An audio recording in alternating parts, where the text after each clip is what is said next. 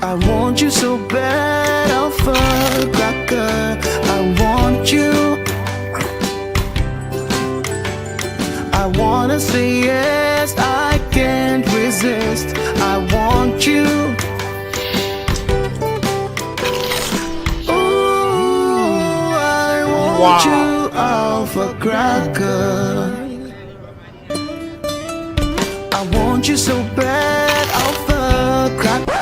Don't me call one casa. Alpha goodness rich in milk and butter. In Alpha Cracker. Yummy and deliciously crunchy. But I can't resist you. Alpha Crackers. Simply irresistible. This advert is FDA approved. Everyone needs the perfect snack to munch on during a fun moment.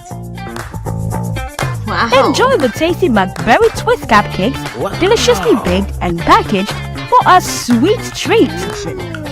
Premium quality cakes baked with love for all, enriched in butter and milk. Yummy.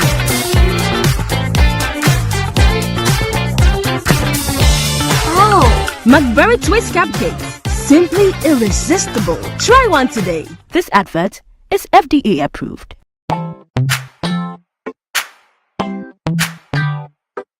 Sweetheart, be mindful of your health. Idea Products Nadia Makeup. I welcome you to Sigma Health and Beauty. You can call us the Beauty Embassy. Who pursue beauty more revealed with quality makeup products. There is only one place. The Sigma Health and Beauty 2022 Ghana Makeup Awards Beauty Retail Business of the Year. Of course, we are the defending champions.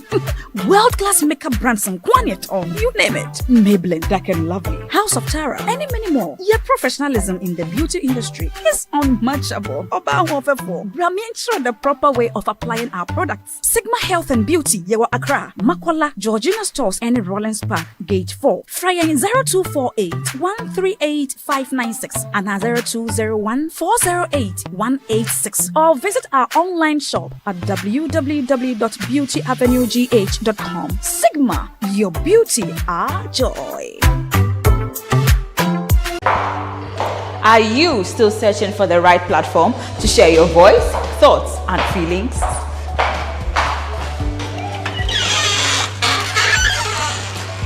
Then the GhanaWeb Reporter on the GhanaWeb app is the perfect app for you. It is Ghana's only citizen journalism and infotainment platform.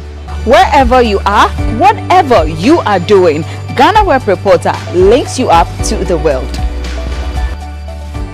The reporter also gives you the opportunity to blog or become a citizen journalist, so you share stories with the rest of the world about cities, music genres, pop culture, tech, politics, etc. Download the GhanaWeb app from the Google Play Store or App Store on your smartphone and open it.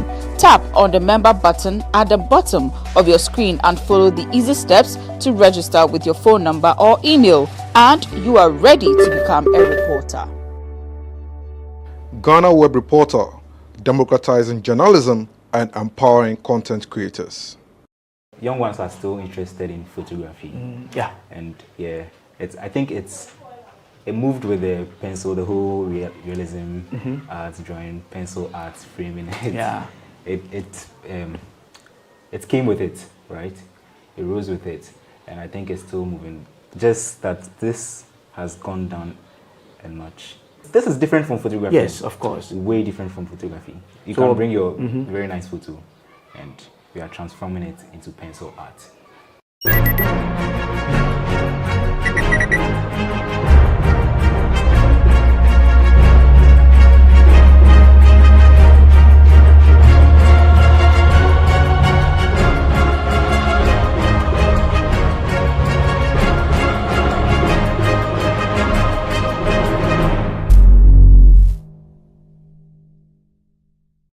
They say tourism is one of the biggest exports any country could ever have. But how about arts? Now, there's been a new wave of young people venturing into their skills in the areas of arts.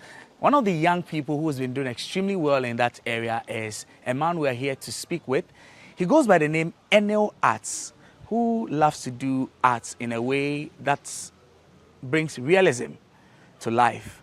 Welcome to this special edition of GhanaWeb Special here on GhanaWeb TV with me, Echi Atisu. I'm in Amanfrom, just around Kaswa, here in the central region, to speak with this young man. Come along, let's explore the talent that is called Enel Arts. Come along. Enel, hi. Hello. What's up? Cool. It's good to have you. Nice to meet you. Thank you for welcoming us to your. You have a nice studio here. Thank you. And I hope everything is well. Oh gosh, great. I hope we can get to have some nice conversation. Why not? Interesting. All right, anyway, so what's up? I'm cool. I guess even this conversation can be had in some. We can do Ewe right. People will just jump on us. Bro. Anyway, but how's it been? Cool. Managing. We are both in the arts, so when I get to talk to other talented people like this, I just want to hear, because I'm unable to perhaps sometimes give answers. Yeah. Do you know how you came about knowing you could do this? Well, you know, as children, a lot of us liked to doodle, sketch, draw, and all that. But I was lucky enough to have found my interest in that, and so that's what I've just kept doing throughout my life, and that's how. Maybe you might not remember, but what do your parents tell you? How early did this start? This rare talent. How early did this start? Well, from what they've told me, I think it was around 7 years, 5 or 7 years, between five and 7. You must have been what? Yeah. Nursery. Okay. Yeah, nursery. Very, very young. Nursery. Yeah, very young. Interesting. And it's been on and on like that till now.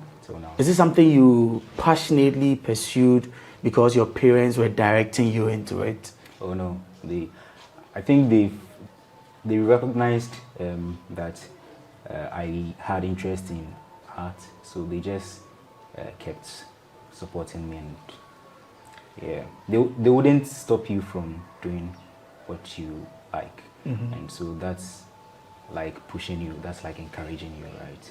And so yeah, that's how it has been. Let's get to know you better first of all. You go by the name Enel Arts. That's what many of us know. But what's your real name? That's the question you get every day. Oh, especially now. Yeah. Well, my real name is Israel Derek Afeti. Afeti. Yeah. Oh, great. Okay, and how many siblings do you have? 4. Plus you? Plus me 5. Okay, plus you 5. Yeah. Interesting. You grew up in Accra? Yeah, right here. Right here in Accra. So you're an Accra boy.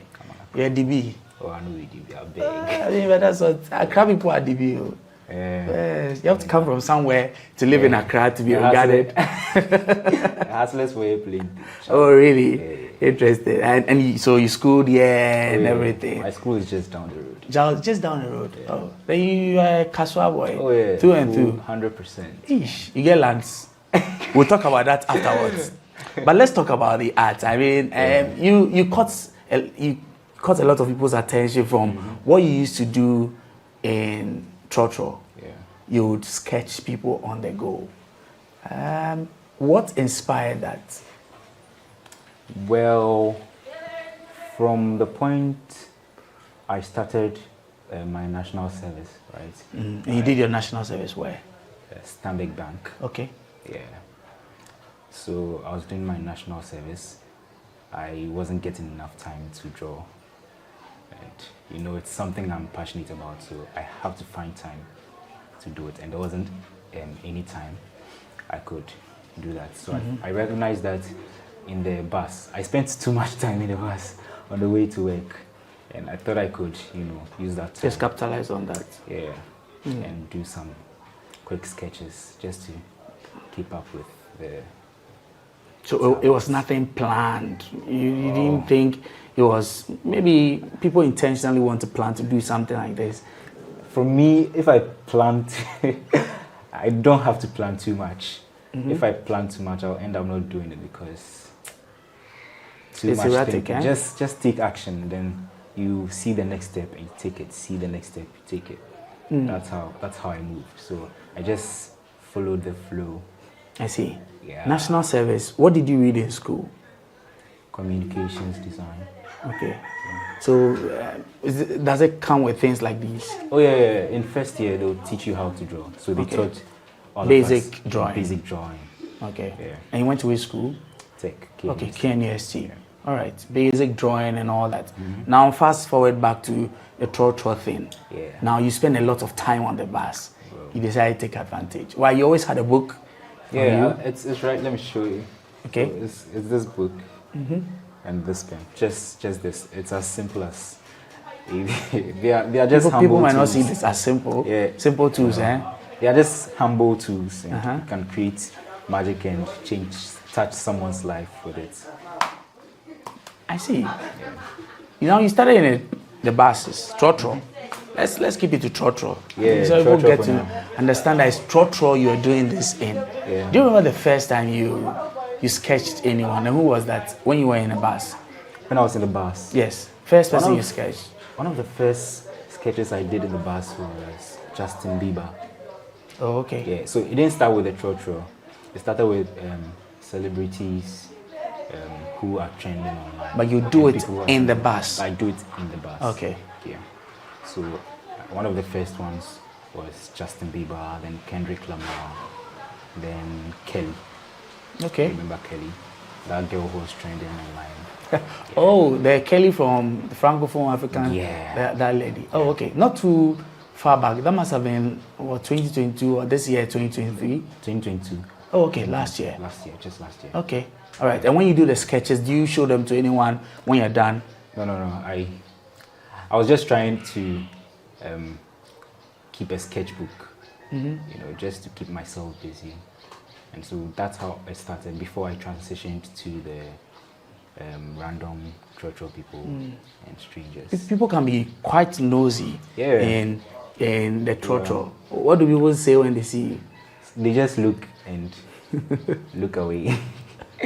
Have you had anyone say anything weird to you before in those moments? Oh, no, not really. Nobody ever said anything? No, nothing weird. Okay, that means you have always been that good. So they see it and they are wowed by it. Oh, yeah.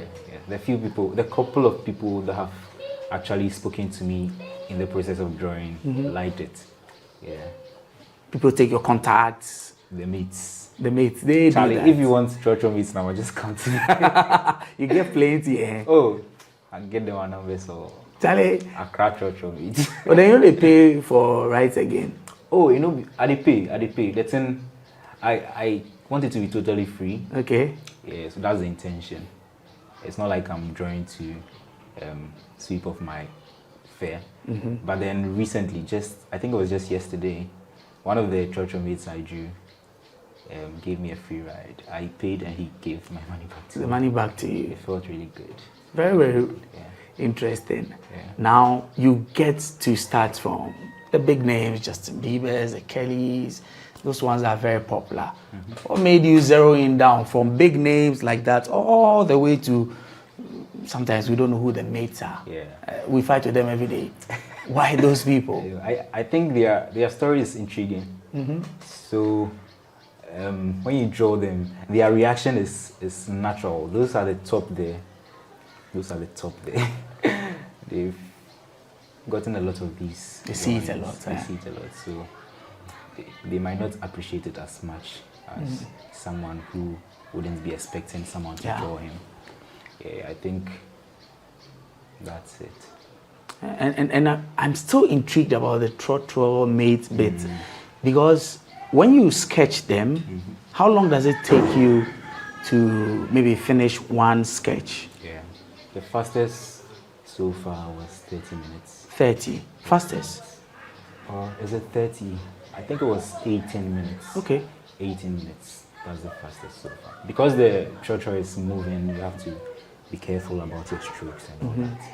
So 18 minutes. I actually was going to ask you how you're even able to keep your... It's really stressful, strenuous, bro.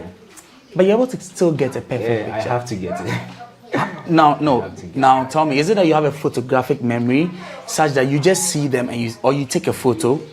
What do you do? I'm not that special. I take a video. Okay. I freeze one of the frames, and I look on my phone and draw.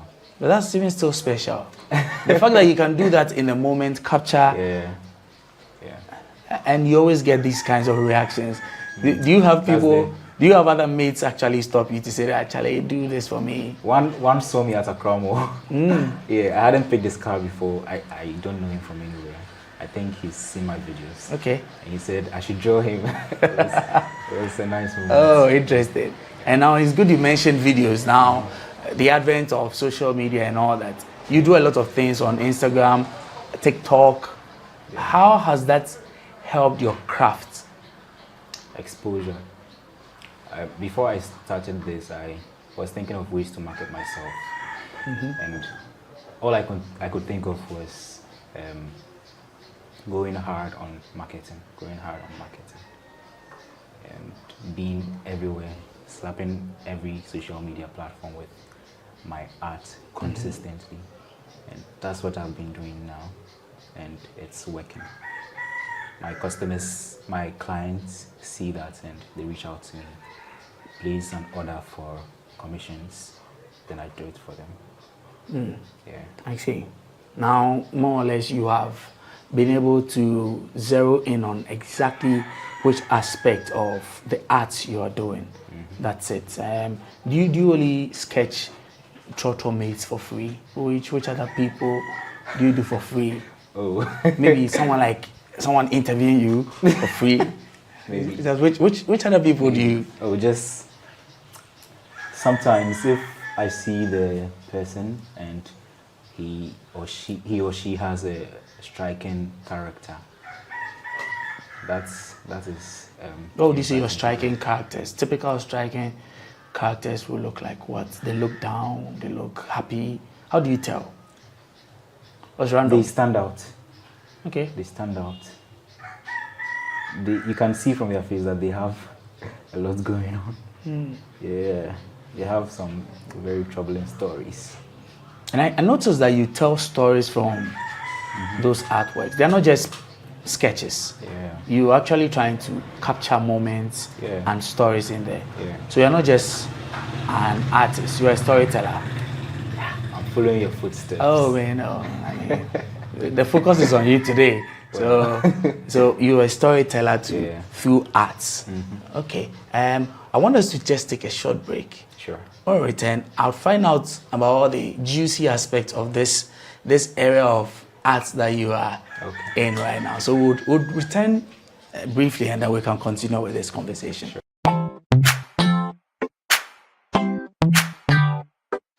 Sweetheart, be mindful of your health. Dear Products Nadia Makeup, I welcome you to Sigma Health and Beauty. You can call us the Beauty Embassy. We pursue beauty more revealed with quality makeup products. There is only one place. The Sigma Health and Beauty 2022 Ghana Makeup Awards Beauty Retail Business of the Year. Of course, we are the defending champions. World-class makeup brands in Kwanyet, you name it. Maybelline, Dark and Lovely, House of Tara, and many more. Your professionalism in the beauty industry is unmatchable. Bramian the proper way of applying our products. Sigma Health and Beauty, Yewa Accra, Makwala, Georgina Stores, and Rollins Park, Gate 4. Fryer in 0248 138 596 and 0201 408 186. Or visit our online shop at www.beautyavenuegh.com. Sigma, your beauty, our joy. So, welcome back. We're still here with NL Arts. NL, now this is how we found you. We found you on social media, because you had sketched some of these guys, and you caught our attention. The same way we found you. Have other big names found you as well? People who have been intrigued by your artwork or something. Has that happened? Well, so far, not quite. I've had some people come to me, but nothing confirmed yet. Yeah, so.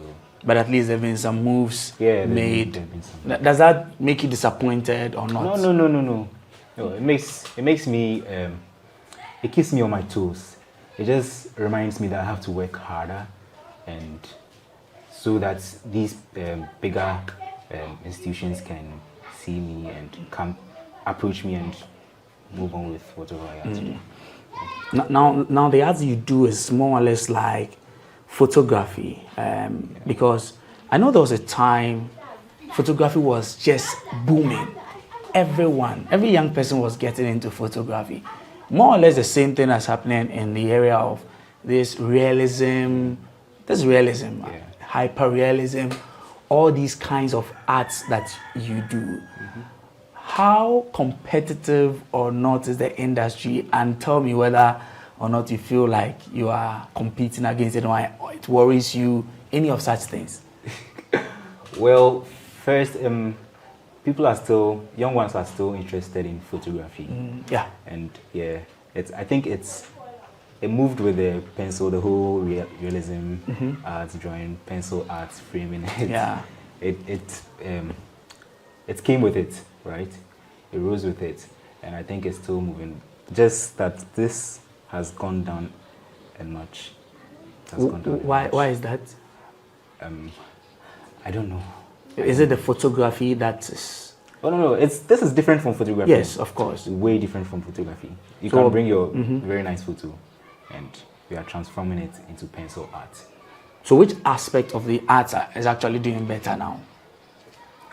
I can't really tell. Because every artist and the way they create. It's just that this is trending now among the younger ones. They are inspired by what they see online, the bigger artists they see online, just like I was inspired by some bigger artists online. So they are inspired by them, and they also try to do these pencil drawings. It's the basics of art actually, knowing how to draw and shade. That's how you know how to blend your tones when you move to painting.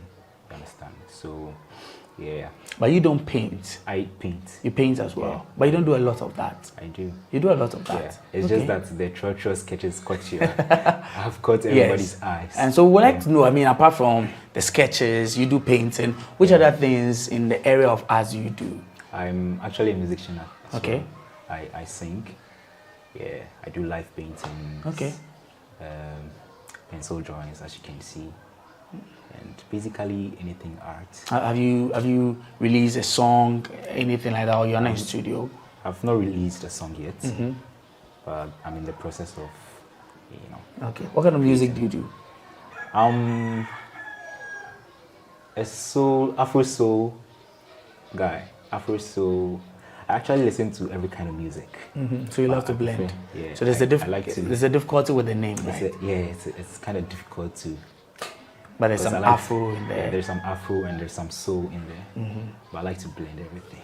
Okay. Yeah. That's a lot, eh? Yeah. They call it Potogum Shegum. Bro.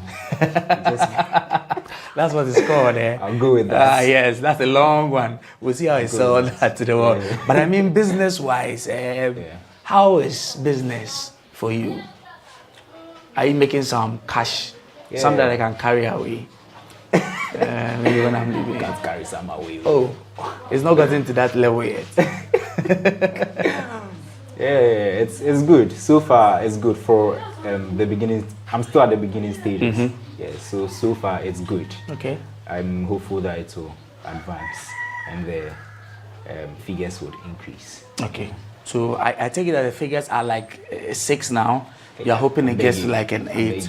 Maybe that's a prophecy, by the way. You may never know. I'll go with the prophecy. That's very interesting. Yeah. Now, but what do you think about the future of arts? I mean, some of us growing up, we used to worry that things like even writing was not as accepted.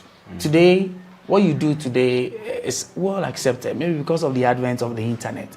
But next 5 years, 10 years, what do you see the world of arts like for us? Maybe here in Ghana and then the world over. Yeah. Well, you see the way technology is fast advancing. I think and we cannot do without it, right? That's the way art is also going with it. Like you cannot advance without art. Back then, people didn't really respect graphic designers, but right now, graphic designers are one of the top, most paid people in the industry. They're as expensive as programmers. Yeah. Graphic design is not cheap. Yes. Art itself is not cheap. So the way art technology is moving fast, art is following it.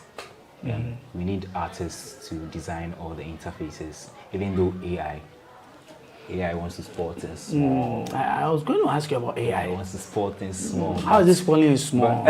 Is it taking business away from people like you? It's taking business away from people who do digital art. Okay.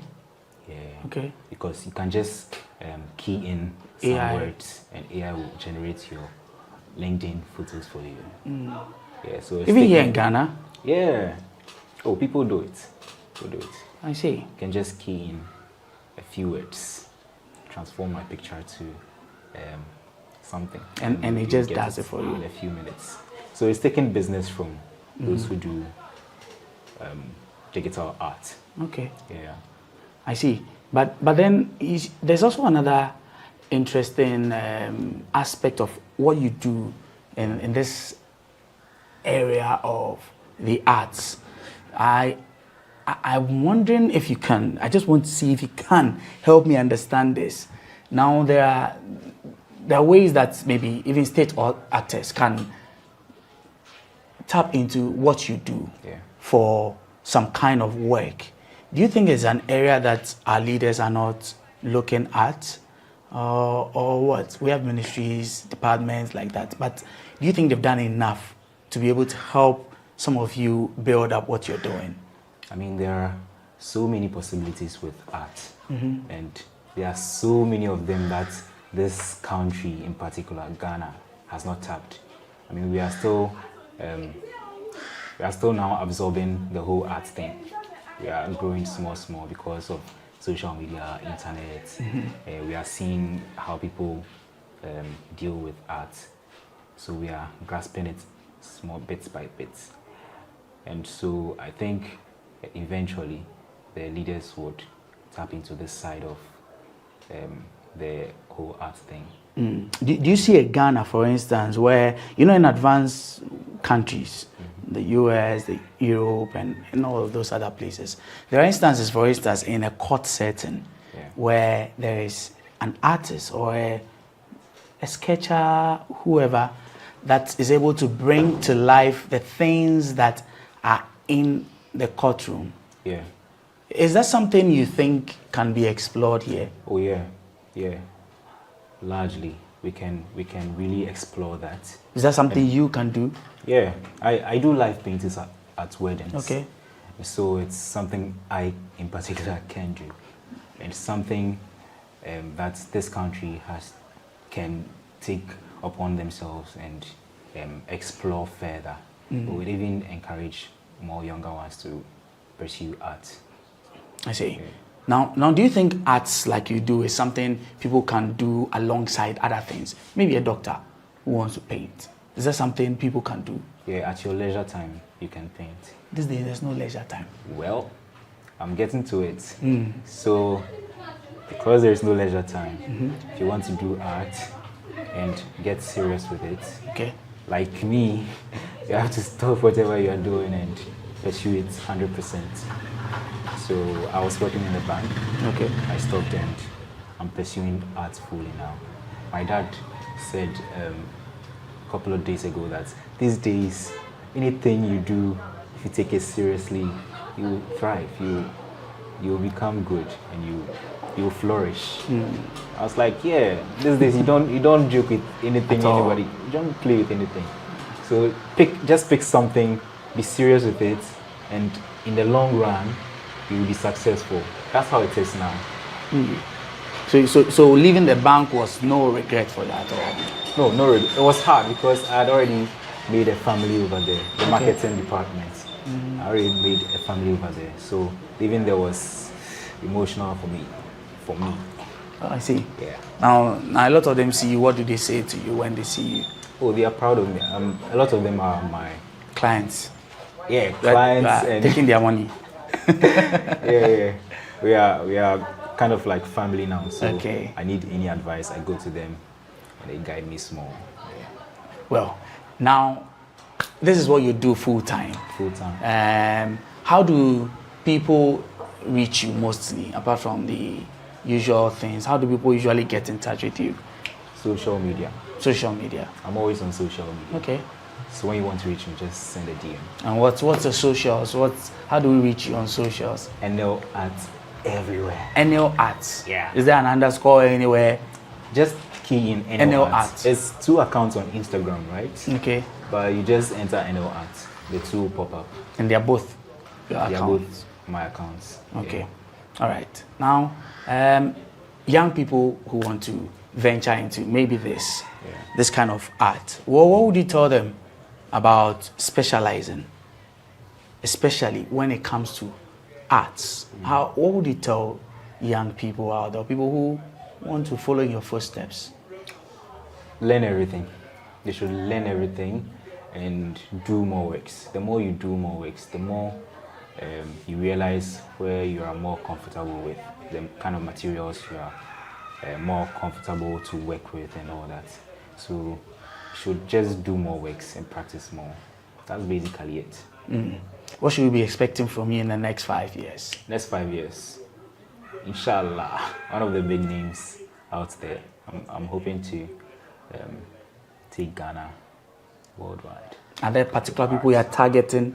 Maybe you want to draw, you want to sketch particular people like that? No particular person. Anybody that strikes me, I'll draw you. Okay. Yeah. All right. Anyway, thank you very much. It's been a brief conversation, but I've really loved this, and I hope that you continue to draw more and to sketch more. So, all the best. And we love what we see, the young generation coming up. People like me, I'm not that old, but we love what we see. And it's interesting that we are expanding into other areas. So thank you.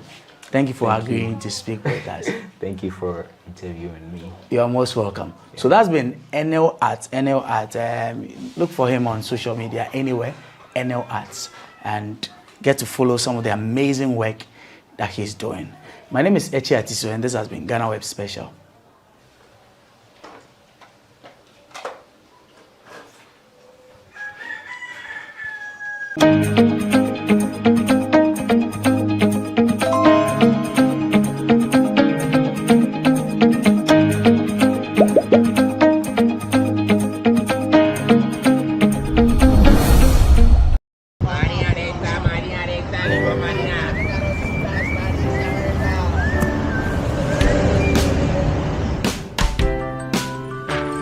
I want you so bad, I'll fuck like I want you.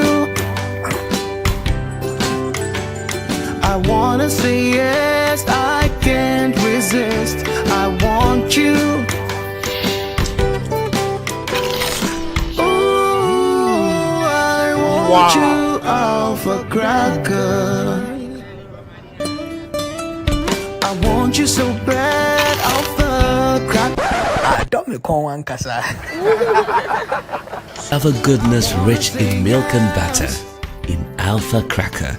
Yummy and deliciously crunchy. But I can't resist you. Alpha Crackers. Simply irresistible. This advert is FDA approved.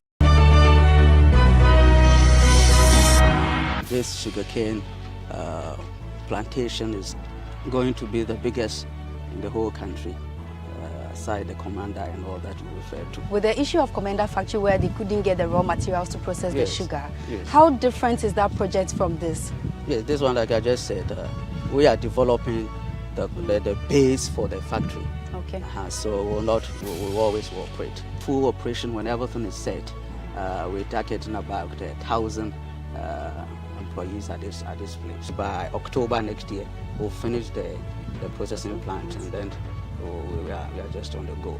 As a government institution, we even performed more than what the target is. It's one district, one factory. We have gotten 2 already. It's always good to do things on the low key, and when people get to know, they wonder about it.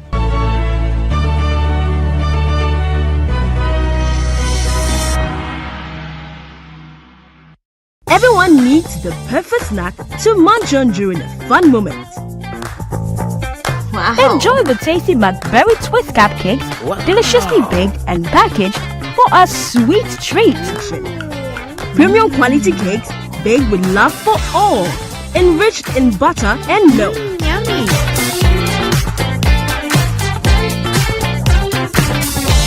Oh, McBerry Twist cupcakes, simply irresistible. Try one today. This advert is FDA approved.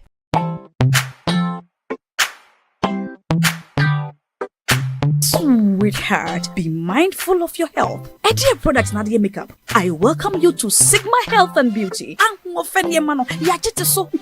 can call us the Beauty Embassy. Who pursue beauty more revealed with quality makeup products. There is only one place. The Sigma Health and Beauty 2022 Ghana Makeup Awards Beauty Retail Business of the Year. Of course, we are the defending champions.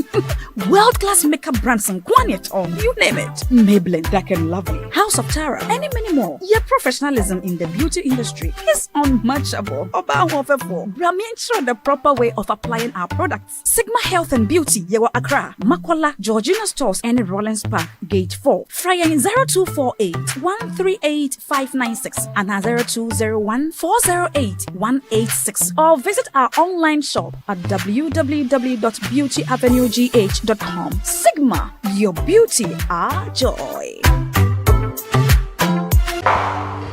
Are you still searching for the right platform to share your voice, thoughts, and feelings?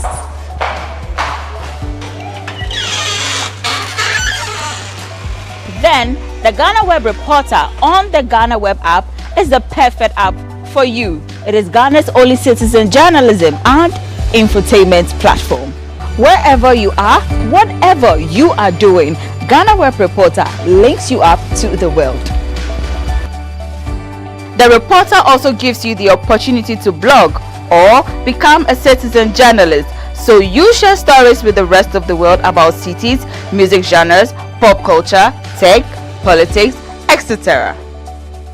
Download the GhanaWeb app from the Google Play Store or App Store on your smartphone and open it.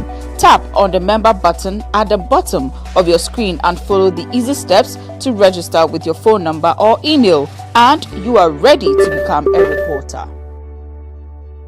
GhanaWeb Reporter, democratizing journalism and empowering content creators.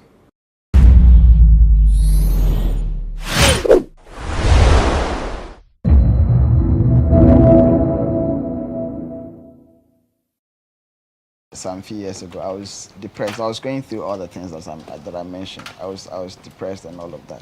So I know that people are dealing with a lot, you know. Because I will come and joke for you to laugh. I go home and I'm crying.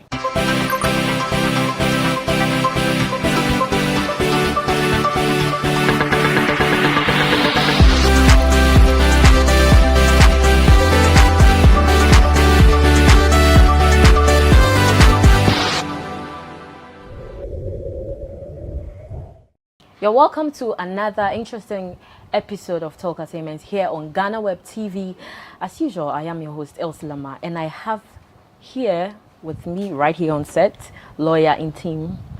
You're welcome. Thank you. It's been, what? It's been a while. We've not been seeing you around. Yeah. What have you been up to? I hope everything is all right. Oh, yeah, everything is perfectly normal for me. Okay. Yeah. So people know you as lawyer in team or lawyer in tea or whatever you want to call it. What are some of the events from childhood that has maybe impacted you as you are growing up? You know, anything special? Yeah, I think that so recently I am getting a different view about life in general, and I'm seeing that a lot of the things that we go through, or personally I have gone through in my life, are part of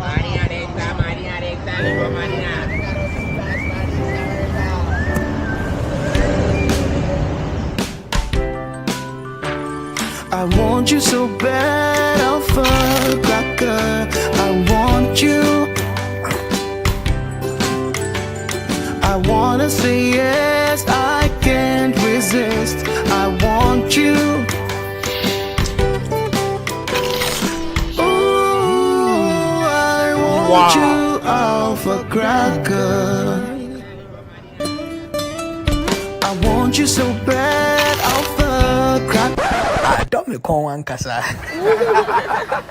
Have a goodness rich in milk and butter in Alpha Cracker. Yummy and deliciously crunchy. But I can't resist you. Alpha Crackers, simply irresistible. This advert is FDA approved.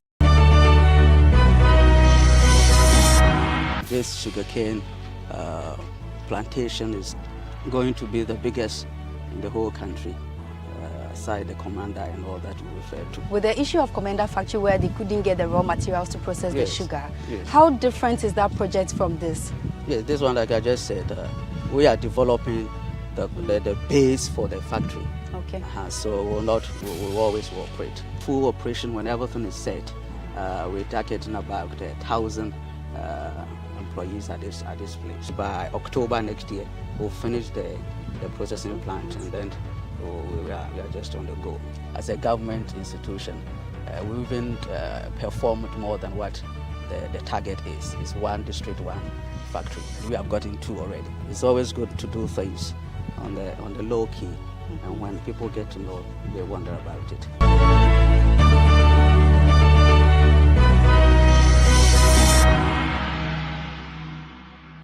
Everyone needs the perfect snack to munch on during a fun moment. Wow. Enjoy the tasty McBerry Twist cupcakes, deliciously baked and packaged for a sweet treat. Premium quality cakes baked with love for all, enriched in butter and milk. Yummy.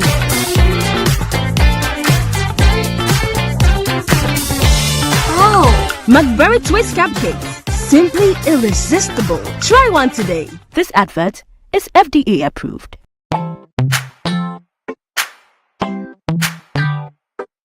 Sweetheart, be mindful of your health. Dear Products Nadia Makeup, I welcome you to Sigma Health and Beauty. You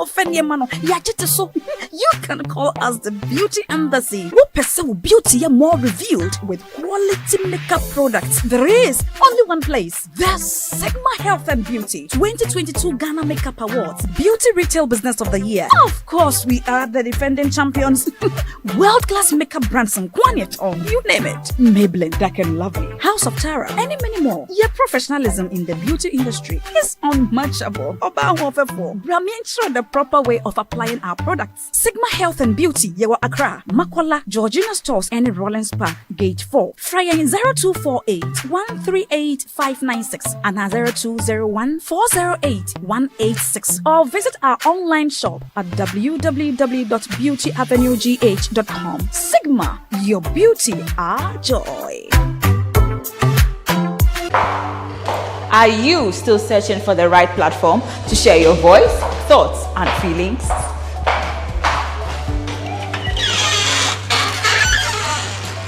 Then the GhanaWeb Reporter on the GhanaWeb app is the perfect app for you. It is Ghana's only citizen journalism and infotainment platform. Wherever you are, whatever you are doing, GhanaWeb Reporter links you up to the world. The reporter also gives you the opportunity to blog or become a citizen journalist, so you share stories with the rest of the world about cities, music genres, pop culture, tech, politics, etc. Download the GhanaWeb app from the Google Play Store or App Store on your smartphone and open it. Tap on the member button at the bottom of your screen and follow the easy steps to register with your phone number or email, and you are ready to become a reporter. GhanaWeb Reporter, democratizing journalism and empowering content creators.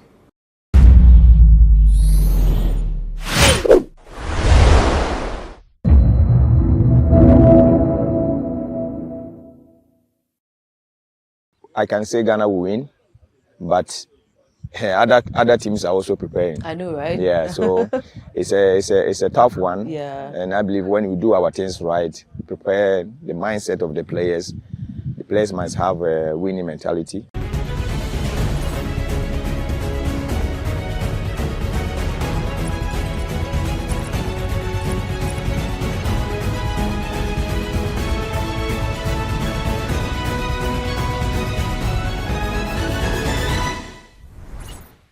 Hello and welcome to another edition of Sports Check with me, Patricia Roxanne Hammond. Today, I'm at the Savannah region with John Pencil. He's here actually to scout for local players for his, he's scouting for talent for his team, and he's going to tell us all about it and some issues in the sports fraternity. Welcome. Thank you. It's glad to see you in person. Thank you very much. Yeah. And thanks for having me.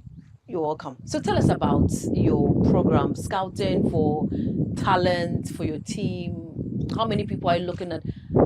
Are you looking for, like, is it just going to be the Savannah region or you're going to travel to the other 16 regions? I think, thanks for your question. It's a program that I've started since 2020. Okay. Say 3 years now. Yeah. And I started it from Georgia, Volta region. And I did 1, 2 at Afajatu South and also Sogakope. And then I did 1 at Kwando. So last year I was here. This program that we are seeing today is a program that PBA, Bui Power Authority, come together with John Pencil Football Club, John Pencil Football Academy, to enhance their hands, to support the young players, give them freedom. Because looking at this place, some players think that looking at John Pencil, looking at Mike Essien, Sule Muntari, John Mensah, Asamoah, how did they make it? And they feel like they are so far from us. Yeah. And that brings my mind to remember that I was also scout and then picked from Brekum. And when I was playing for Brekum Arsenals. Oh, okay. By, may he so rest in peace, Coach Ike Afrani. Okay. So he was doing more of a scouting. That's where I was discovered. Muntari was discovered at the same time. Oh, that's a nice one. Yeah, so myself and Muntari used to play for the school, Interregionals. We were playing Bolga. Then we were discovered. So the first phase was to play for Ghana Academicals. So until you go out to scout, you will not get the talent. There are a lot of talent out there, you people. There's a lot of talent players hidden somewhere. There's yeah. A lot of Asamoah, a lot of John Pencil, a lot of John Mensah, Mike Essien, hidden somewhere. I can even say even more. More. So better. So the more you scout, the more you get the quality. Discover them, For me, I don't believe in quantity, but I believe in quality.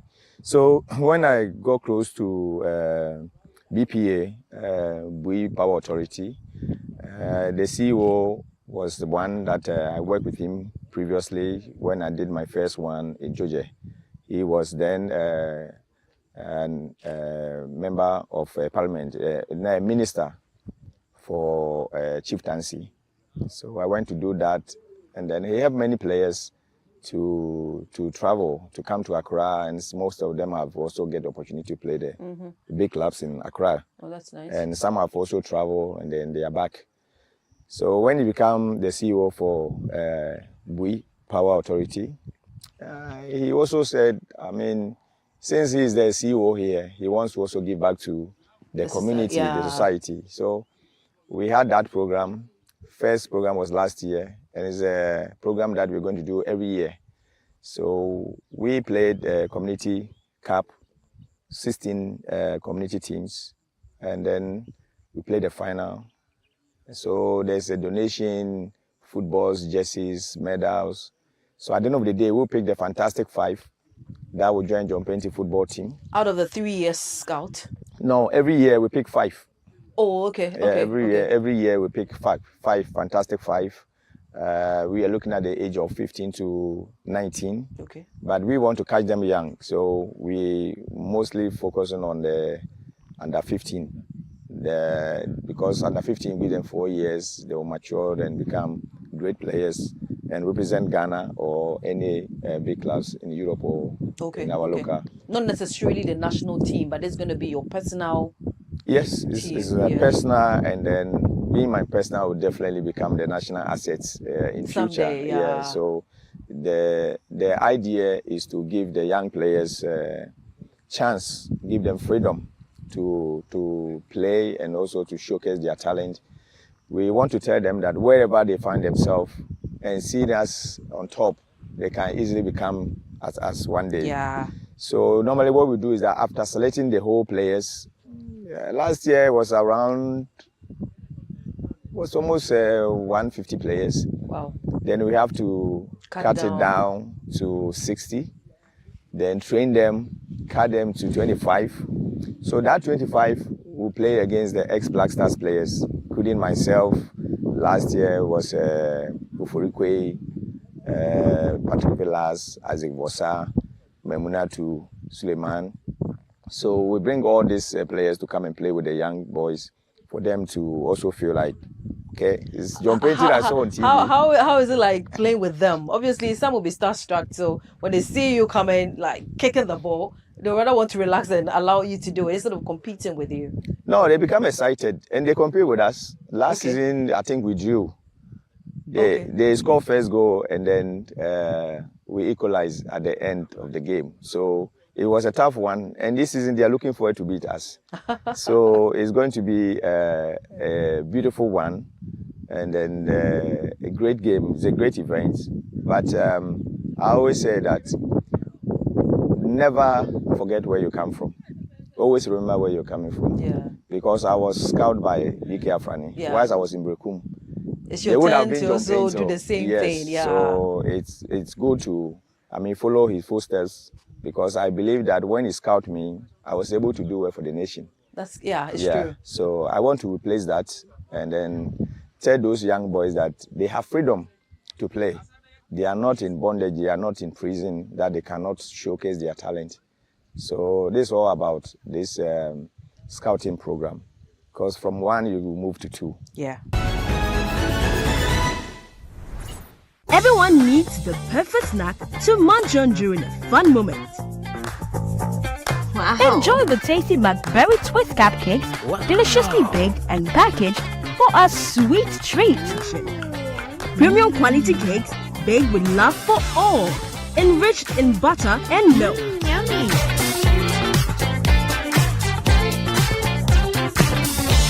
Oh, McBerry Twist cupcakes. Simply irresistible. Try one today. This advert is FDA approved. So let's talk about the artificial pitches and then the natural one. How important, because I hear there are more astroturfs being constructed and all that. So I just want to find out, how important are they to the sports fraternity?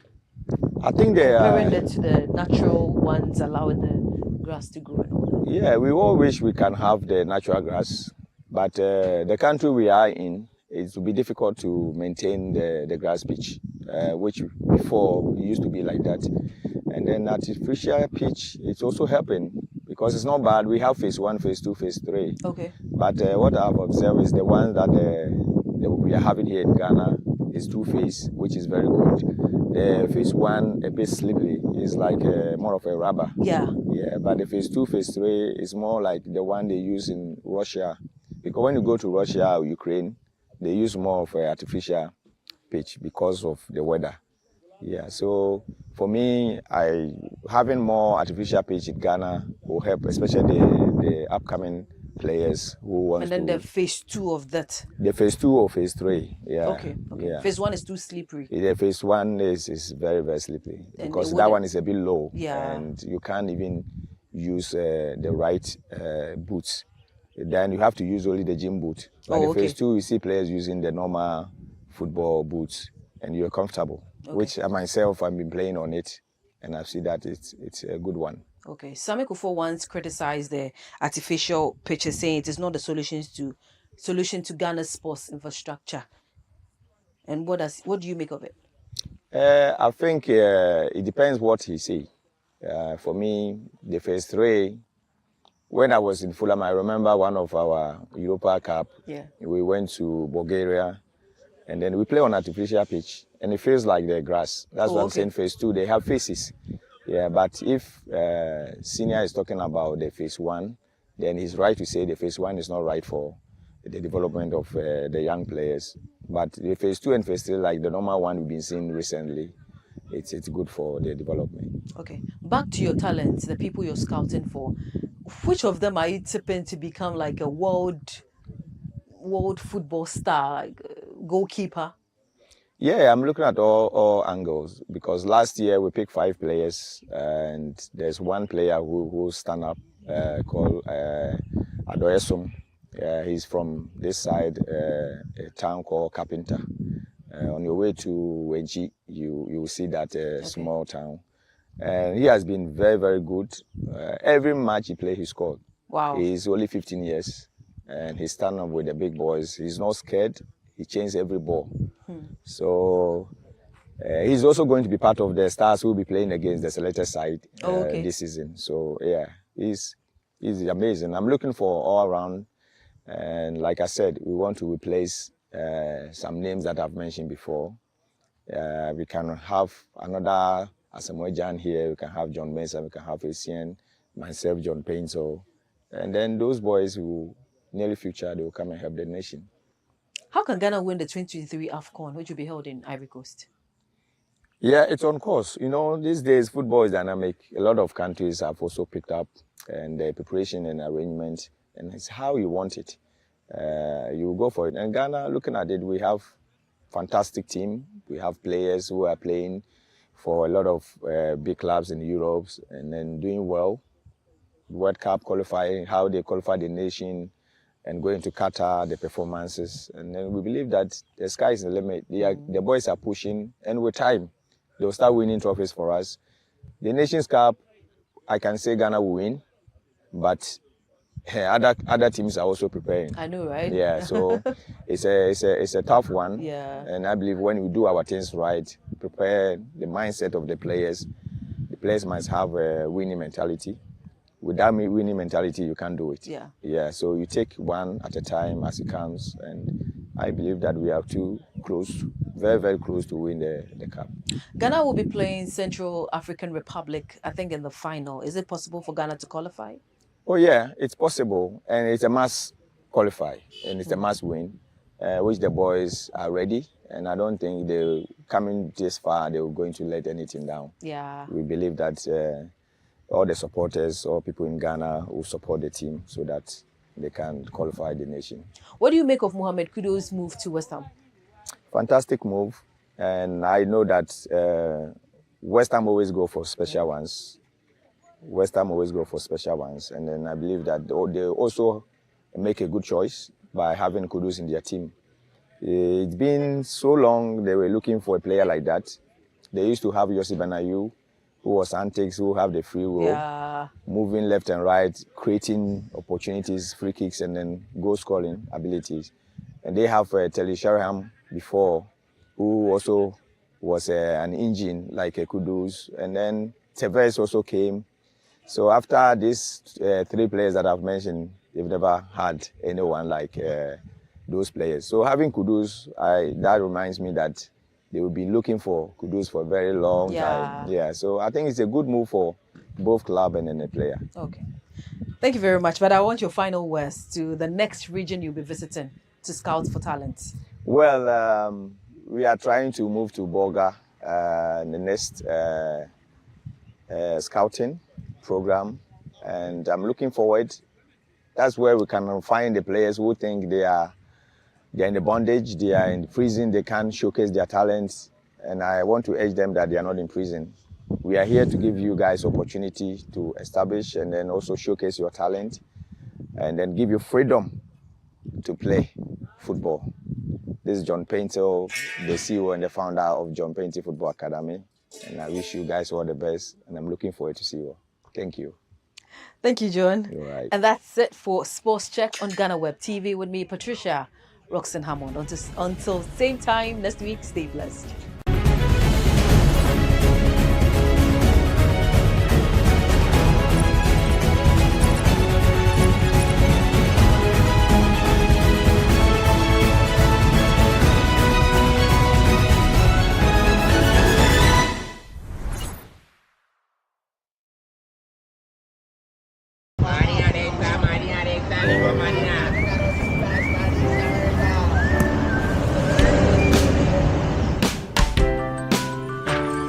I want you so bad, Alpha Cracker.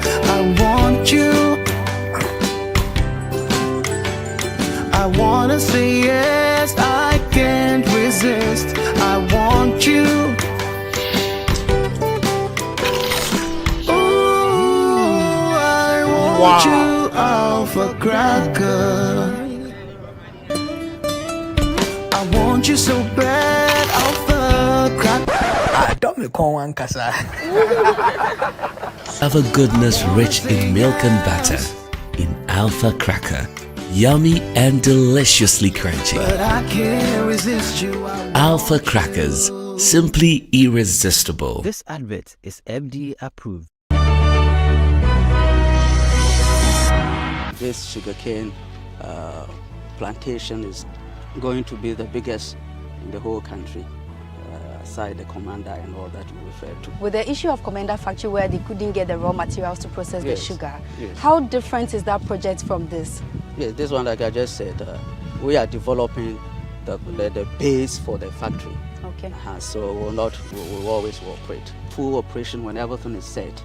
We're targeting about 1,000 employees at this place. By October next year, we'll finish the processing plant, and then we are just on the go. As a government institution, we even performed more than what the target is. It's one district, one factory. We have gotten 2 already. It's always good to do things on the low key, and when people get to know, they wonder about it.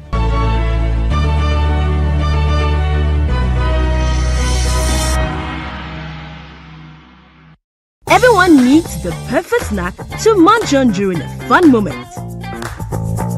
Wow. Enjoy the tasty McBerry Twist cupcakes, deliciously baked and packaged for a sweet treat. Premium quality cakes baked with love for all, enriched in butter and milk. Yummy.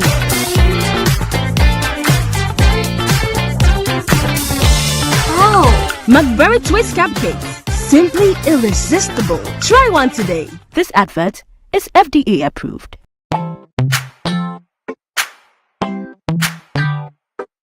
Sweetheart, be mindful of your health. Idea Products Nadia Makeup. I welcome you to Sigma Health and Beauty. You can call us the Beauty Embassy. Who pursue beauty more revealed with quality makeup products. There is only one place. The Sigma Health and Beauty 2022 Ghana Makeup Awards Beauty Retail Business of the Year. Of course, we are the defending champions. World-class makeup brands and Kwanyet on, you name it. Maybelline, Dark and Lovely, House of Tara, and many more. Your professionalism in the beauty industry is unmatchable. Bramientra the proper way of applying our products. Sigma Health and Beauty, Yewa Accra, Makwala, Georgina Stores, and Rollins Park, Gate 4. Fryer 0248 138 596 and 0201 408 186. Or visit our online shop at www.beautyavenuegh.com. Sigma, your beauty, our joy. Are you still searching for the right platform to share your voice, thoughts, and feelings?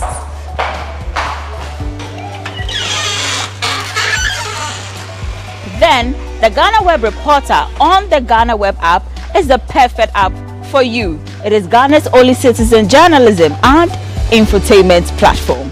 Wherever you are, whatever you are doing, GhanaWeb Reporter links you up to the world. The reporter also gives you the opportunity to blog or become a citizen journalist, so you share stories with the rest of the world about cities, music genres, pop culture, tech, politics, etc. Download the GhanaWeb app from the Google Play Store or App Store on your smartphone and open it. Tap on the member button at the bottom of your screen and follow the easy steps to register with your phone number or email, and you are ready to become a reporter. GhanaWeb Reporter, democratizing journalism and empowering content creators.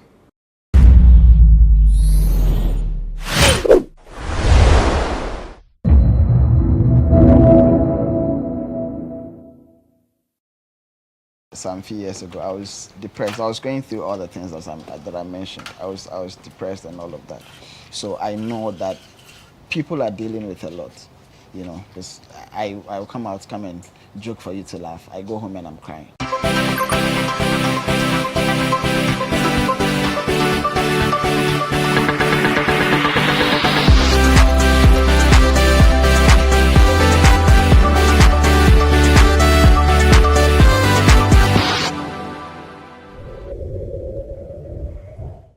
You're welcome to another interesting episode of Talk Assignments here on GhanaWeb TV. As usual, I am your host, Elsie Lama, and I have here with me, right here on set, lawyer in team. You're welcome. Thank you. It's been, what? It's been a while. We've not been seeing you around. Yeah. What have you been up to? I hope everything is all right. Oh, yeah, everything is perfectly normal for me. Okay. Yeah. So people know you as lawyer in team or lawyer in tea or whatever you want to call it. What are some of the events from childhood that has maybe impacted you as you are growing up? You know, anything special? Yep, I think that so recently I am getting a different view about life in general, and I'm seeing that a lot of the things that we go through, or personally I have gone through in my life, are part of the reasons I am the person I am today. There are lessons in every situation that I have been in, but then when I was in the situations, when I was in most of them, I didn't see them as this something that had lessons. But today I am able to sit back and see all of that because I took my time to connect well with myself, first of all, and then connect with God and pray more. You know, so yeah, so now I'm just going about my life. Out of the lessons that you have stated, you know, that you've learned, can you share one interesting one, like, that you feel might help people? Okay, so if the thing that I know most people deal with is depression and stress and all of that, but if you're able to get to the place where you know yourself, you know who created you. So if I have an issue with this water and I bring it to you, you may know a thing or two about this, just this part, but you don't know everything about the water. You don't know the components of the water. You know, but if you go to God, God created all of us. And so he knows us more than we know ourselves. So you connect with God, you connect with yourself. Then you can be able to see your purpose, see why. Because most of us are going through depression because we are in a certain place in our lives that we are expecting things to work out, but we are not meant to be there, and so it will not work out. So you will depress and you cry, you do everything you do, and pray all the prayers you can pray, but it will not work because you are not meant to be at that place at that time. But situations will pull you, you know. The devil wants to distract you from what you are meant to do. Because if you do it, if I'm meant to help you and I am not doing the things that I need to, I'm not in the situation where I need to be to help you, you are not going to get your help. Then you are going to need things that you can't afford to buy, and so you find yourself sleeping with married men and all of that just to get the things you need. And so my blessings, the things that I need to do for you, because I'm not able to do that for you, you are doing things that you are not supposed to do. So yeah, if you connect with God and yourself well, you know your purpose and you know what you are meant to be and where you are meant to be in life. Yeah. Right on, Pastor. Have you always been this spiritual though? I haven't, but I've always known that God is there and God is on my side. That's one thing I've always known. I've always known that my life has been planned out by God. You know, even from infancy, there are things that my mother tells me that I said even when I was young, and some of them are mind-blowing because I think I've known myself. I've known a bit of the things that I needed to do in life. So, but now I am fully in the God factor, you know, because it has molded you. Yeah, I was in a very bad place some few years ago. I was depressed. I was going through all the things that I mentioned. I was depressed and all of that. So I know that people are dealing with a lot, you know, because I will come and joke for you to laugh. I go home and I'm crying. You know, I was in a very bad place, but now I'm good. I was in a very bad place. Has it got anything to do with you not working with your former production team? Oh no, anymore? It has nothing to do with them. It was just me, you know, thinking that I could do more. A lot of things by myself. You know, I thought that even though I knew that loyalty and everything that came with it wasn't entirely me, at a certain point I had the feeling that, oh, if I've been able to do this, I can do this, I can do that, you know. But I was not seeing the grace aspect of it, because yeah, I mean, I just stood in front of a camera, something will come to mind, I would say something will come to mind, I would say something, because it was not scripted. So most of the things that I've been saying, I just say them, you know, and then people say it and they love it. It could very much have been you, could have been the next guy, but it was me, you know. But it was grace. So now I see that. So it's not part of. They are just people who helped me at a certain point in my life, helped me to get to the platform that was meant for me. I was meant to be loyalty. I was meant to do this to bring happiness to a lot of people. I was meant to do that, but I needed the opportunity. I needed a platform. So I joined the Lisa Legacy Productions. It gave me that opportunity to be that person. So, why did you leave? Because not every relationship should. I mean, every relationship ends. You know, every relationship, even marriage. When you're marrying somebody, you say that till death. So it means that once this person dies, you're pum. So your ghost can't come and stand there and say that I'm still married to you. It doesn't work like that. So every relationship has an end. And so this is just one of it. We had a relationship. I mean, we still have a relationship, but in terms of working together and doing all of that, it was a relationship. It was a working relationship. It ran its course, and so. But the show still continues. Yeah, the show is still on TV. And then have you realized that people miss you on the show? Yeah. Because, and in one of the things that many artists or people in your space do, they consider their fans. Yeah. Did you consider your fans before leaving? Yeah. And why did you still leave? My fans.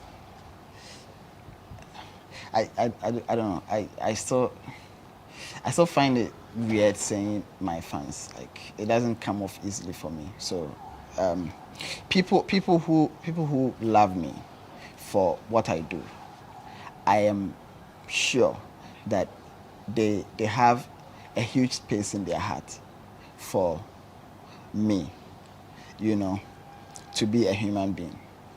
And so they can understand that if I am doing something that I feel it's not helping me at this point in my life, and so I should step aside, step back. I am sure that they have that understanding. They understand me like that. And so, you know, when I said it at first, a lot of people were not for it.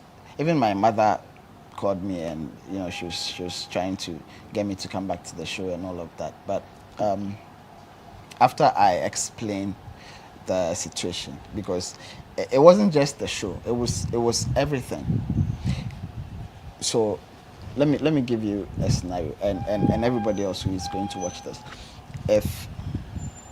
If you look at everything, so we are doing small, productions. We are doing productions. We are breaking even. We are, you know, we are in Kumasi. 1 or 2 people know us. We are on radio doing our thing, small. And then all of a sudden we said that, oh, let's go and shoot this. This is a part of a radio show we are doing. Let's just take this part because people like it. Let's take it and shoot it and put it on video and see how it goes. We did that. And then now, boom. It wasn't a small boom. It was like boom, boom, boom. You know, nothing prepared us for the boom that we experienced. Nothing prepared us for it. So yesterday, I went to sleep, very normal guy. And then today, I pass here and everybody wants to talk to me. Like everybody wants to be my friend. Everybody, who is this guy? Everybody wants to know something about me. Everybody wants to get into my space. You know, family members who I haven't spoken to in years, all of a sudden are calling me because they have to tell people I'm related to this guy. You know, it was overwhelming. And honestly speaking, we got overwhelmed. All of us. And some of the decisions that we took, in hindsight, if God gives us the opportunity to go back, I'm sure we'll do a lot of things differently. But then again, all the things, all the mistakes, all the things that I feel that we could have done differently, all of these things built up personally for me to bring me to this space I am in today. You know, if things had not gone the way it had, I'll probably be somewhere sleeping with girls in the Bahamas, somewhere chilling, doing unnecessary things. But now I am here, and I love that I am this person today. So yeah, we're not prepared for what we experienced. It was overwhelming. But then I realized all of that, and I decided that, look, if I don't take a step back and connect with myself, because when I was giving so much of myself to people, I neglected myself, and so I had to go back, take my time, and grow all the years that I missed. You know, because if you are growing, you don't see that you are growing. If you look at your pictures from infancy, you don't see that today your nose has grown small. You are just growing. You don't realize it, but every day you are growing, and so it's like that. But you need to pay attention to yourself and your perspective on life, your beliefs, everything, so that you grow everything else together with the fame and the talent and the money and everything that comes with it. So I took a step back. I stopped working on most things, most projects. So I was just basically home, depressed, you know, thinking about myself. And then the grace that gave me loyalty found me again. And, you know, I started seeing things differently. And I realized, oh, wow, why this? Oh, this is why this. Oh, this is why this. Oh, this. And yeah, so I'm sure they understand me. Okay. Last one before we go on break. Did you make money from your role as lawyer in T? Yeah. I'm sure that if yeah, I made money from loyalty. But maybe it's not all the money that I wanted in the world. But it was substantial enough to make you get a few properties, you know. So you see, that's one of the things. It was one of the drives. So I'm thinking that, oh, a lot of people like me, a lot of people know me. So I should have this, I should have that, I should do this, I should do that. Yeah. So what was driving me was, I'm thinking that if I get more money, my life will be better. I will be, you know. But I didn't need a lot of money to be happy. So I was actually making a mistake. I was thinking that everything was supposed to be about money. So make more money, get, you know. But it wasn't like that. if I had made all the money in the world back then, I probably wouldn't be sitting here today talking to you, because yeah, if you are earning 10 cedis a day, and then all of a sudden somebody comes and says, oh, I'll give you 30,000 for this, I'll give you 50,000 for this, I'll give you this for this, you know, it's money. Money has a spirit.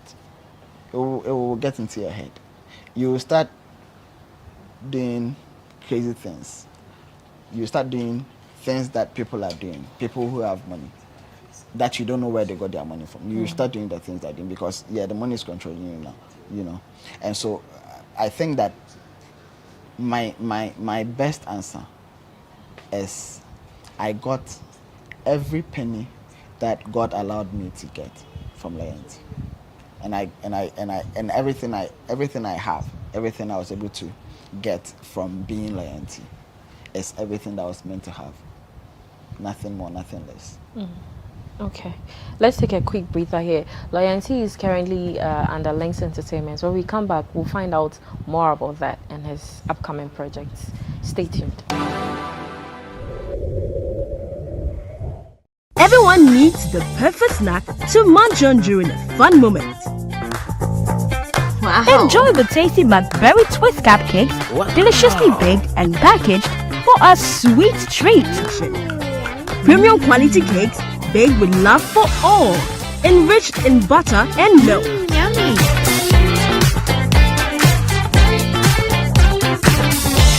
Oh, McBerry Twist cupcakes.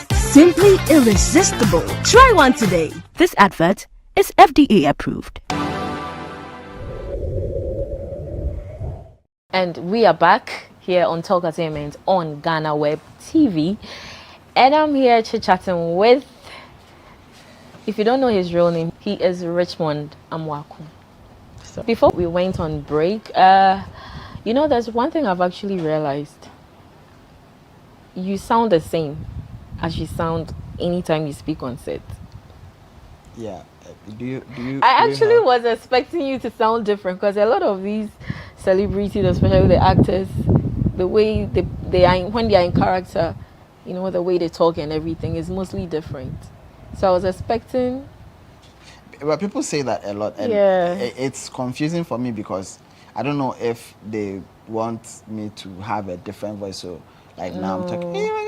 No, they don't want you to have a different voice. Maybe they were expecting that because you're in character, when they see you physically, it would be a bit different. It's very different. But it's is it? Yes. Maybe the comic part doesn't come with it. But it's not even that. I mean, loyalty is loyalty, and I am Richmond. You're currently signed on to Links Entertainment. Yes, please. How did you land that, position or job offer? So I met Richie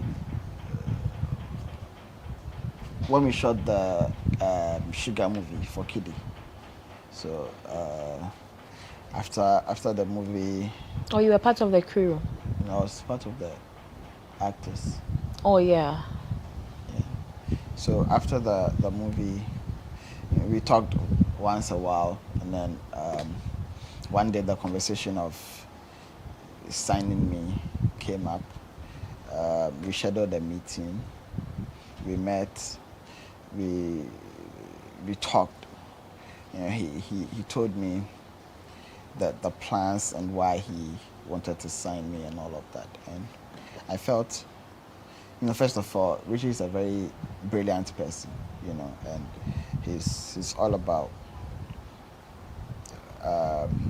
pursuing excellence, So every time, every day, he's learning, and I'm very observant, so I pick a lot of things when I'm talking to people. So I picked quite a lot, and I realized, oh, this is somebody I can actually learn a lot of things from. I like that. I like to learn things from people. It's something that has helped me a lot. So aside all the plans and all the, you know, the goodies of the deal. You just smiled. Yes. You haven't smiled since you came on the set. Are you serious? Yeah, you've maintained a serious demeanor throughout. You're lying. It's true. I've been smiling since. I just saw your teeth. I've been smiling. No. Has he been smiling? Yes, everybody knows I've been smiling. She said you haven't. Who said I haven't? My producer. Oh, she's lying. Anyways, let's go on. Yeah, so I felt it was something that was going to help me a lot, and so yeah, so I agreed to the offer, and then I got signed. Thanks. So many would have thought that your exit from the former production would maybe mean you doing something solo, something else, and not being attached to any team or label or whatever it is. How are I won't say your fans, but how are people taking it? The fact that you are part of another production team, moving from a production team to another one. Aren't you getting comments like, oh, they poached you, or maybe because you have an issue with them, so you decided to join a different one?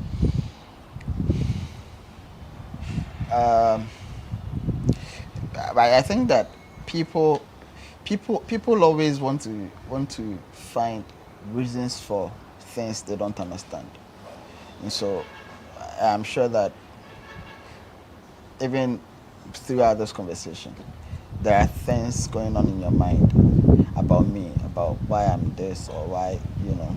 There are things you probably won't ask, but you're trying to find reason for things you don't understand. And we are human beings. That's one of the things that it helps us to move forward. It helps us to get closure and all of that. So when I came out at first and I said that I wasn't going to be part of the Key Service Makola show years ago. Yeah, it was like that. I saw a lot of articles. People wrote that from reliable sources, there's money issue and blah, blah, blah, you know. And a lot of people bought it. You know, a lot of people bought it. And some people went as far as insulting me because they believe that this person is saying that there's money issue and there's that, so it is true. So, you know, called me names and all of that. But I understood that people are like that. Naturally, I would do that. If I am following you for something and all of a sudden you say that you are going the other way, I want to know why. Maybe you are not in the position to tell me everything that went down. Men love football, so a lot of men understand that when we are following a player, we love a player, and he's going to a different team. He probably won't tell us everything, but all we know is he's moving to a different place, and some of us go and follow him, you know, go and support the team that he's gone to, and all. So it's like that. Mentally, that's something that makes us humans. So yes, that aside, I don't think anybody would find it an issue, my going to be with Lynx, because first of all, it's not even a problem what I choose to do with my life, so far as I am happy. And this is something that makes me happy, number one. And number two, it is not wrong. It is not a sin. It is not wrong. It is not illegal to move from one workplace to the other. I'm not sure this is your first working place. Like you came from somewhere and you will go from here to another place.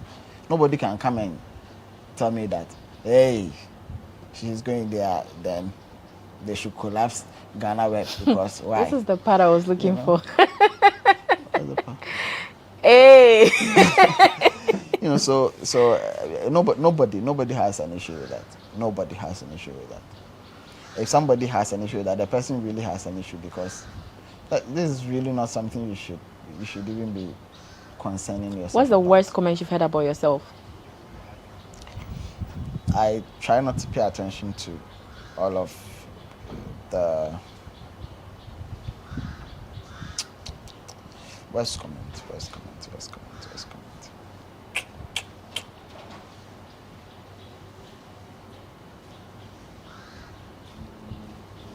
Comments, rumor, publication, anything.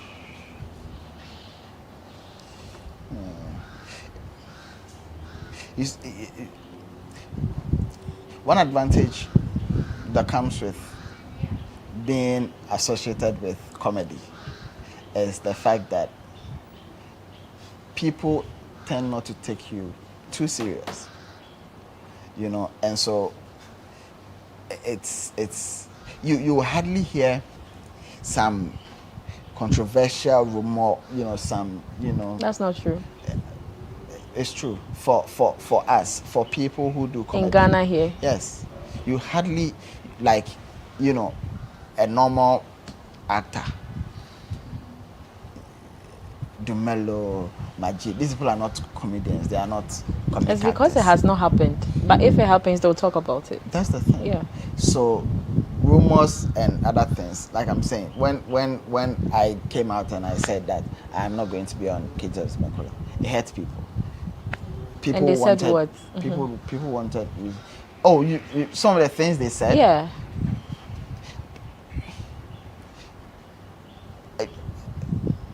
They were not so demeaning.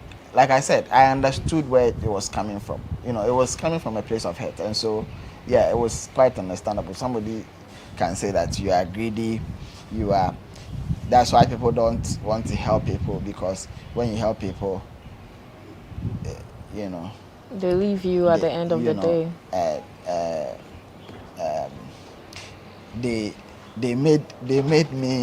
They made me who you a are. star, Yeah. and now, you know, like, and all of, like, if you look at them, it makes sense on the face of it. It makes sense, you know, because you don't know me, you don't know what I have done for the company, you don't know what the company has done for me. But what you are seeing is the fact that I was on their show. That is on the face of it. That is it. That's how it looks. That is it. And so, if I get up and I say I am leaving, of course, definitely, you have every right to think that they made me, and after they made me, I am leaving them. You know. So yeah, on the face of it, it makes sense. So me, I took it like that. I looked at it that way. But it wasn't something that, it wasn't true. There was no money issue. There was nothing. There was no issue. It was just me saying that at this point in my life, I think I have done enough for loyalty and for KG Service Makola. So I am stepping aside. And the fame, you got overwhelmed with the fame. Oh, that one there, yeah. You know, it was there. It was something that I had to deal with. I had to come to terms with a lot of things, and yeah, I think now I'm cool. Were you at any point compelled to read research, do anything concerning researching. law? Yeah, I was always researching. The point being that my character was cut out to be this kind of person. So if the real law is going this way, my character is going that way. And so I need to know this one before I can be able to take it this way. You get it? Yeah, I get it. So if I don't know the real one, and I don't you can't know, reenact it. Yes, I cannot take it this way and make it sound like this guy is crazy or that. Is this your first project with Links Entertainment? Yeah, Prophet Badu. Badu. Yeah, it's my first project with Links Entertainment. Tell us about it. So Prophet Badu is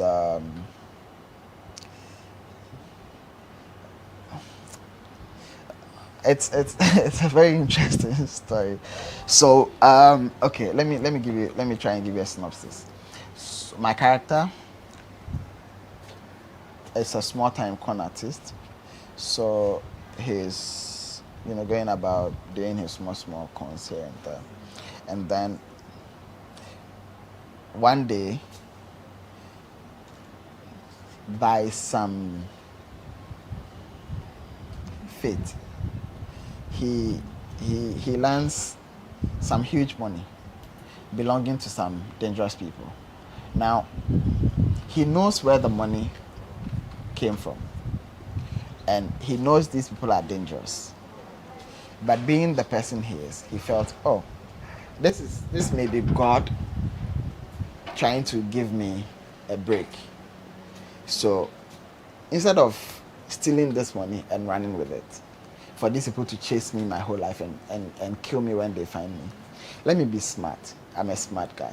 Let me go and make something of this money.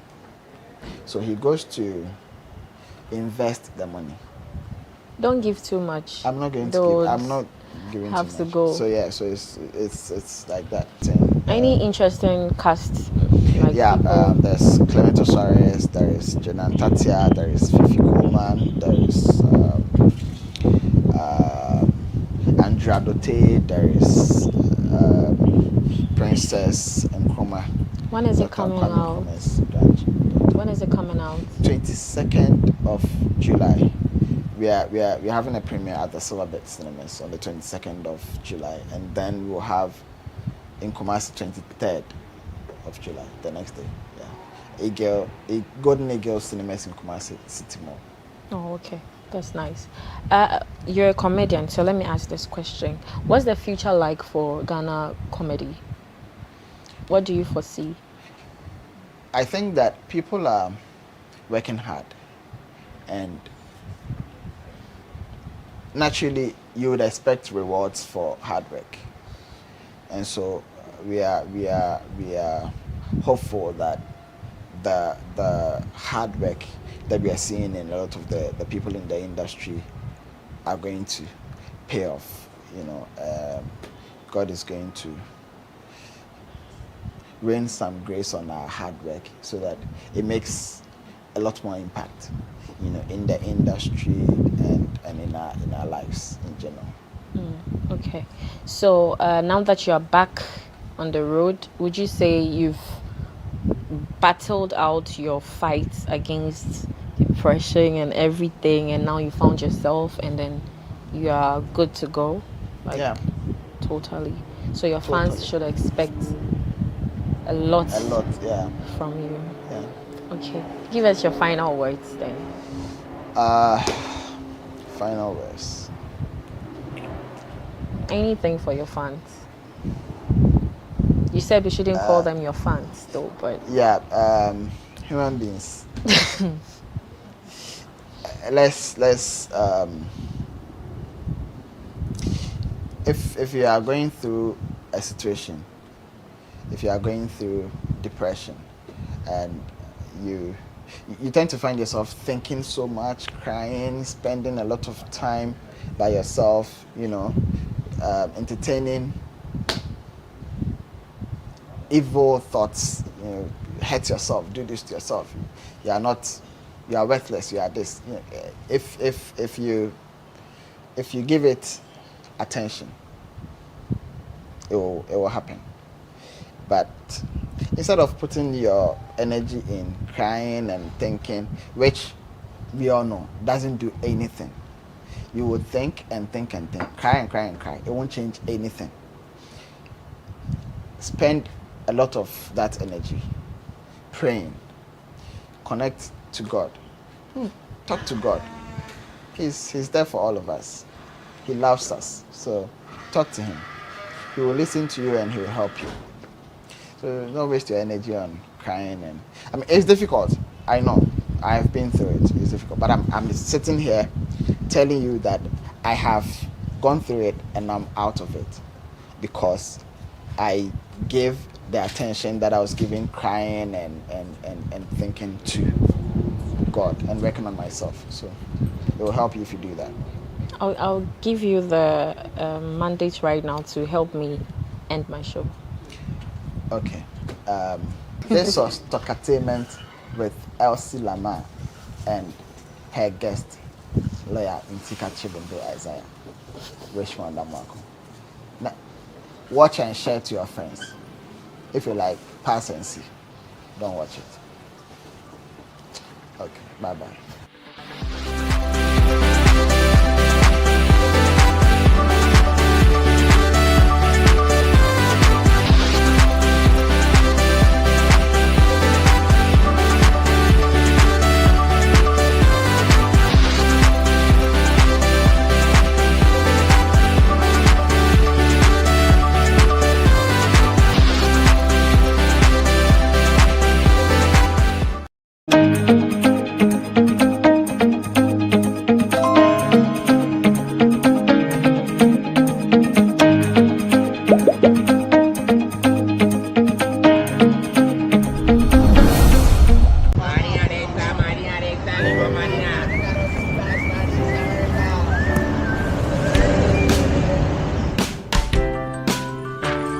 I want you so bad, Alpha Cracker. I want you.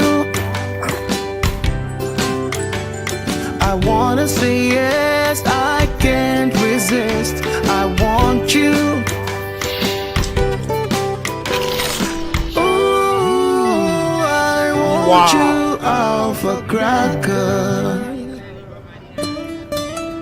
I want you so bad, Alpha Cracker.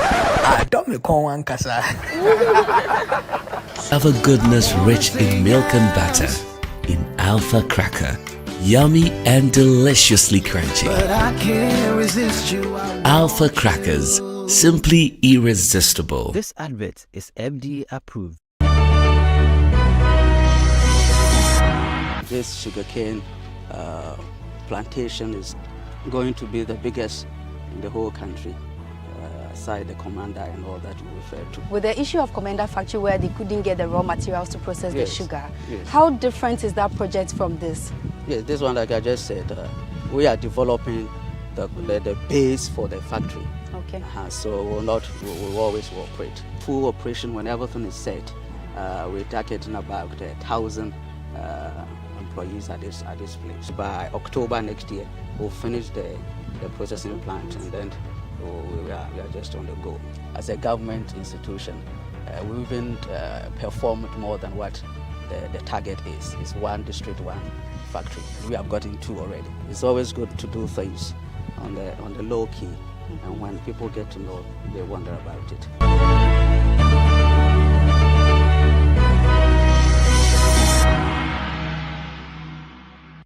Everyone needs the perfect snack to munch on during a fun moment. Wow. Enjoy the tasty McBerry Twist cupcakes, deliciously baked and packaged for a sweet treat. Premium quality cakes baked with love for all, enriched in butter and milk. Yummy.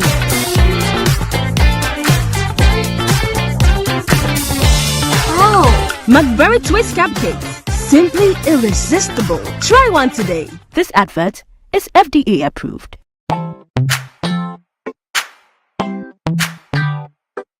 Sweetheart, be mindful of your health. Idea Products Nadia Makeup. I welcome you to Sigma Health and Beauty. You can call us the Beauty Embassy. Who pursue beauty more revealed with quality makeup products. There is only one place. The Sigma Health and Beauty 2022 Ghana Makeup Awards Beauty Retail Business of the Year. Of course, we are the defending champions.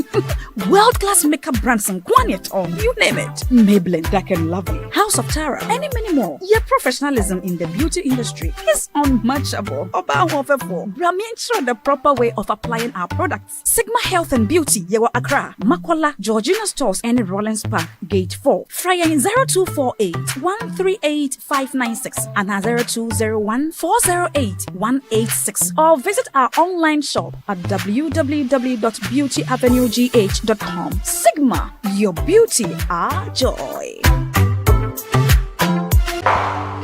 Are you still searching for the right platform to share your voice, thoughts, and feelings?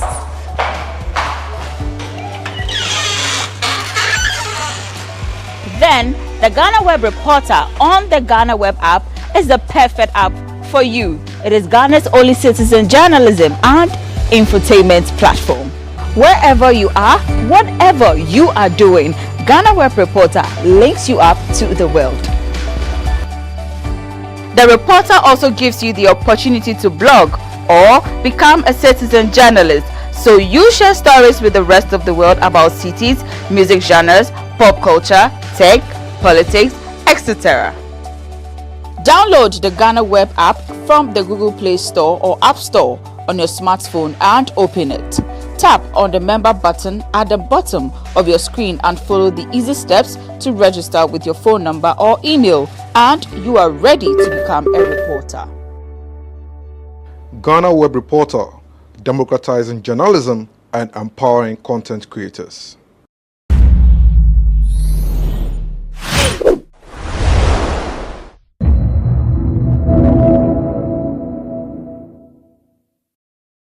The sad reality is that today our democracy as a country is threatened.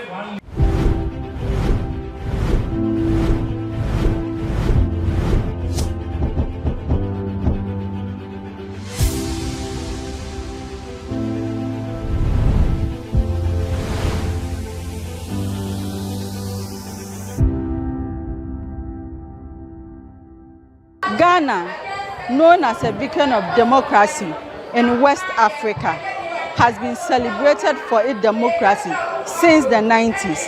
However, recent events and development has raised the question about the state of the country's democracy. Today on Legal Agenda, we discuss and we ask the question whether Ghana's democracy is under attack. I have with me here Sammy Gyamfi, who is the National Communications Officer for the NDC, to help us discuss this important question. Sammy, do you think Ghana is still practicing democracy, or we are in a different regime? Well, on paper, we are a democratic country. Okay. We've been practicing multi-party democracy since 1992. However, the sad reality is that today our democracy as a country is threatened. And it is threatened because of the kind of government we have. A government that is suppressing dissent and oppressing, opposing, persons in the country, persons who disagree with them, persons who are opposed to them. And so consistently, you've seen the harassment of political opponents. You've seen the harassment of the media. And now we are seeing the harassment of innocent citizens, including young people who are dissatisfied with the management, or if you like, the administration of this country. They are dissatisfied and disillusioned by the misrule and the misgovernance, the maladministration of the Akufo-Addo-Bawumia MPP government. And they want to vent their frustrations, and they want to do so through peaceful protests. And yet you see, impediments being put in their way by the government and by institutions which are supposed, to protect us. They just ended Occupy Julobi House protest. It's a classical example or a quintessential case of this oppression of dissent and the suppression of divergent views by the government. Why should young people who have no jobs, who today are struggling to make ends meet, some of them, as they told us, in the various interviews they granted you in the media, even struggle to afford 1 square meal a day. They see the government deviate on a daily basis from the promises that the government, the ruling party, made to them on the basis of which they elected them. And these people are not members of political parties per se. Yes, some may be NDC, some may be CPP, some may be even disgruntled MPP members. But others have never even joined political parties. Others might not even have voted. But the bottom line is that these are Ghanaian youth, and they are saying, we are suffering, we cannot take it anymore, we want to protest. Why should they be beaten? Why should they be hounded? Why should they be harassed? Why should they be arrested?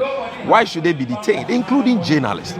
So what is happening in this country is, taking this country backwards as far as the democratic strides we have collectively chalked since 1992 is concerned. And that is why we in the opposition are very worried that President Akufo-Addo, the man who touted himself as a human rights activist, we're very, very worried that he's taking the country on this slippery slope, this dangerous trajectory, which can degenerate into something that we may not be able to contain as a country. So some people believe that most of these protests is politically motivated, and so it diffuses the main reason why, they want to vent out their anger or what is happening to them. And so they feel because it's politically motivated, then we shouldn't attach some form of importance to whatever is going on. So then why do we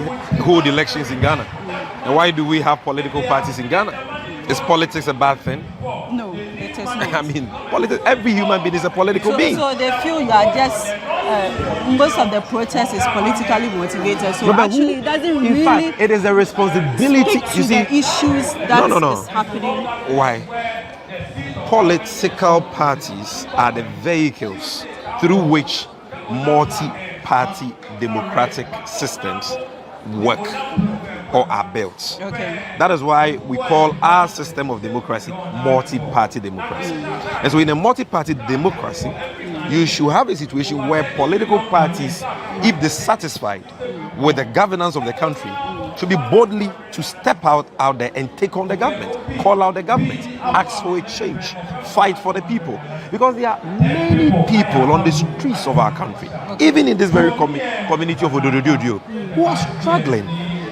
They go to the hospital and there are no beds for them to sleep on. They suffer from kidney conditions and they can't pay for dialysis, which the cost of which has been increased from about 300 and something Ghana cedis to almost 800 Ghana cedis today. You understand? Children, they go to the hospital and there are no incubators for them. The doctors don't have basic equipment to take care of basic simple health conditions in our hospitals. And many of these people do not have the kind of access that we in the political parties have. How many of them can get an opportunity to speak on a platform like this, like I have? So it is a responsibility of responsible political parties to speak for the people. And so it doesn't matter at all whether a demonstration is political or not. In fact, we should have a situation where political parties themselves will be embarking on demonstrations. We should also have a situation where civil society organizations, the media, ordinary citizens who are not even members of political parties should all feel free. Religious bodies, traditional bodies. We should have a situation where all of them can come out and demonstrate. Why haven't you seen traditional authorities in Greater Accra demonstrate about the stealing of state lands? When President Akufo-Addo was in opposition, didn't you see him leading demonstration? He led Wongbo demonstration. Before that, he had led Kumu Preko demonstration. Everybody knows that President Akufo-Addo rose to fame through demonstrations. So all of a sudden, he is in government, and we are being told that demonstrations are not supposed to be political. So that being because said, you see, the issues that plague us as a people are the creations of people in politics, and they can be remedied in a sustainable way, largely by the people in politics. And that is why people must stop sitting on the fence and take interest in these issues that affect us, whether they are political or not. So I don't even want to dignify such comments with any denial and all that. Everybody knows that demonstration, the Occupy Jolobi demonstration was done by Democracy Hub and Fix the Country movement. Everybody knows. Some of these guys, the Sneaker Nyames, the Kalijays, the Oliver Backers, these are not political actors. These guys are activists who are clamoring for a change, and sometimes they even lambast those of us in the opposition because they deserve better from us. They think we can do more, which is fair. You understand? So it is very insulting, very, very insulting for elements in the ruling government who are destroying the country, who are killing us to turn around and say you are complaining, but you're complaining because a politician told you to complain. A politician told you to go on a demonstration. Are you saying that if the people are hungry, they don't know that they are hungry? If they can't find jobs, they don't know that they can't find jobs? When they go to the hospital, when they go to the filling station, they don't ask them whether they are NDC or MPP. The price of a liter of diesel and petrol is the same for everybody, whether you are NDC or MPP. As we speak today, even the MPP people are complaining, they are suffering. That is the stark reality. The problem is not even that we are suffering. The problem has to do with the arrogance of leadership that we have in this country. You have arrogant, reckless, clueless, insensitive, and callous leaders who, instead of acknowledging that times are tough and committing to genuinely reforming their ways, changing things to bring about some comfort in our lives, they turn around and say, oh, you are being controlled by a politician. That is an insult to the sensibilities of the youth of this country who are suffering. And so my position is simple. Whether it is political or apolitical is not the issue. Because the very people who are saying it's political are themselves politicians. And so if there is something wrong with politics, then they should close down their political parties and become social commentators or neutral voices in this country. They are in their political parties because they see that as a vehicle for nation building, for society building. And therefore, it is totally unacceptable for them to be throwing such responses at persons who are genuinely. Now, I heard some of these young guys speak to the media, and the stories, the horrible stories they share, you know, in those interviews. People who have lost their loved ones as a result of motor accidents due to bad roads. Those who lost their loved ones because they could not afford basic things in our hospitals today. Who is addressing them? The president doesn't care. He's living large like an Arabian king, globe-trotting every day, wasting the taxpayers' money on useless and needless ventures, like the so-called cathedral he's building. I don't even want to call it a national cathedral, because it's a cathedral of lies. You steal money in the name of God, in the name of building a house for God. How dare you? 450 million Ghana cedis sunk into a so-called cathedral. And all you have there today is the most expensive pit in the whole world. $58 million gone down the drain. The contractor has left the site for months, yet we are incurring more liabilities as a country. As I speak to you, our liabilities on that project alone has crossed 1 billion Ghana cedis. And yet people cannot find jobs. And you say you are building a cathedral. Does this make sense? Visit www.GhanaWebExcellenceAwards.com and click Nominations bar or click the Nominations banner on www.GhanaWeb.com.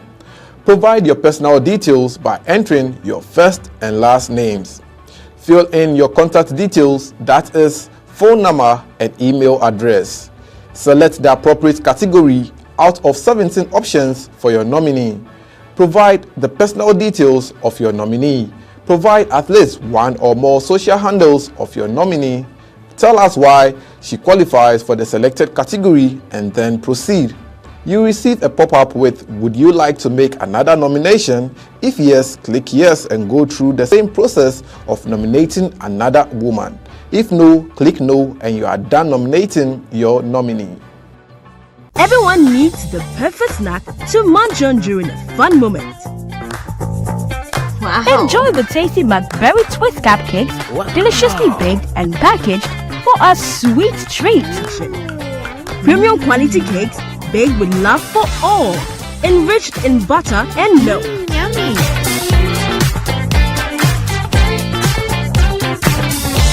Oh, McBerry Twist cupcakes. Simply irresistible. Try one today. This advert is FDA approved. People are hungry and you say I'm building a cathedral. So what you are saying, when the NDC is in power, we will see a different thing. Of course, when the NDC was in power, no, I don't even have to tell you that, because when the NDC was in power, you were not seeing this. President Mahama will never take taxpayers' money to build a cathedral when we need more hospitals, when we need more schools. Look at our schools today. Look at the congestion. Look at the kind of food our children are being fed in the name of school feeding. Are we proud of that as a country? So, look at the state of our education today. It's in complete shambles. We can't even afford textbooks for basic school children more than 3 years after introducing a new curriculum. As I speak to you, we are implementing double track because we say we don't have enough space.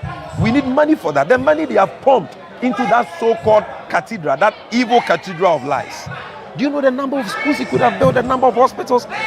You see, few meters down the road from where they are building their so-called cathedral, President Mahama erected an ultra-modern regional hospital for the people of this region. 420 beds. The Rich Hospital, the Greater Accra Regional Hospital, which is providing quality health care for thousands of people in this region at a cost far less than what they have wasted on the so-called Cathedral of Lies. You understand? And this is just one example. Go and pick the Auditors General report on how they use COVID funds. Even COVID, which was a pandemic, that they were supposed to be preoccupied with how they could save lives, protect the sick, and so on. People were even struggling to get, how do they call them, oxygen machines and all that. Those who had underlying conditions and, caught the disease. Some of them, many died in the process. Yet can you imagine that all the monies they got, over 30 billion of that, they misused it.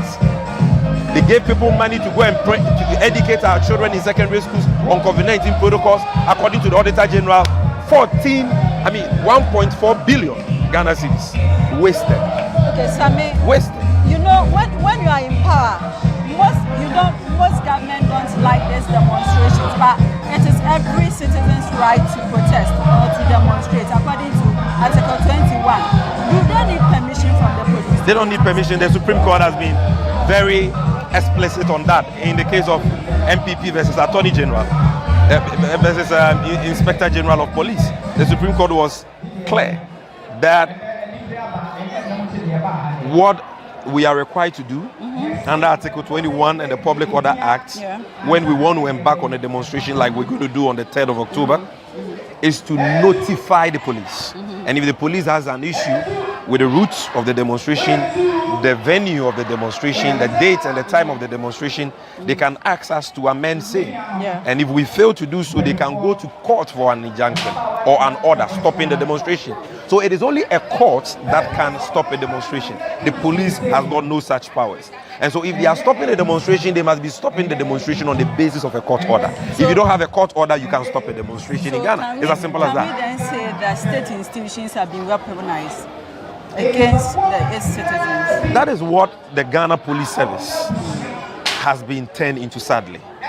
And it's not a recent phenomenon. It's been so since this government took office in 2017. And some of us thought,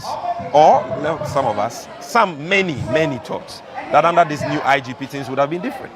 But sadly, it looks like the status quo is not about to change because they've succeeded in cajoling him to do their bidding. Well, it's encouraging that after the shameless conduct the police put up on the first day of the Occupy Jolobi House demonstration, they acknowledge their sins. They realized that they were doing the wrong thing and sought to make amends. What they did on day 2 and day 3 is commendable, and that is what we want to see the Ghana Police Service do. And so, yes, the weaponization of state institutions is a reality. It's not only a perception, it's a fact. State institutions like the Bank of Ghana today has been completely bastardized and reduced into a susu box for President Akufo-Addo, a money printing house for President Akufo-Addo. You understand? The Electoral Commission today has been bastardized with the appointment of hardcore, rabid MPP fanatics into that respected state institution in charge of the management of elections in this country. So you see an erosion of all the gains we have made in these institutions over the years, not just under the NDC, but even under the Kufuor administration. Never in the history of Ghana have we seen this deliberate bastardization, politicization, weaponization of state institutions against members of the opposition and people who are critical of government, like we have seen under President Akufo-Addo? Protest or demonstration will lead to political instability in the How does that lead to political stability? People are demonstrating not for the fun of it. They are not demonstrating because they just want to demonstrate. They are demonstrating because they want to see a change in their lives. They want jobs. They want to see the government showing some responsiveness, sensitivity to their plight. They want to see government cutting down the size of government. They want to see government committing to a review of the constitution. They want to see the president, respecting the law, being sensitive to the times we are in, cutting his coat according to the size of his cloth. They want to see a government that will not be traveling in hyper-expensive private jets when people are struggling and they don't even have a place to sleep. That is not what they are looking for. They don't want to see a government that is wasting our monies on a so-called cathedral. A government that will impose an obnoxious killer e-levy on us and still have the audacity and the effrontery to do an e-levy cake and celebrate on top of that. They don't want to see a government when you come to power, that will describe their genuine concerns as the product of political influence from the opposition. That is not the kind of government they want to see. When NDC is in power, we are going to stop taking this e-levy money or tax from people. Are you going to stop? No, how can we stop taxes? The NDC is not against taxation, but we are not. What we are against is taxes that are not progressive. When I say progressive, we as social democrats, we believe in progressive taxation, not regressive taxation. What that means is that we believe that the rich must pay more and the poor must pay less. Each one according to his means. You understand? So from each one according to his means and to each one according to his need. That is what we believe in. And so, yes, you're going to see taxes under us, but you are not going to see Ghanaians pay an obnoxious e-levy, an obnoxious COVID levy. Ghanaians are really interested. They want to know whether you are still going to take the e-levy or you are just going to... No, we've been very clear. We are on public record to have said that that tax is totally needless and we can do away with that. We have also said that the COVID levy, for example, has outlived its usefulness. We got more than we needed to manage COVID. We got 30 billion and spent 12 billion on COVID. We had 18 billion extra and we used 14 billion of that to plug the revenue hole we suffered in 2020. And we still have some left, which the government has misused. And we've been paying COVID levy, baller levy, what they call sanitation levy, all these many taxes. So they go to the port and see. The import duties people are paying at the port today, in some cases, is about 70-80% the cost of the vehicles. In some cases, even very close to the price of the vehicle itself. Ask those who bring goods, not just vehicles, even those who import rice, oil, the food we eat into the country. So times are tough. Times are tough. And the people are not asking for too much. The people know that everything cannot turn into heaven in Ghana overnight, but they want to see a government that cares, a government that has love for the country, a government that cares about the people genuinely, and a government that will cut down on waste, a government that will cut down on corruption and fight corruption sincerely, not a government and a president which will serve as a clearinghouse for corrupt appointees, engage in galamsey, destroy our water bodies, engage in gold smuggling and so on. That is not the kind of government they want. And so until we in the so-called political class begin to review our ways, we are all endangered species. You understand? We are also learning from what is happening. It's not as though we are not in government, so we are happy. No, what is happening to this government is a clarion call on all of us to sit up, to preserve this fourth republic, because people are fast losing confidence in this fourth republic. Because so far, this fourth republican constitutional dispensation has failed to deliver the goods, deliver the real developments and comforts that the people are yearning for. So finally, do you think this protest and demonstrations will give you the needed results? And touch on 3rd October, what you are going to do. Would it give it? Whether give us the needed? We are confident that it will get us results, and we are not stopping until we get the results. The governor of the Bank of Ghana must go, his deputies must go, the board of directors must go, the needless Bank of Ghana head office must be dropped. We don't need it at this time. It's as simple as that. So what happens if they don't do any? The government doesn't heed to your call? If they don't heed our call, we will leave the streets. It's as simple as that. We will show them that the power of the people is powerful than the people in power. They are there to serve us. They are there to manage and administer this country for and on our behalf. And therefore, so long as they remain adamant, we will also continue to exercise our freedom of expression and our freedom of assembly, our freedom to participate in processions and demonstrations, and we are going to let them know that we are not happy, we want a change. They either bring about those changes now or we change them in 2024. It's as simple as that. They have the social contract with the people of this country. And for those of us in the opposition, our responsibility is to ensure that they keep faith with the people of this country relative to the social contract they have with them. Thank you. Thank you very much. That has been it on Legal Agenda with me, Matilda Boateng-Nate. My guest has been Sammy Gyamfi, the National Communications Officer of the NDC. Until then, stay blessed.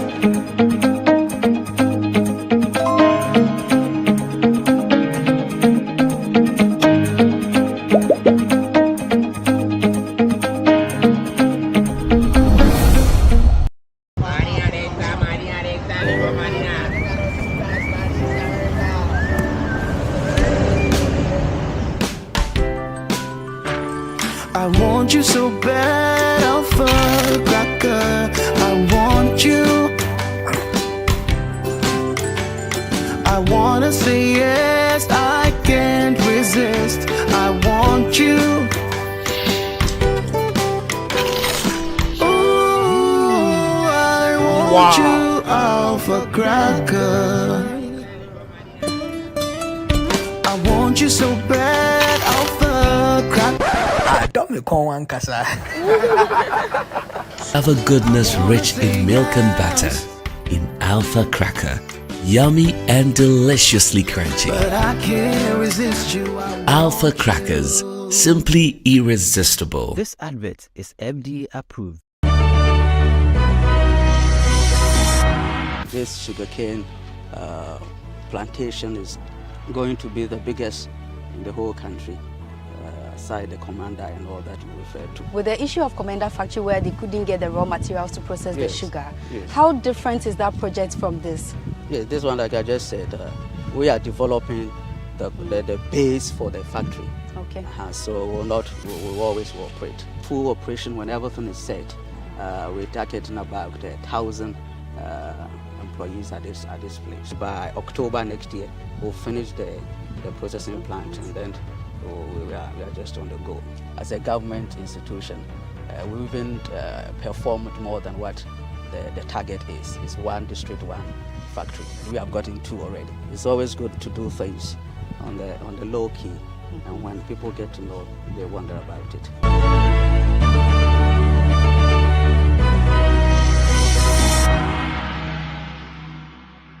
Everyone needs the perfect snack to munch on during a fun moment. Wow. Enjoy the tasty McBerry Twist cupcakes, deliciously baked and packaged for a sweet treat. Premium quality cakes baked with love for all, enriched in butter and milk. Yummy.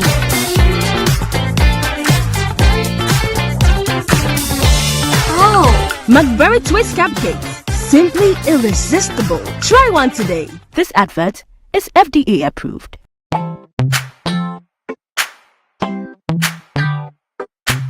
Sweetheart, be mindful of your health. Idea Products Nadia Makeup. I welcome you to Sigma Health and Beauty. You can call us the Beauty Embassy. Who pursue beauty more revealed with quality makeup products. There is only one place. The Sigma Health and Beauty 2022 Ghana Makeup Awards Beauty Retail Business of the Year. Of course, we are the defending champions. World-class makeup brands and Kwanyet on, you name it. Maybelline, Dark and Lovely, House of Tara, and many more. Your professionalism in the beauty industry is unmatchable. Brahmi ensure the proper way of applying our products. Sigma Health and Beauty, Yewa Accra, Makola, Georgina Stores, and Rollins Park, Gate 4. Fryer in 0248 138 596 and 0201 408 186. Or visit our online shop at www.beautyavenuegh.com. Sigma, your beauty, our joy. Are you still searching for the right platform to share your voice, thoughts, and feelings?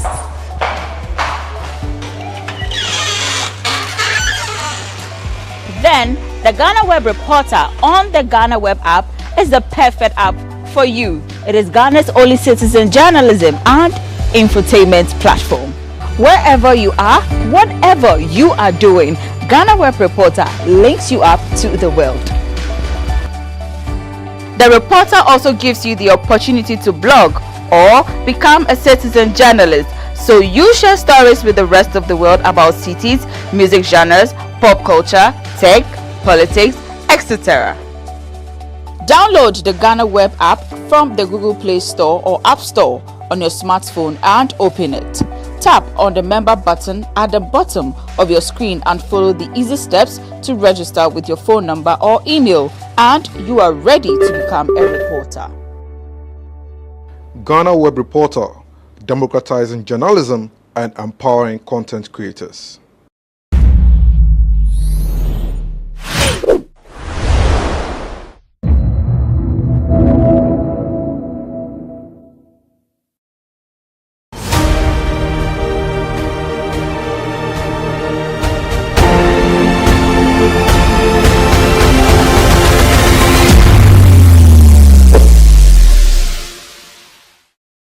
There is a saying that what men can do, women can do better.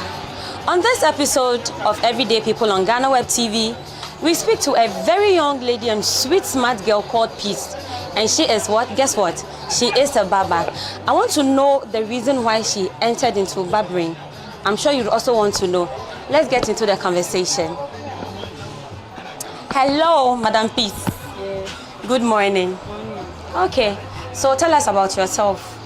What actually motivated you to get into the barbering business? Oh, as I see people doing the barbering job, so I try to meet. So I meet one of a man, and I told him I want to learn the work.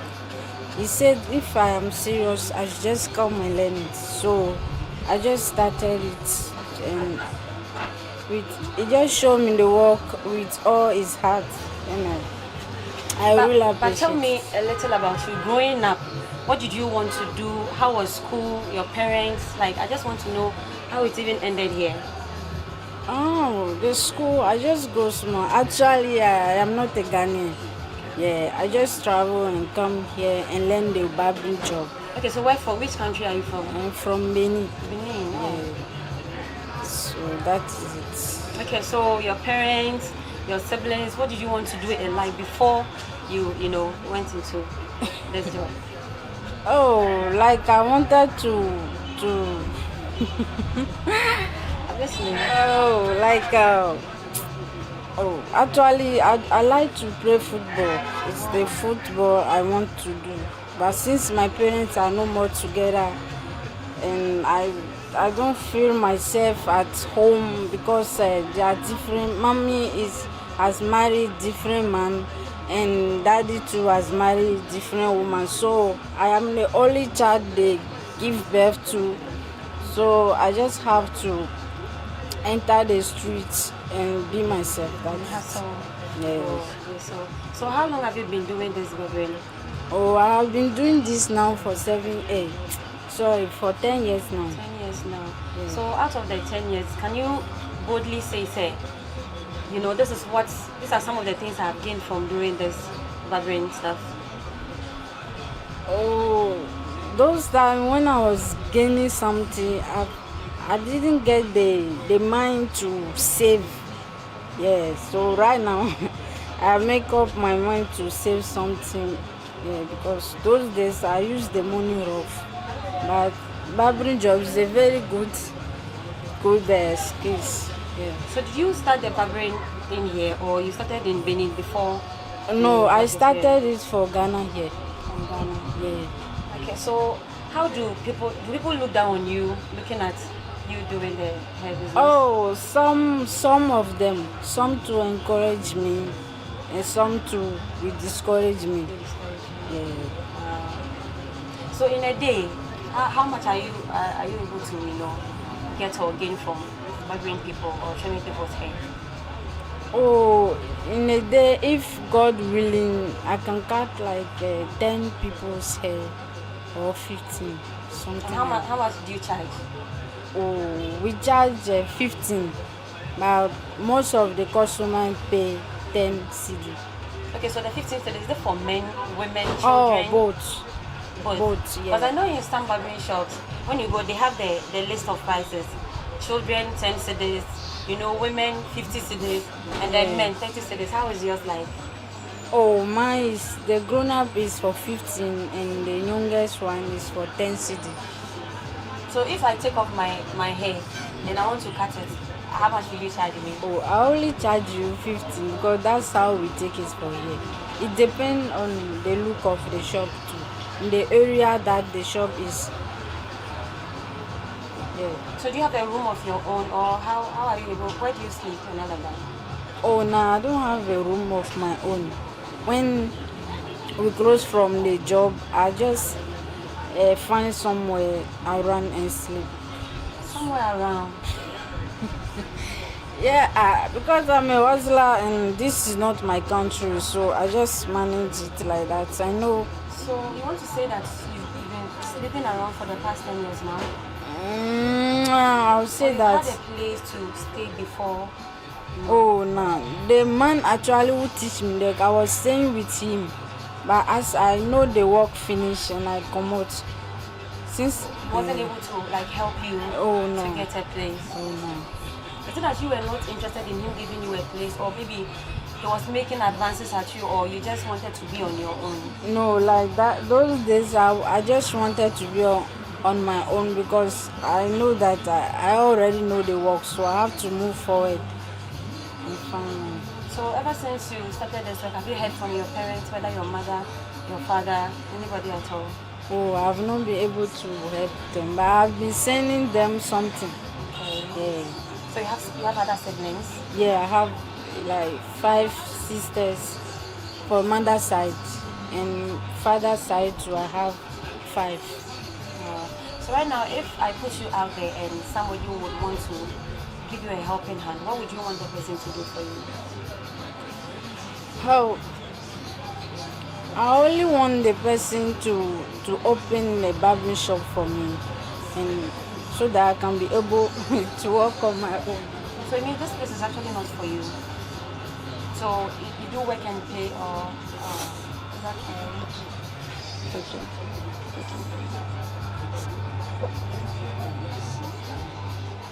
So you do work and pay for the person? Yeah. So in a day, when you finish, you give the money to the person pays you? Yeah. And the day when I work finish, I give the money to the person pay me. So the person also lives around here? Yeah. The person also is a barber. Yeah. So he doesn't have any place for you that he can even say, at least you should be Oh, careful. he allowed me to sleep in the shop. Yeah, he allowed me to sleep here, and most of the time I go to the shower and pay and bath. So have you experienced any form of robbery cases ever since you started sleeping in the shop? Oh yeah, I came with some of my clippers and some of clothes. They stole it, and two of clipper, chargeable one. They stole it, so that's it. Peace. Everything will be okay. Okay. Thank you very much for speaking with GhanaWeb. Thank you. That was the story of peace. Everyday people on GhanaWeb TV. My name is Victoria Cheibafo.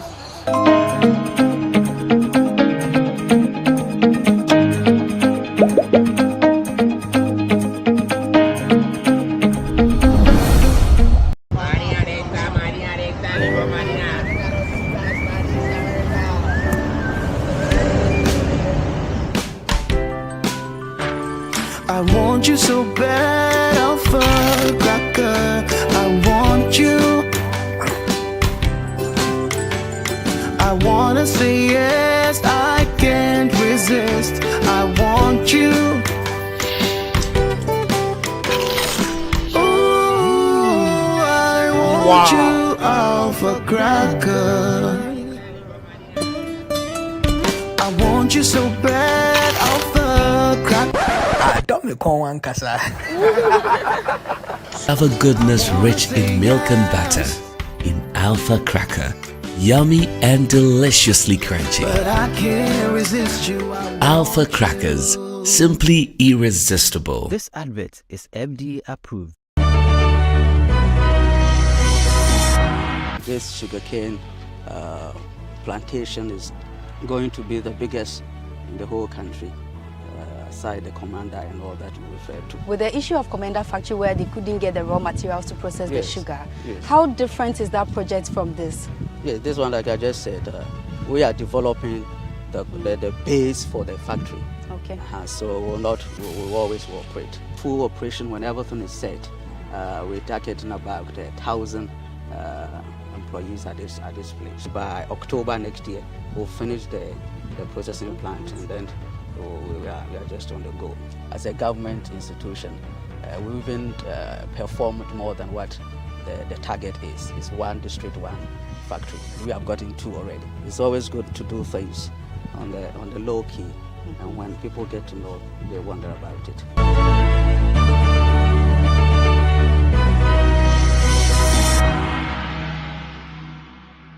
Everyone needs the perfect snack to munch on during a fun moment. Wow. Enjoy the tasty McBerry Twist cupcakes, deliciously baked and packaged for a sweet treat. Premium quality cakes baked with love for all, enriched in butter and milk. Yummy.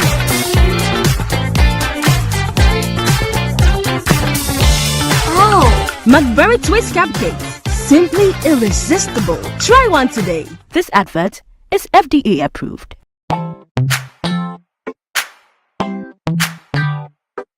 Sweetheart, be mindful of your health. Idea Products Nadia Makeup. I welcome you to Sigma Health and Beauty. You can call us the Beauty Embassy. Who pursue beauty more revealed with quality makeup products. There is only one place. The Sigma Health and Beauty 2022 Ghana Makeup Awards Beauty Retail Business of the Year. Of course, we are the defending champions. World-class makeup brands and Kwanyet on, you name it. Maybelline, Dark and Lovely, House of Tara, and many more. Your professionalism in the beauty industry is unmatchable. Ensure the proper way of applying our products. Sigma Health and Beauty, Yewa Accra, Makwala, Georgina Stores, and Rollins Park, Gate 4. Fryer 0248 138 596 and 0201 408 186. Or visit our online shop at www.beautyavenuegh.com. Sigma, your beauty, our joy. Are you still searching for the right platform to share your voice, thoughts, and feelings?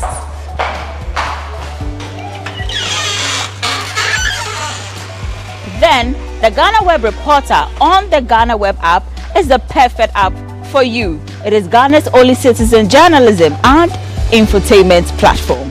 Wherever you are, whatever you are doing, GhanaWeb Reporter links you up to the world. The reporter also gives you the opportunity to blog or become a citizen journalist, so you share stories with the rest of the world about cities, music genres, pop culture, tech, politics, etc. Download the GhanaWeb app from the Google Play Store or App Store on your smartphone and open it. Tap on the member button at the bottom of your screen and follow the easy steps to register with your phone number or email, and you are ready to become a reporter. GhanaWeb Reporter, democratizing journalism and empowering content creators.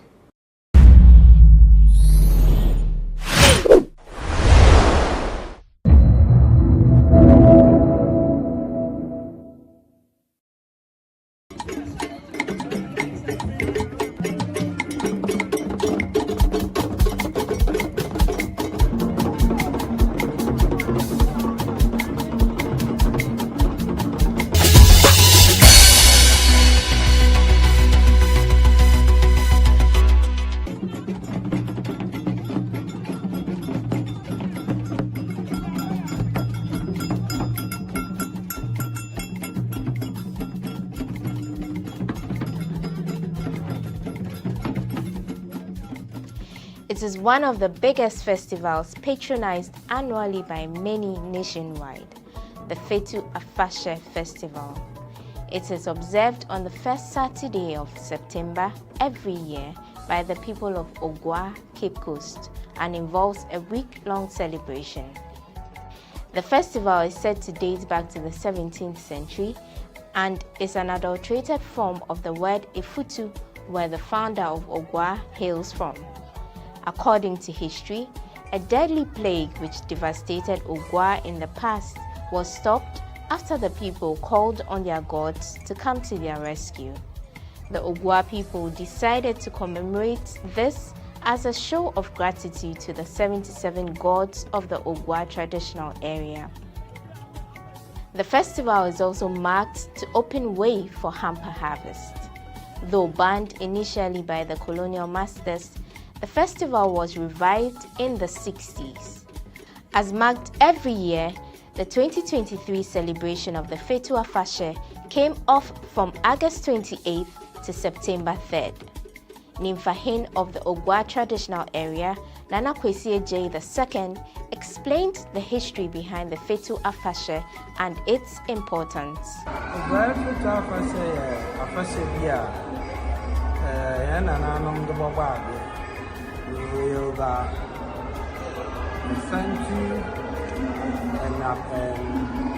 Beyond that, Odum really na yeah about fear what be we go kill some there almost 50 years. We came on there. Our friend, that time our friend, the Black Christmas. And first I didn't know Oduma ye. And no Sunday now who was here doing. Oh man, he is our person now. You are 2 weeks. We don't know doing to a man. Tana Afasa. Yambra him kaka. Nanambra Otodo again. No bang some 40 to 50 years ago. Very vibrant. Then Afasa you. Now Afasa Nangasan Abakasam Cherry, oh yeah, Afasa again our camp. A corner was that. The baby bobo, the man, them, for the day. You are to nowhere down it was fair. Yeah, you are here, now come as a man. You're 2 years, the other need to suck. I'm not now, well, the other two, full to like yearly you fit. Oh, my, I fit to go back. A cross, yeah. Apart na afrafu ni ado no bai yako afisa yete bakana de na odu ni before there were be there was warlock wire season grow season work big ni ya de da afitu bossa yeto bakum anan tan ko fun ko won ka tina amma the way after now, here we are going after start to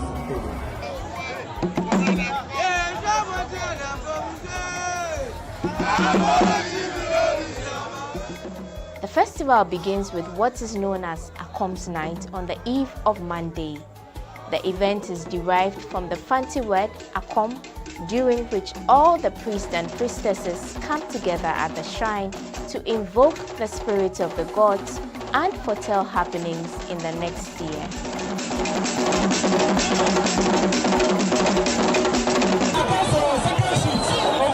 After this, there's a regatta known as Bakatwe on Tuesday to officially open the lagoon after its closure in anticipation of the festival. This involves cutting through the sandbar separating the Fosu Lagoon and the sea to allow the lagoon access into the sea. After this, there is drumming, dancing, and merrymaking.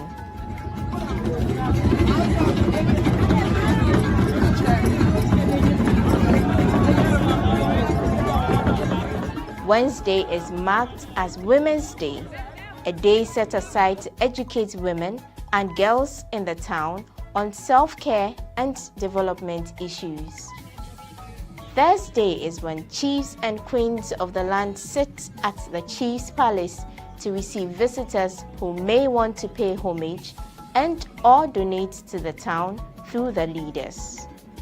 On Friday, every twin is decorated and paraded around the streets, a tradition known as Abam, to acknowledge God's blessing in the various families through the gods. Saturday is the climax of the Fetu Afashe.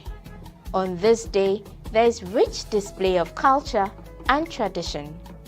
There's a procession of the 7 Asafo companies, traditionally known as Etiku Eswan, who are critical to the history of Cape Coast.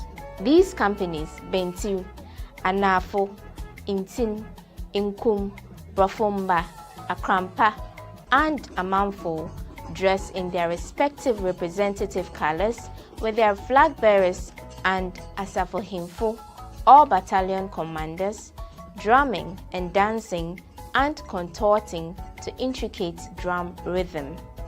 The number 1 Bentiu company, dressed in red attire trimmed with black, begin the procession, distinguished by its major emblem, which is the grapnel. Number 2 Anafo company follow, wearing white costumes with blue trimmings. The company is usually led by 3 or 4 persons swinging long iron hooks. This is one of the main emblems. Then the number 3 Intin company, dressed in green edges and black trims, follow. They ring a bell, which is their major emblem. Number 4 Inkum company wears a bright yellow costume with a bugle call as their main emblem. Number 5 the Brafomba company, who wear light green costumes. Their major emblems are 2 cannons. Number 6 Akrampafo company also follow, wearing the national flag as their standard and the side drum instead of the Asafo drum. Their principal company leaders dress in the white uniform of colonial governors. The number 7 Amanfo company is the last to follow, dressed in deep red or wine color. They display a whale as their major emblem. Speaking to GhanaWeb, leader of Bentiu explained how they gained their position. U.S. Ambassador, Arson.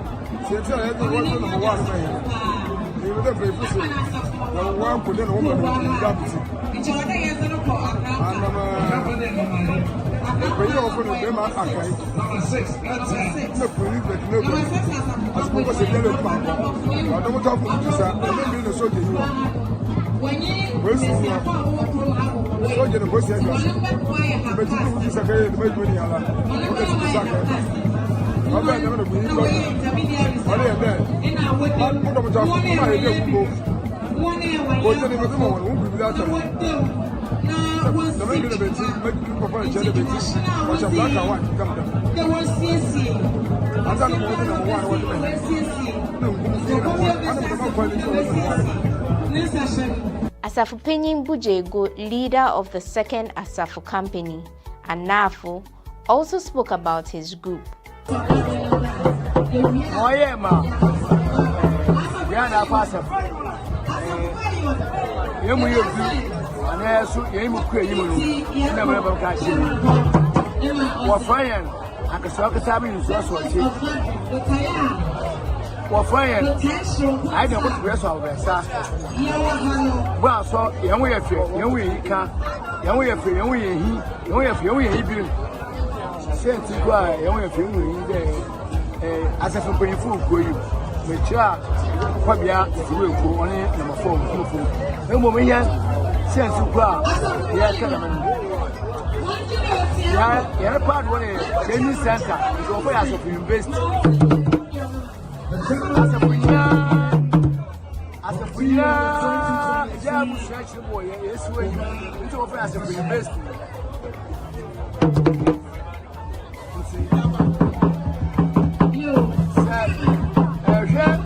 As a far, we have an upper as a money.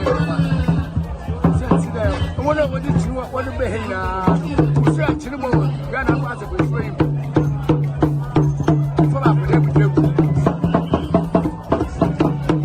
I mean, Messi, you got up for the card. I mean, Messi, I believe you Messi, no gun for the card.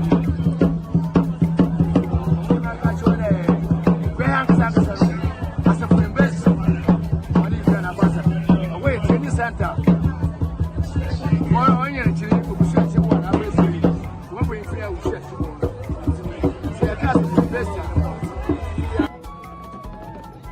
The procession of the Asafo companies is succeeded by a ritual colorful procession of chiefs adorned in regalia of assorted kente cloths and ornaments to match, seated in beautifully decorated palanquins with colorful umbrellas of different shapes and sizes.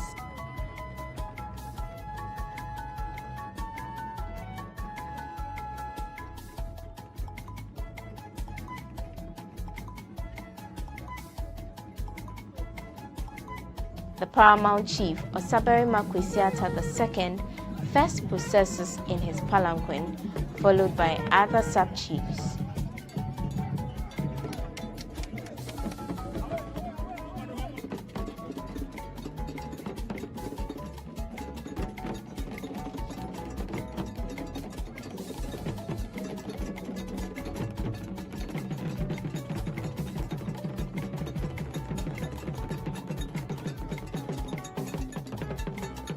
On Sunday, the leaders and people of Ugwa gather at the Victoria Park, where a Thanksgiving service is held.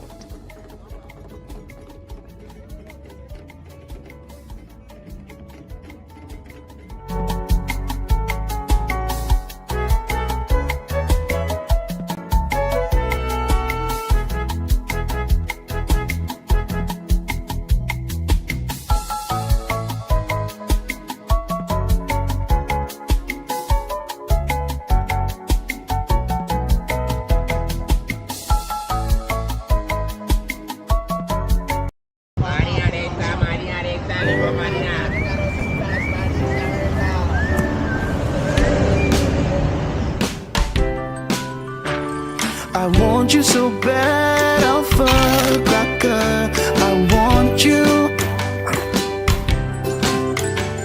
I wanna say yes, I can't resist. I want you.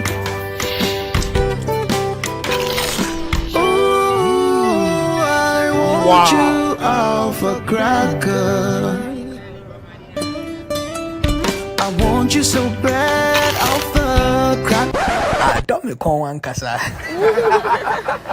Have a goodness rich in milk and butter in Alpha Cracker. Yummy and deliciously crunchy. But I can't resist you. Alpha Crackers, simply irresistible. This advert is FDA approved.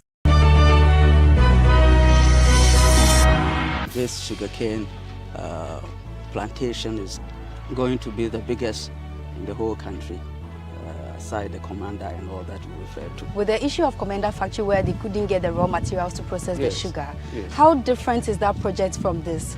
Yes, this one, like I just said, we are developing the base for the factory. Okay. So we'll always operate. Full operation when everything is set. We're targeting about 1,000 employees at this place. By October next year, we'll finish the processing plant, and then we are just on the go. As a government institution, we even performed more than what the target is. It's one district, one factory. We have gotten 2 already. It's always good to do things on the low key, and when people get to know, they wonder about it.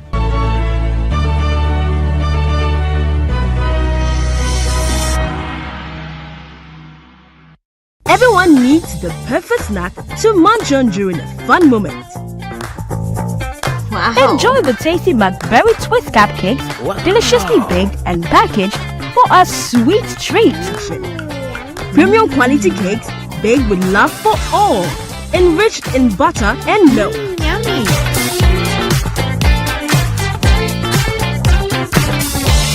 Oh, McBerry Twist cupcakes, simply irresistible. Try one today. This advert is FDA approved.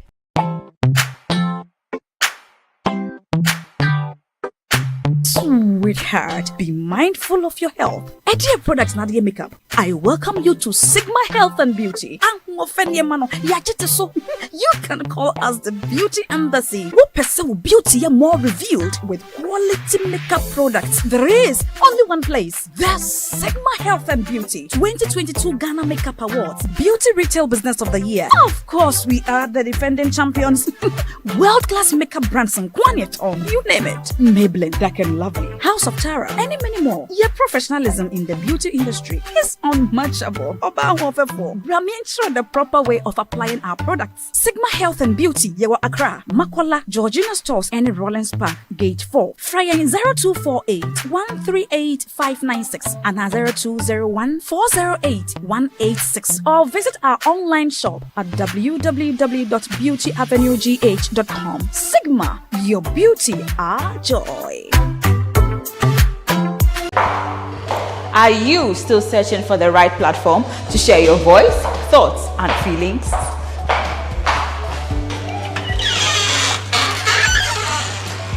Then the GhanaWeb Reporter on the GhanaWeb app is the perfect app for you. It is Ghana's only citizen journalism and infotainment platform. Wherever you are, whatever you are doing, GhanaWeb Reporter links you up to the world. The reporter also gives you the opportunity to blog or become a citizen journalist, so you share stories with the rest of the world about cities, music genres, pop culture, tech, politics, etc. Download the GhanaWeb app from the Google Play Store or App Store on your smartphone and open it.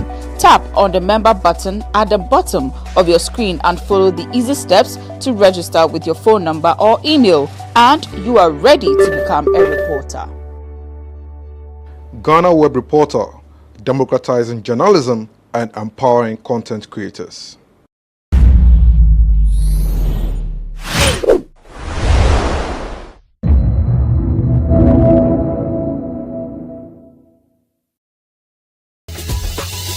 Previously on People and Places. Where we are standing now was a refuse dump. Okay. The whole place was a refuse dump. At the time the land was given to you? Yes. This is where the whole community were throwing their refuse. Oh, wow. This is incredible. Yeah. If you are not so close, you would actually think this is a human being. Yeah. The nails, this is cocoa, the hair, the eyes. This is incredible. Yeah. I've made the skin so rough because it has to look like dirty and hairy. Okay. Yeah. Okay. In the cave, we are not so close to it, so it looks like that. That is why I made it like this.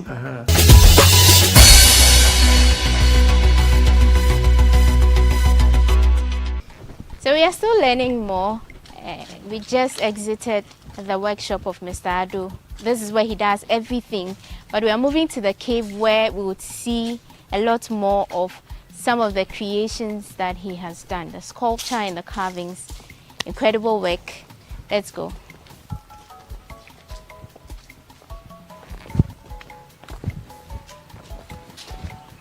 So what you see here, it was a hill. Okay. And I removed the soil from it, and then that is what I saw.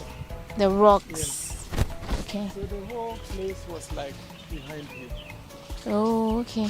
But as you removed... Yeah, I know that there are rocks under the soil. To avoid more like weeding, I removed the black soil and used them as terrace. Okay. Okay. Okay.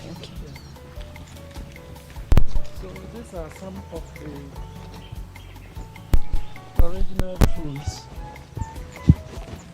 from the cave. See, this is Nyamia Kuma. Nyamia Kuma? Yeah, you know it? No. Okay. Here is well known to everybody that when it rains, when the thunder strikes, then it comes down from heaven. And most people use it for medicine and for so many reasons. But it's all not true.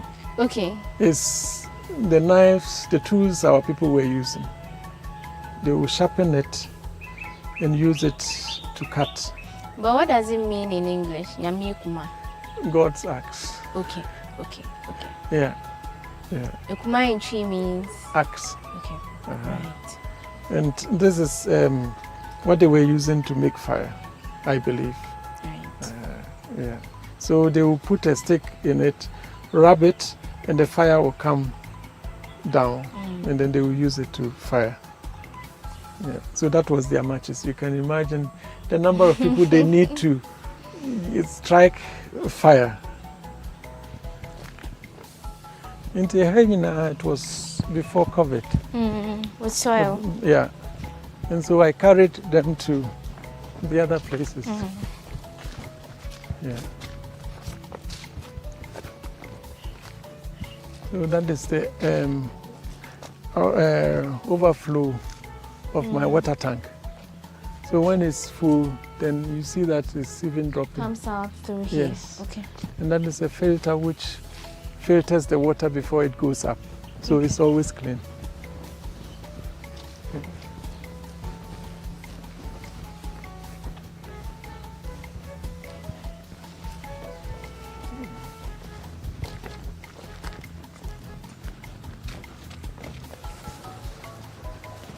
And like farms, I also try to recycle everything. So our refuse, we select them. So we have our compost here, and all the plastics go to a different place. Okay. Yeah. So for a whole week, we don't even have a bucket full of plastics. Okay. And also, of course, when we go shopping, we try to use our own containers to buy instead of taking plastic. Okay. Yes. Right. So we are trying to make eco tourism and everything here. So we learn a lot.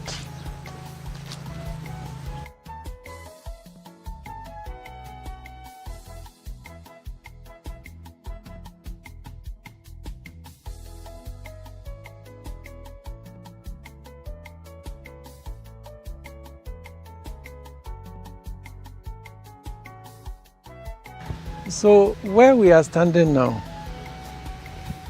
is where we want to build the museum. So you can see the foundation. You see that is semicircle. So the circle goes round. It goes all round. Okay.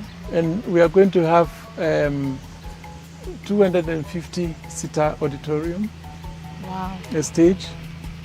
And then around is going to be the museum, the rooms where we are going to exhibit all the artifacts from the archaeology department from Legon.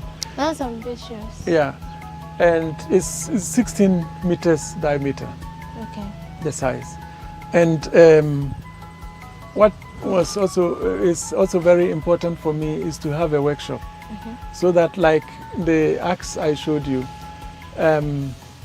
people don't believe that everybody knows that when it rains or when the thunder strikes, it comes from heaven. Yes. So we want the visitors, most especially the youth, to experience how it is. So that when you come here, we give you a stone, you try and practice it yourself to know that it's real, it's not something, yeah. Okay. So we are going to have a workshop so that in the museum. In the museum. Part of the museum. Yes. Okay. So that everybody can practice. Yeah. And around which time are you looking at doing this project? Yeah, actually we've started, and it's all with the money, the financing. Right. Because it's going to cost us 4.5 million cedis. Okay. 4.5 million cedis, and we need some help. Right. So we are trying to seek for help. And as I was saying, we try always to harvest water because water is very scarce. So this down part is going to be all water tanks. Okay. So we are going to raise it to the level, and it's going to be water tanks, and then the building will come on around top. it. Yes. Okay. Okay. So imagine this big. It's more of like a church, that big. So imagine the number of, the volumes of water we are going to harvest, and all is going to come here. Right. So we can have a swimming pool and even water the grass in the dry season if we're able to harvest. So as soon as we have money, it will go faster. Yes, because we have blocks, we have sand, we have almost everything. It's just left with some money to support it. Okay.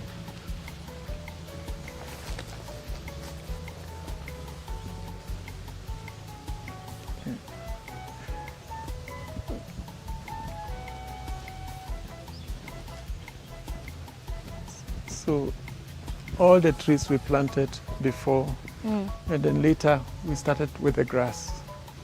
Okay.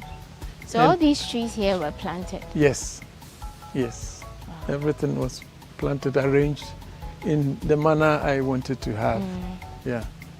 So that is where we have our borehole, the only one we have here. And as I said, you pump it 30 minutes, then the water is finished.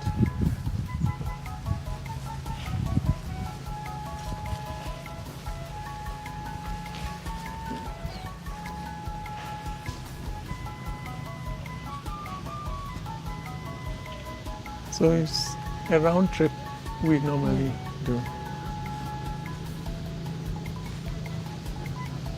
So imagine all this grass was planted one after the other. It's not cast like it's done in elsewhere. Wow. Yes. In That's Germany a lot like this, of you just cast the seeds. And then they grow. But here we have to plant them one by one, remove all the weed out of it, and water it and keep it until...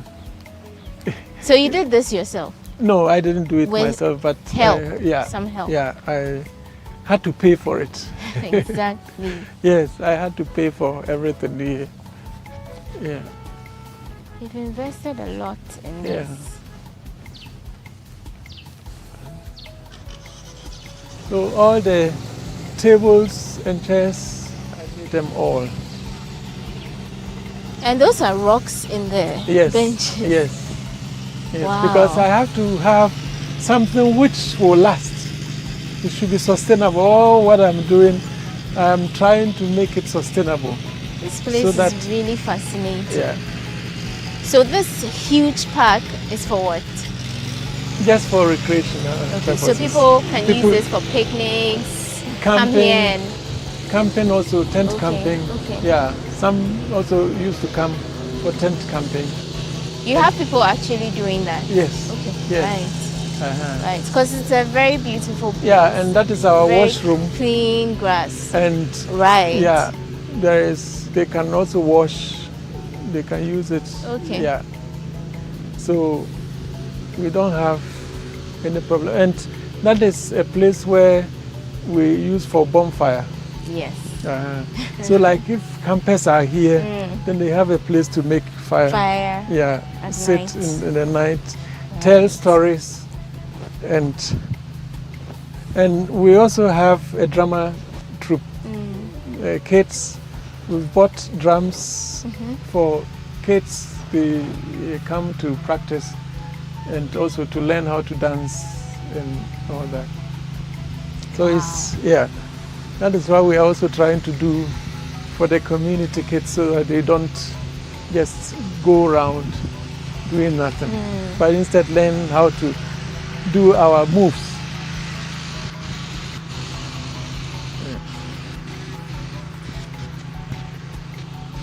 It's a really nice place. It's a really nice place. So the cave is down here. The cave is down there. Yeah. Okay. So you're going to come up there. We will go From there. the other way. Just The other way. Yeah, I wanted to show you so that you have an idea where we are.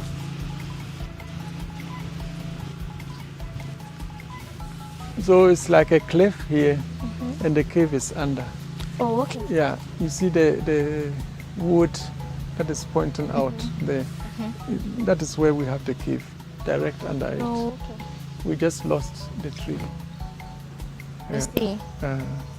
So we walk the other way and then Go down. there. Okay. Yeah, and so that is my. So technically, we are standing on top of the cave. Okay. Yes, and I also want to have like a shaft or a lift that can take people down directly. Yes, like the aged and sick people, disabled. Yeah, so that they can walk here and get down with it, and the rest can walk. And also with a cable cage I was talking about, we can have one mast here, the other at the other side of the mountain, and then you ride in through, and then you can have a view of the whole area, even to Volta region. You can still see it. Yes.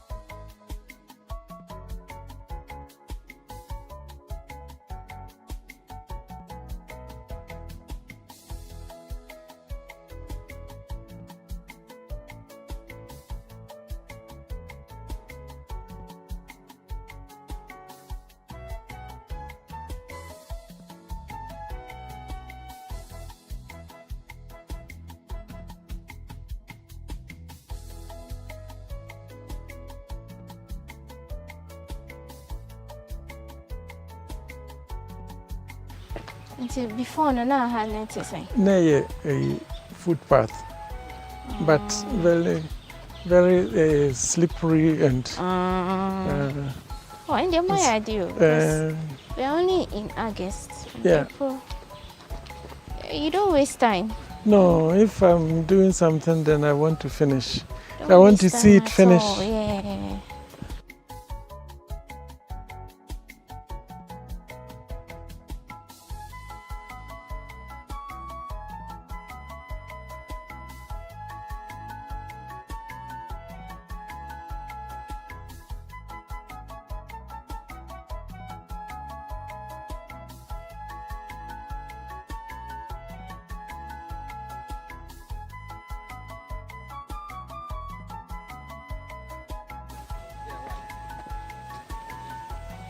So each year we have bushfires. We've lost almost all the trees. Oh. Before you couldn't see the skies. It was a canopy. It was a canopy, and you see monkeys jumping here and wow. there, other animals. But we've lost them all. Each year. Now you can even see grass here. Before there wasn't a single grass. Yeah. So we've talked to the Abitibi chief if he could give us the whole valley to make it a forest reserve. And that is what we are now negotiating if that will be possible, so that we preserve this as a forest. Yeah. For a minute, I thought these were actually, this was a human being. Okay. Yeah, so that is the Abitibi Stone Age cave, the Bosompra cave. So Bosompra? Yeah, Bosompra cave. This is what the people from here call it. Bosompra. Bosompra. Why do they call it that? I think because it was always clean. Okay. Here. Okay. Yeah, and as you know, a cave is bosom, a god. So a cave is considered a god. Yes. Among the community. Yes. Okay. I mean, like waterfalls, anything which is natural, special. Okay. Yeah, people used to worship it as God. So here is the Bosompra cave. Yeah, Bosompra. Yeah. So this is where the archaeology people, they made their excavations. This portion. Okay. That is why it sunk. Okay. And like I said, there was a lot of snail shell deposits. Yeah. Those are the ones gathered over there. No, they were here. Okay. But I collected just to show that there were a lot of snail shells. And because there wasn't any metal, they couldn't farm. They ate a lot of meat and at the same time fruits. Whatever they could collect. Yeah, so we have those bones depicting that life. Yeah. And these bones they are natural, they are actual bones? They are actual bones. I bought a lot and also collected a lot. You bought bones? Yeah.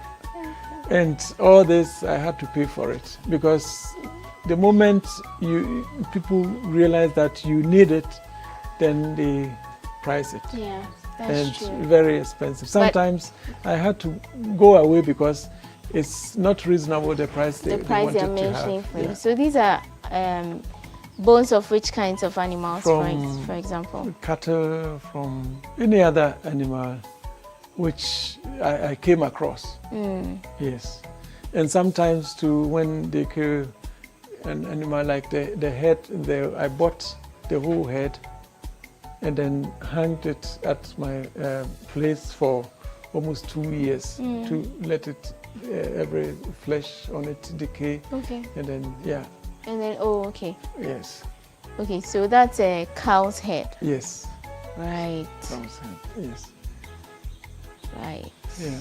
And from here you can see them dividing the animal with the natural stone, the nyamiekuma. Yeah. Yeah. That's a deer or an antelope. Well, any of them. Yeah. So these are all carved? They are all carved. That is why I wanted this also. I left one in the workshop so that you can see it closer. Yeah. So from far away it looks like it's even smooth, but still you can feel it's a bit hairy or. So I'd like to ask, I mean, these are very interesting pieces, but how did you come up with each face, the motion, the things they are doing? Because one of them is carrying a bush animal, one of them is holding a snail, some of them are cutting animals into. How did these come to your mind? Yeah, because they are different themes. Like these people, they are lighting fire. They are using the wood. Yeah, the firewood. With the friction. So somebody who is,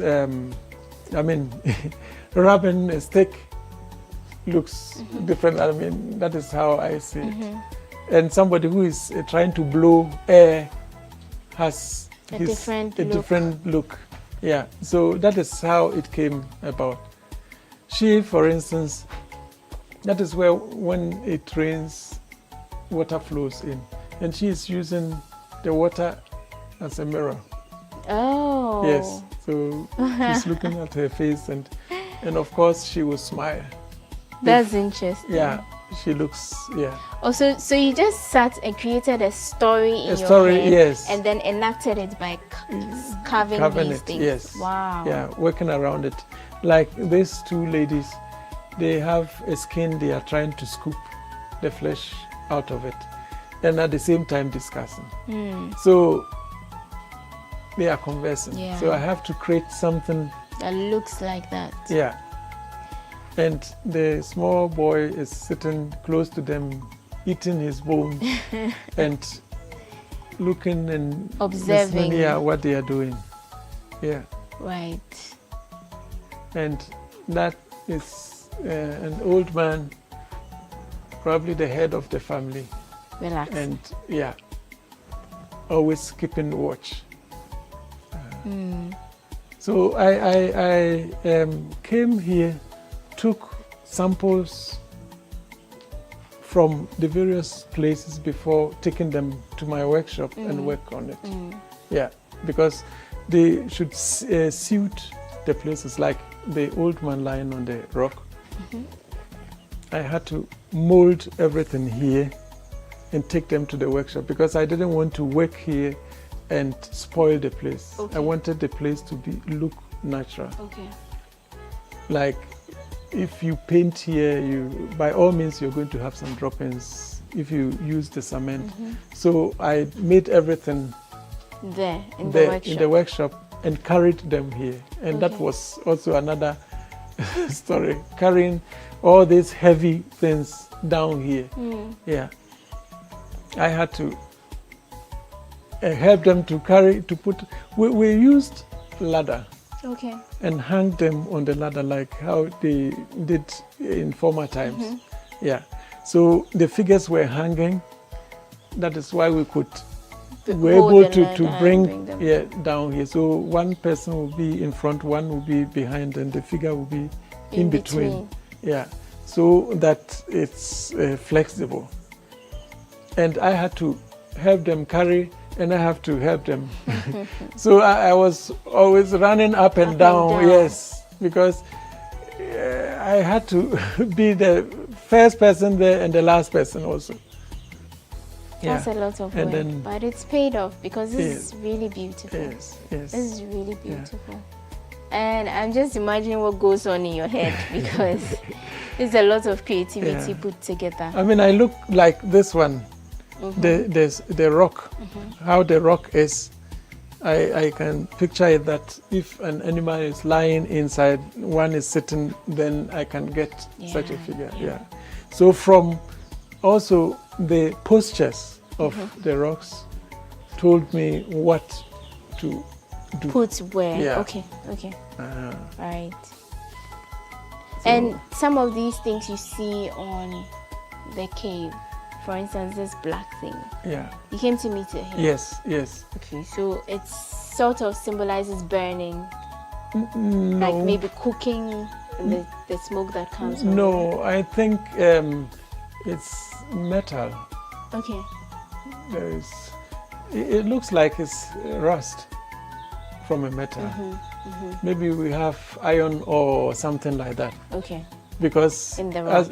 As you can see, it comes out of the rock. Yeah. So you see, water passes through, and if there is something like metal inside, it reacts. So because it's only this part which comes out like that. So I believe there is a mineral inside which is producing that. Yeah. Okay. Yeah. What can be interesting is to see if there are some cave drawings or something on the rocks. But before, people had written their names, and so you can't even tell the difference. Yeah, tell the difference. Okay. But you mentioned at some point that you used to come here with your parents. Yes. Okay, so this is where you used to stay. Yeah. So we will be staying here, and they will go down here. And as I was saying, before here was a canopy. You couldn't see a sunlight down here. There were always droppings of water from the leaves and monkeys jumping up and down. There is even a picture in the Chief's Palace where the British, they killed a leopard and took a picture with it here. I don't know if they killed it direct here. Or they killed it and took a picture. Yeah, and so which means there were animals, wild animals, leopard in this area. Wow. So that is what I'm discussing with the chief, if they can give us this to preserve it and try to regenerate how it was. And I think he's also interested. Yeah, so we are working on it.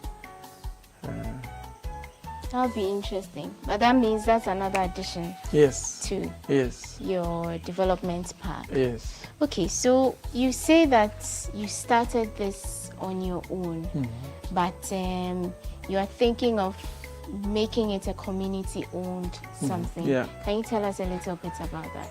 Yeah, because this is for Abitifi, it's not my own. And it's a history for the Abitifi people. So I'm lucky I can do something like this. And so all that I'm doing here, I've told the chief I'm doing it for the town. That is why he also gave us the land free. So I didn't pay a peso for the land. So that is why we've registered it to be now the Abitifi Stone Age Community Development Park, LBG. Yeah, limited by guarantee. So when all is done, I'm going to hand it over to the community. Wow, yeah. That's so generous. Yeah. Because you've invested a lot. I mean, from everything we've seen, a lot of your money has gone in, and you really don't mind doing this. But like you said, you have other plans to expand this place, and it's all about money. Yeah. How do you intend getting that? Through the media, I'm thinking, and also people who are interested to help us. Yeah. Of course, the government, we are always chasing them to see if they can give us some help. But until now, I haven't got any peso from the government. But it's my greatest wish to get something. The president was here over the Easter to inaugurate the place for us, and I hope and think that through his coming here will help generate something. Yeah. Okay. Woodmaya was also here and made GoFundMe for Stone Age Park, and we got $10,000. Okay. Yes. I would be very glad if through this video you got some funds, but how much are we looking at? Because if people want to donate, they should have a fair idea how much is needed to do the projects you want to do for this. Yeah, this is a lifelong project. Now we want to build a museum. From the build of quantities, it's 4.5 million cedis we need just for that. The museum. The museum alone. Yeah. So if we're able to have this amount of money, 4.5 million cedis, then we know that at least the first phase of the project is done. And we'll be very grateful. Right. Because if we are able to finish it, then we can invite all schools to come and witness how our past was. Yeah. So it's all about helping to educate our youth. Yeah. And I'm interested more because it doesn't only serve as, a tourism port or a tourism point for the community. It's for the whole nation. Because when people travel from outside and come to Ghana, this is another place they can tour. Yes. And it has so many, interesting stories around it. Yeah. And the history alone is just really fascinating. But I would say incredible work. I've been saying that throughout our interview. I think you've done a really great job. And we hope that some more funds come in so you do more of these for the Abetifi Stone Age Park. So, Mr. Ado, thank you very much for talking to GhanaWeb. Welcome. We are very grateful. Yeah. Thank you so again. much. So we have a few tourists from, where are you from? We're from Nigeria. Nigeria. Okay, so we have people outside Ghana already touring the place, and we heard from Mr. Ado that a number of people come from outside Ghana to visit the place. So let's just interact with them, find out how they see the place and their thoughts about the park. Hello, my name is Wanda. Your name? My name is Reverend Dr. Uchenna Chigozie. I'm of the Presbyterian Church of Nigeria. We are here in Ghana for the 23rd General Assembly of the Presbyterian Church of Ghana. So, and we deemed it necessary to come around and see what Ghana is like. And as a means of sightseeing, the women brought us to this very place. Because we'll be joining them in the Women's Guild, the Women Ministry Conference, beginning from next tomorrow. Okay. Yes. Okay, so you came here today? We came in on Thursday last week. You came here? Yes, today, yes. We are just arriving today. You came here today, yes, okay. Yes. So far, what has been your observation? What do you think about the park? Well, this place is nature speaking. Nature speaking. What I studied in geography years ago, I'm seeing it everywhere. Climbing 120 staircase to come down, descending down the mountain to climb up again. That's something great. Feeling the nature, trees. This is a wonderful vegetation, natural. Natural, that's great. Okay. So you've seen something from your neighbors, Ghana. When you go back, how would you sell this place to your people? Well, we still have wonderful vegetations in Ghana that is good for sightseeing, for tourism. People can come and relax. We saw the place where they showed us where people can stay to have their reception.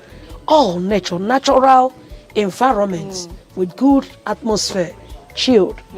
So looking at it, that's a very wonderful scene. I think I'm seeing this for the first time in life. Wow. Yeah. Okay. So that's a wonderful scene. Okay. All right. Thank you for sharing your experience with us. God bless you, dear. So coming here is a very good excitement. Okay. So we have seen the vegetation, we have seen everything displayed here. It's really what's coming. Yeah, so this is where we bring a wrap to this edition of People and Places on GhanaWeb TV. We've been touring the Abetifi Stone Age Park, which has now been dedicated to the Abetifi community. But of course, you heard Mr. Ado talk about funding and the need for more resources to be able to expand this place. So it would be a possibility if you are generous enough to send some monies to the accounts put down there in this video. So do us the honor, send your little widow's mite. Let's see how this place expands and helps Ghana's tourism potential. This is People and Places. I'm glad you could stay with us through this. I'll see you in another episode with another exciting package. My name is Wanda Ami Edwasari. Take care.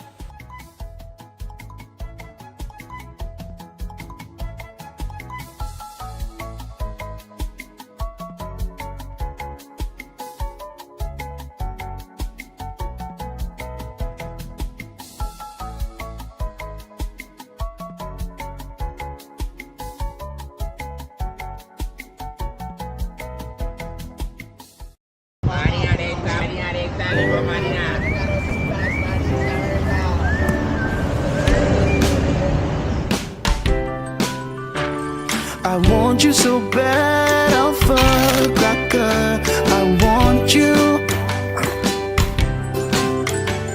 I wanna say yes, I can't resist. I want you.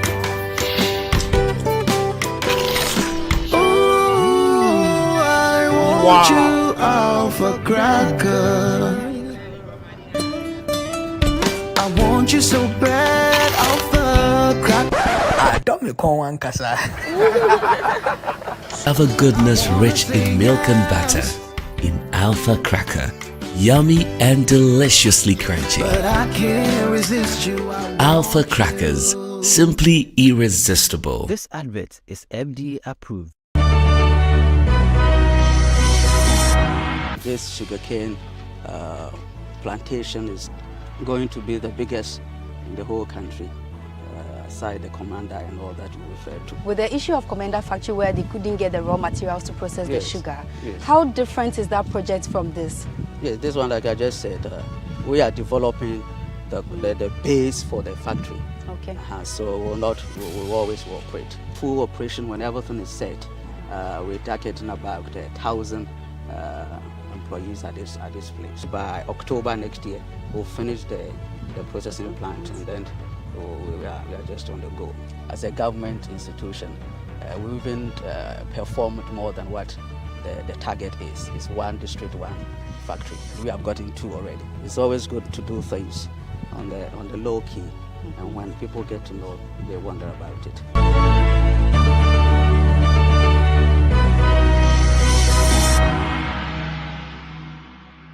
Everyone needs the perfect snack to munch on during a fun moment. Wow. Enjoy the tasty McBerry Twist cupcakes, deliciously baked and packaged for a sweet treat.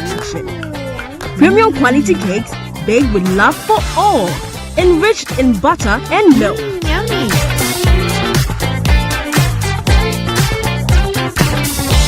Oh, McBerry Twist cupcakes, simply irresistible. Try one today. This advert is FDA approved.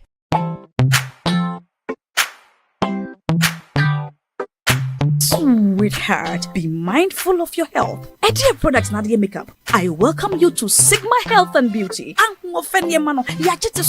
You can call us the Beauty Embassy. Who pursue beauty more revealed with quality makeup products. There is only one place. The Sigma Health and Beauty 2022 Ghana Makeup Awards Beauty Retail Business of the Year. Of course, we are the defending champions. World-class makeup brands and Kwanyet on, you name it. Maybelline, Dark and Lovely, House of Tara, and many more. Your professionalism in the beauty industry is unmatchable.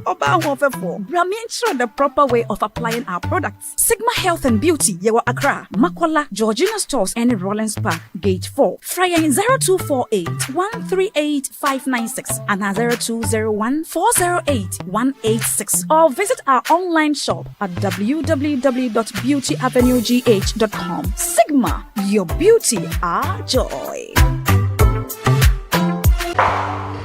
Are you still searching for the right platform to share your voice, thoughts, and feelings?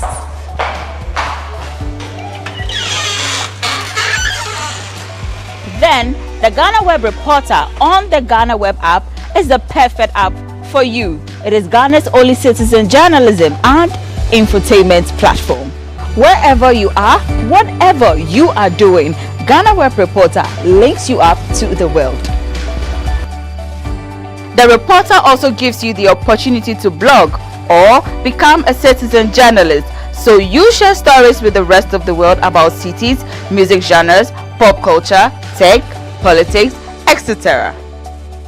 Download the GhanaWeb app from the Google Play Store or App Store on your smartphone and open it.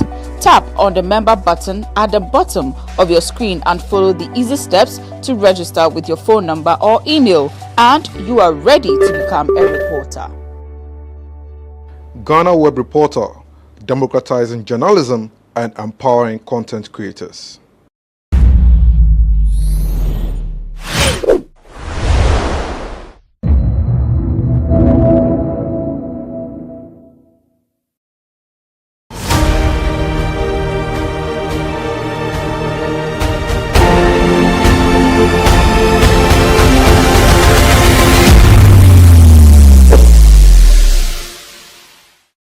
It's another edition of Everyday People, and my name is Abigail Johnson Boachi. Today, we bring you the story of a cobbler, the people everyone knows as shoe shine or shoemaker.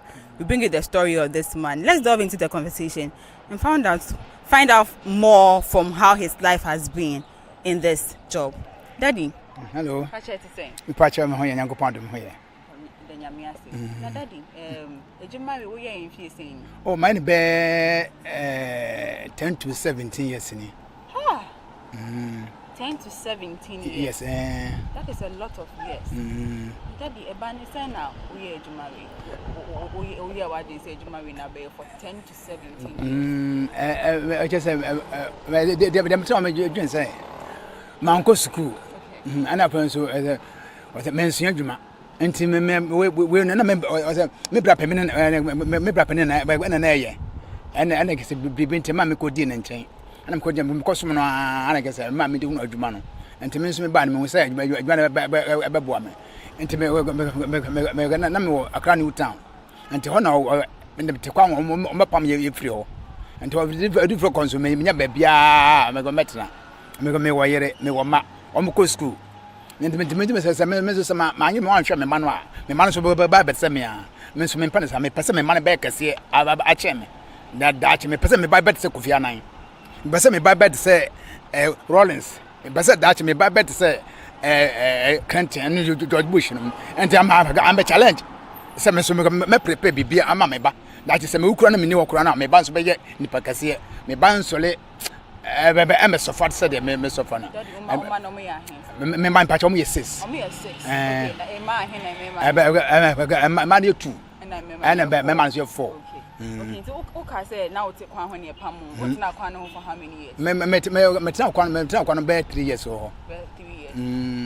I say in the 17 years not na kwan for 3 years. That just say 14 years now.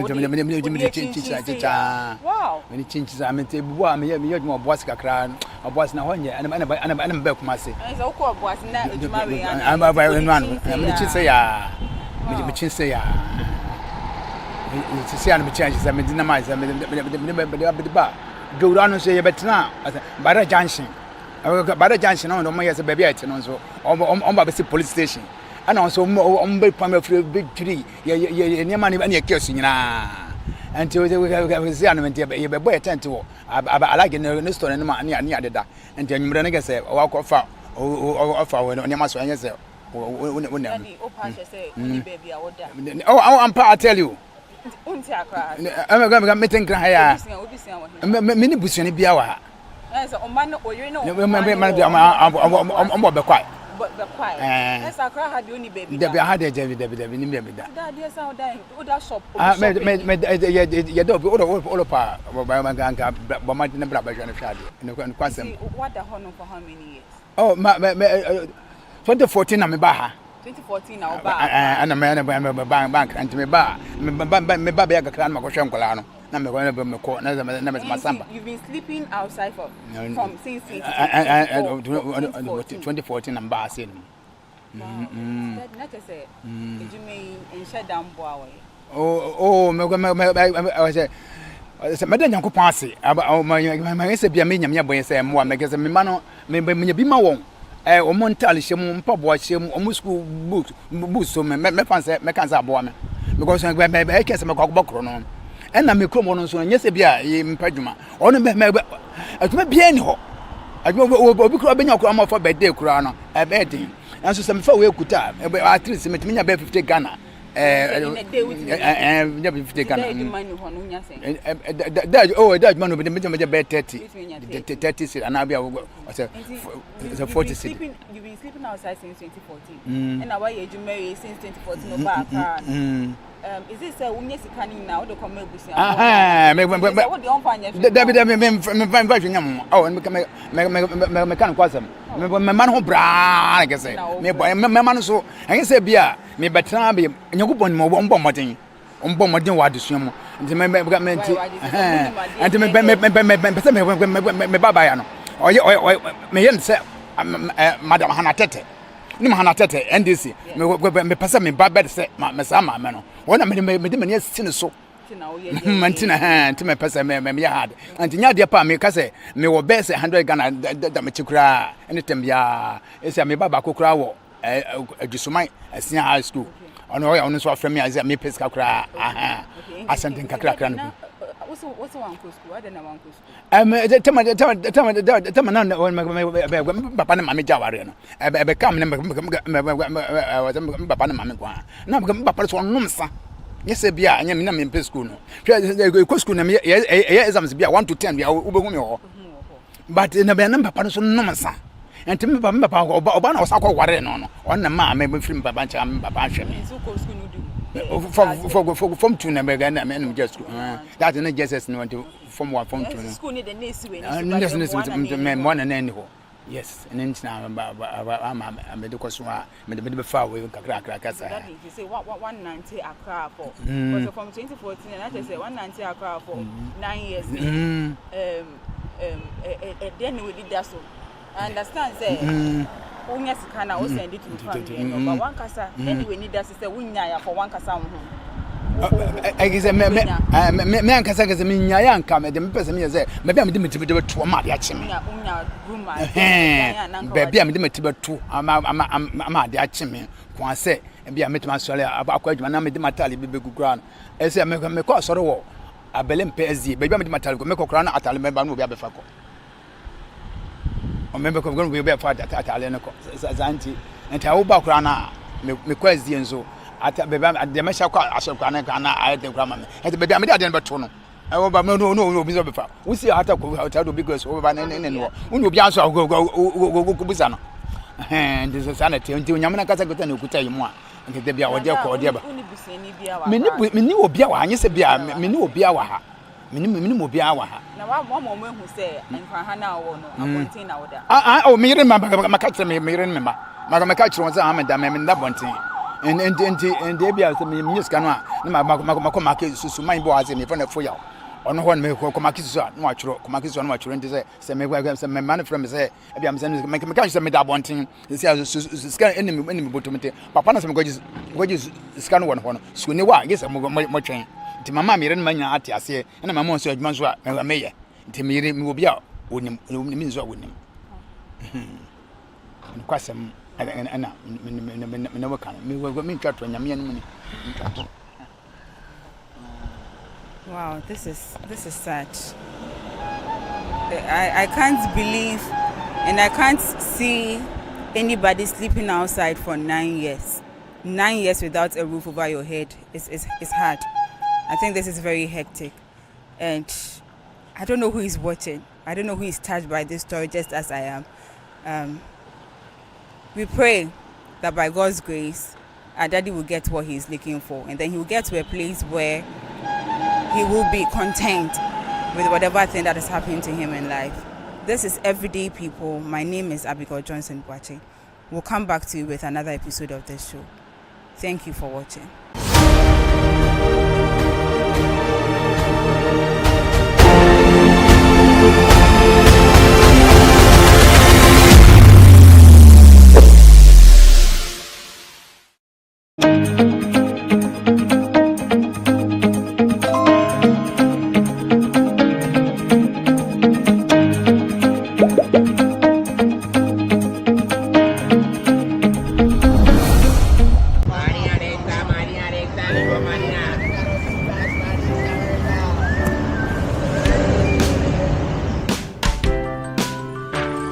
I want you so bad, I'll fuck like I want you.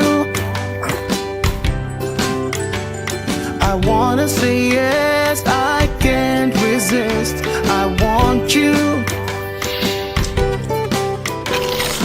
Ooh, I want you, alpha cracker.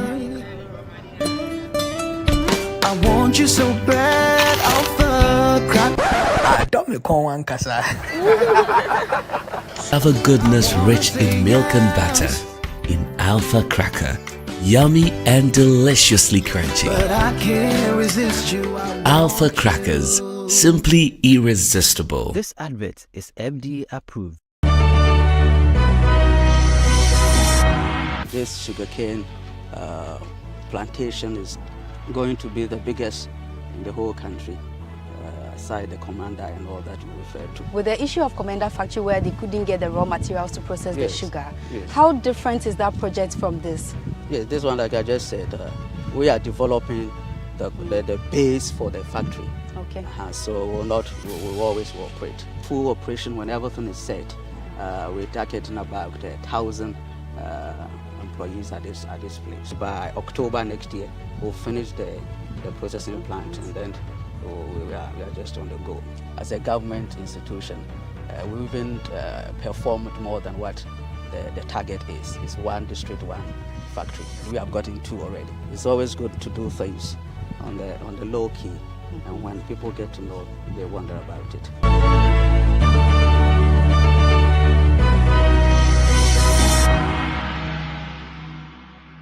Everyone needs the perfect snack to munch on during a fun moment. Wow. Enjoy the tasty McBerry Twist cupcakes, deliciously baked and packaged for a sweet treat. Premium quality cakes baked with love for all, enriched in butter and milk. Yummy!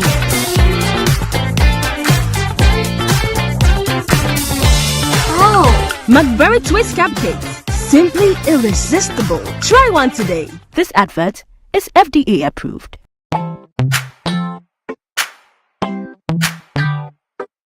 Sweetheart, be mindful of your health. Dear products na dear makeup. I welcome you to Sigma Health and Beauty.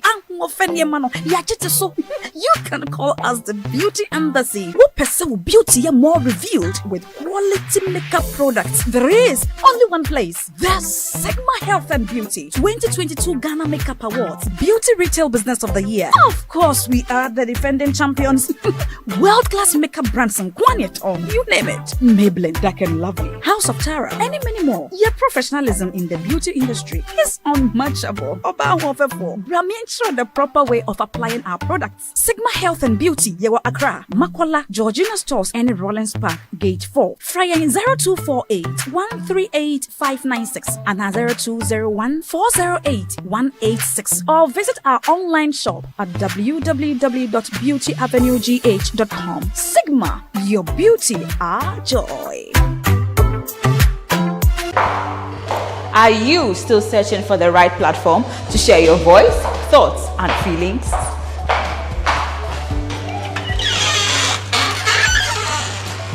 Then the GhanaWeb Reporter on the GhanaWeb app is the perfect app for you. It is Ghana's only citizen journalism and infotainment platform.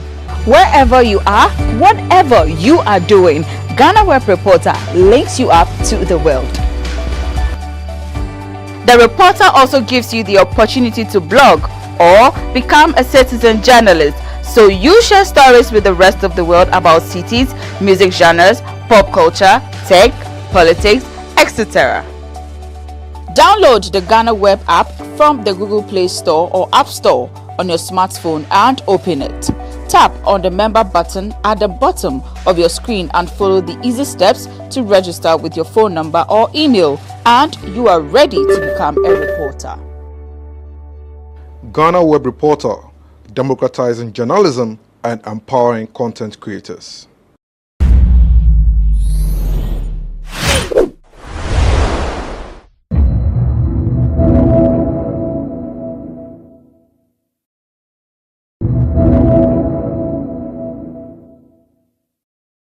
Yourself connected with the tape you just heard? My voice is there. Very good. Very good. Okay. Would you be good enough to tell us the rest of the individuals that you were engaged in that conversation with? Well, one Commander Asari. Okay, please go slowly. Yes. Police commander. Yes. But I don't know which district or which region or which section he command. Okay. But he introduced himself to me when he came to my office. Okay. That he was a police commander based at the police headquarters. And so I asked him, where does he know me? And he told me that during the time of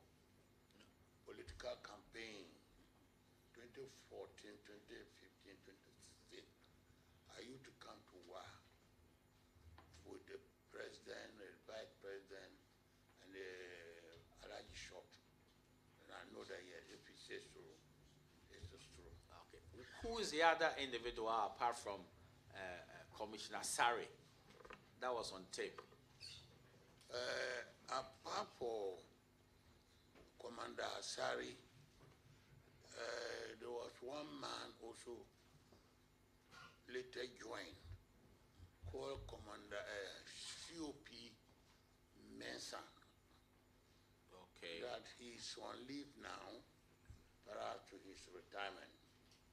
Yeah, he was also part of it. Yes.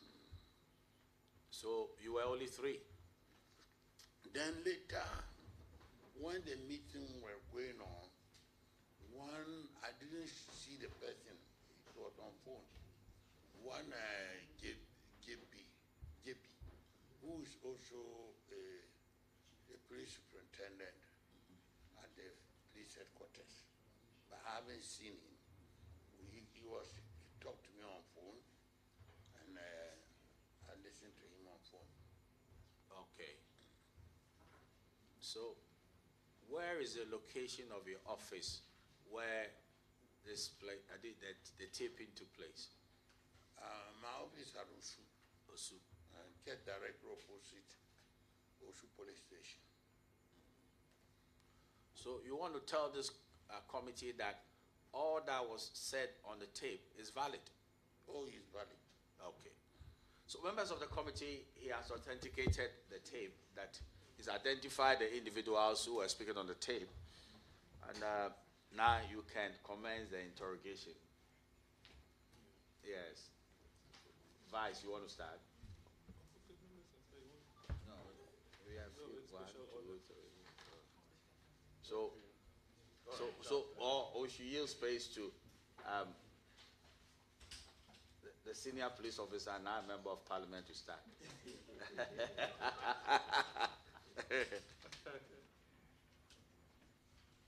A very important gate for this interrogation. Chief, let me first of all say thank you very much for highlighting your credibility, which many people who know you do not doubt. I want to ask a very simple question. You talked of Commander Asari and Commissioner Mensah. Apart from that day that they came to you, have you met them anywhere before?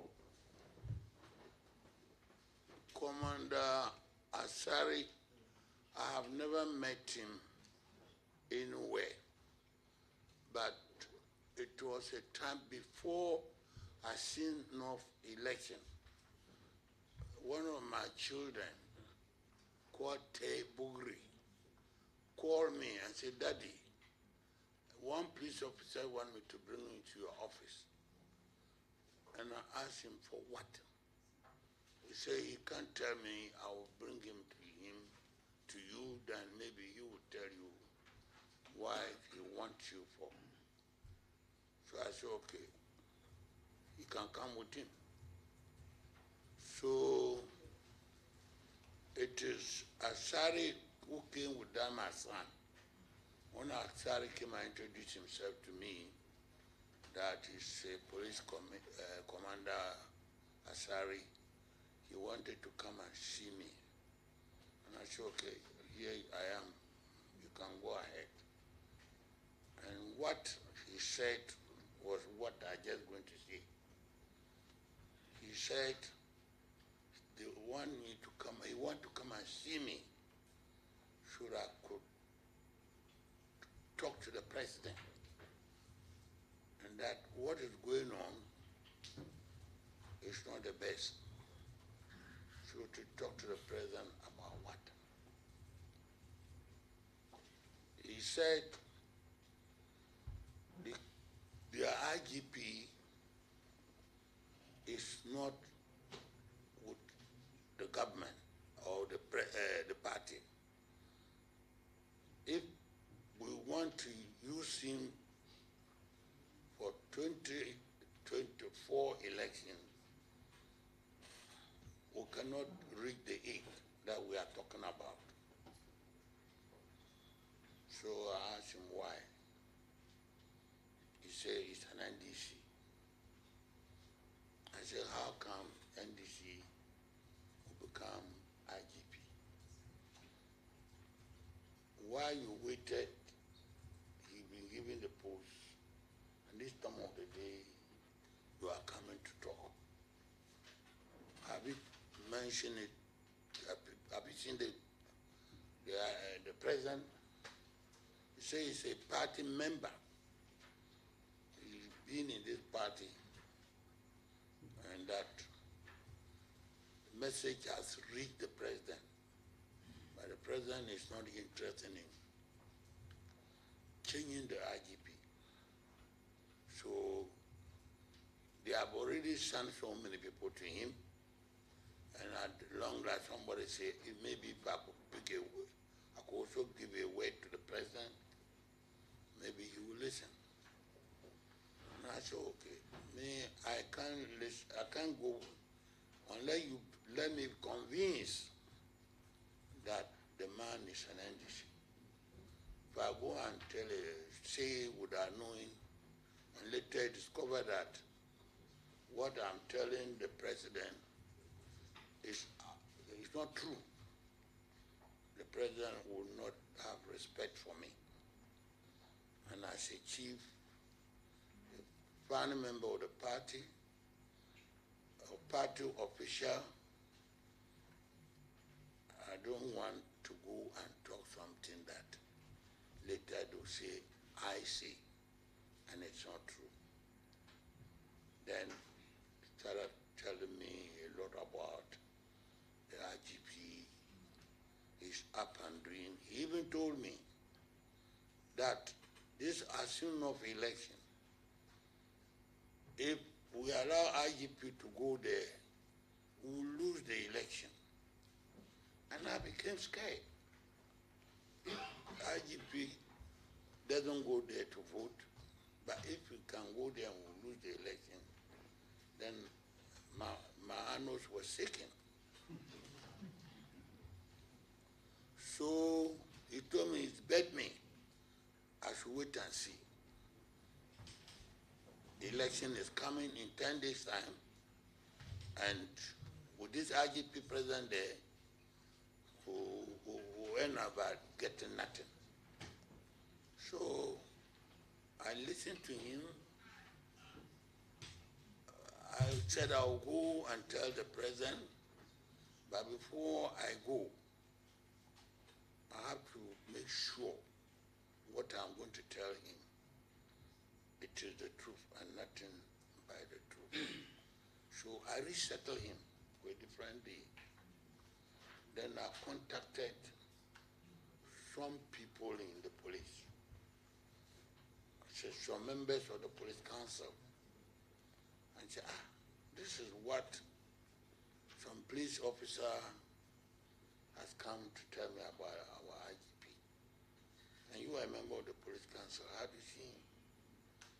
He also gave me his opinion that, but he disagreed with what Commander Asari said. I tried to call the Interior Minister. He didn't pick my call. When I was the chairman of the Northern Regional Party, I used to have a bodyguard. I called that bodyguard who claimed he worked with the IGP in Greater Accra region as a police commander there. And he also gave me how he knew the IGP. So I said, fine. And then the second time he came, and I listened to them. He told me that he had got somebody who is more qualified and who is also a true party member. And that man can take over from the IGP. So he wants the person to come. So I said, okay, you can bring the person. So the second time he come to meet me, he came with the person. And that is the person, COP Mensa. So I asked COP Mensa, I remember you've come to my office before. He said yes. I said, but then I knew you when you were telling me you are somebody. I didn't know that it was you. And that means you are really good. So I also listened to that man, and that man also talked.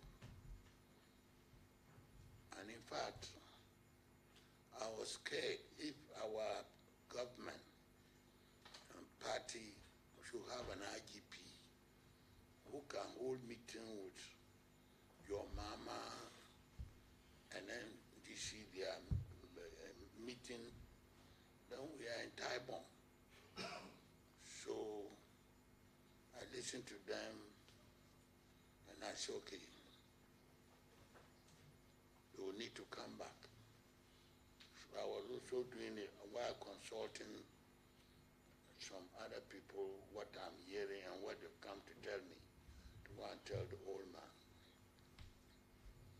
I even promised Commander Asari that if he himself will even come, then I'll go with him to the president so that I will sit down so that he will not talk to the president directly.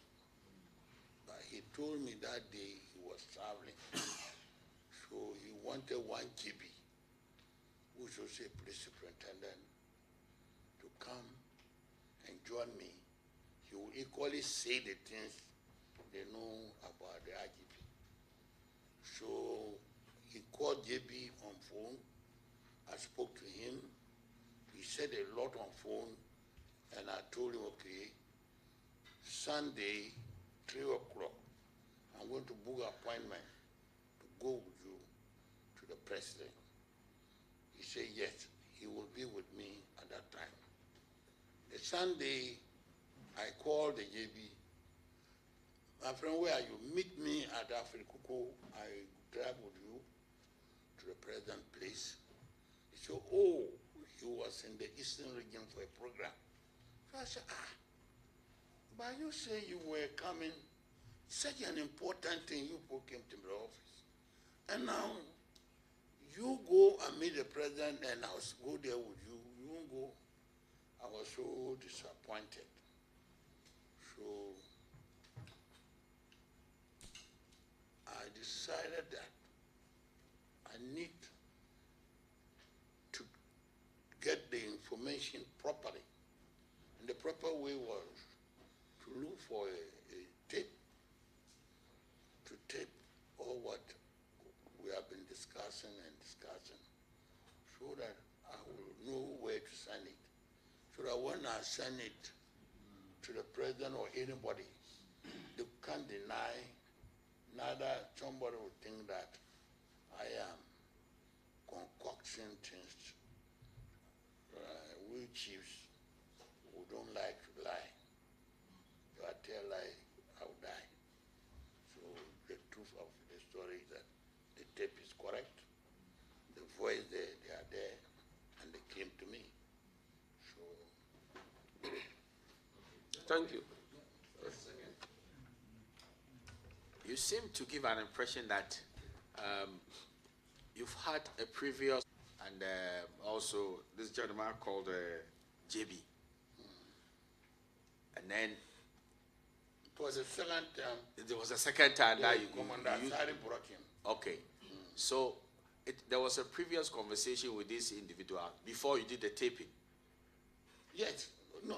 The first thing when the Commander Asari met me and told me, in fact I get scared. So I said anything I will do, I will record whatever they talk to me.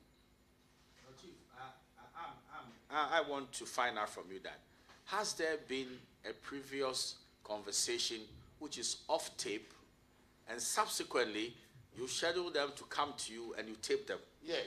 Okay. Okay. That's what. All right. Well, as Commissioner Mensa, somebody brought him to my office that I want me to take him with a CV.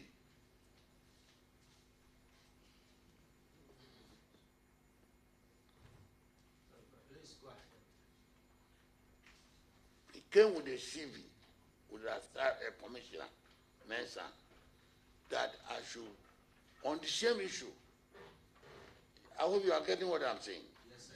On the same, going to see president for them to appoint that commissioner. That commissioner, sorry, somebody brought him to the office with him. Then I didn't want to take it zero, because why you are going on retirement and then you are on leave. Chief. 1 second. Are you referring to COP, Mensa, or Asari? Because you keep interchanging. Let's be consistent. COP Mensa. Thank you. So you're trying to tell the committee that it was COP Mensa who was angling the position of the president IGP? Sorry.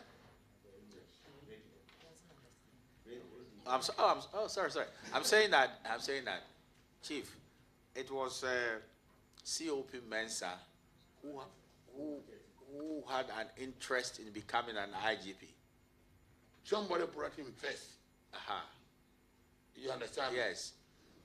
And the purpose of he coming to see you is how you could use your influence to get him as a IGP. Exactly. Okay. Yeah. Okay. First time. All right. He came with somebody. And it was off tape. Eh? You didn't tape him? No. Okay, sir. I didn't tape. Thank you. All right. So, my friend, I can continue with the interrogation. Thank you very much, Chairman. Chief, will you be so kind to share the contact number of Mr. Jebi with the committee? I told you that, Mr. Chairman, I didn't see him face to face. I don't know him.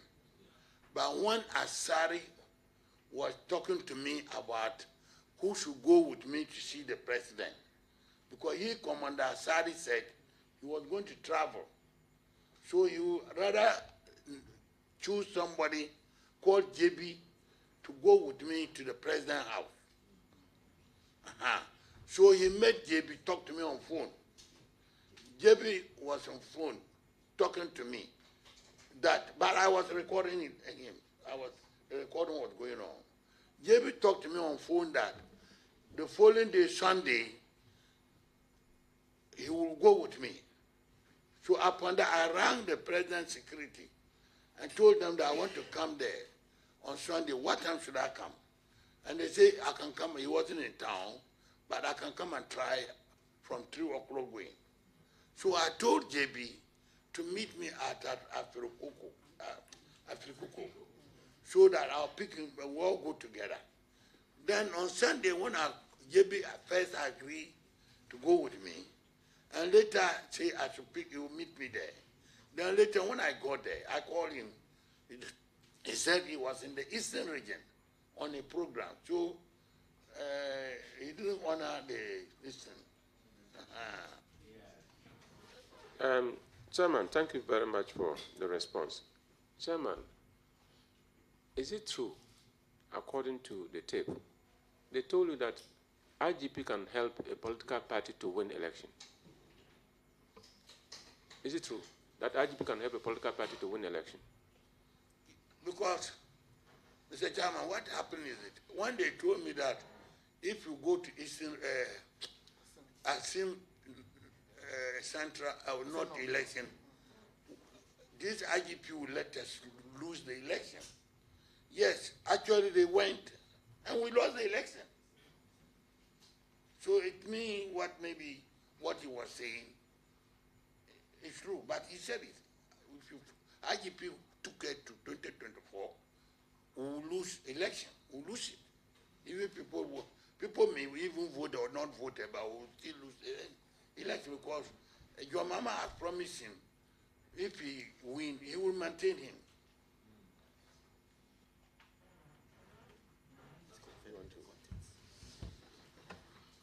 Take our experience. Did you believe that an IGP can determine an outcome of a by-election, or the individual voters in that constituency are the sole determinants as to who wins elections in the constituency? Mr. Chairman, this particular one, I will find it difficult to see. After election is election. And what even Commander Asari and COP Mensa said, carrying all the commissioners from the police headquarters, and they were all NDC. We'll see whether we'll win this election, and we lost it. So that alone has somehow, I was a bit worried.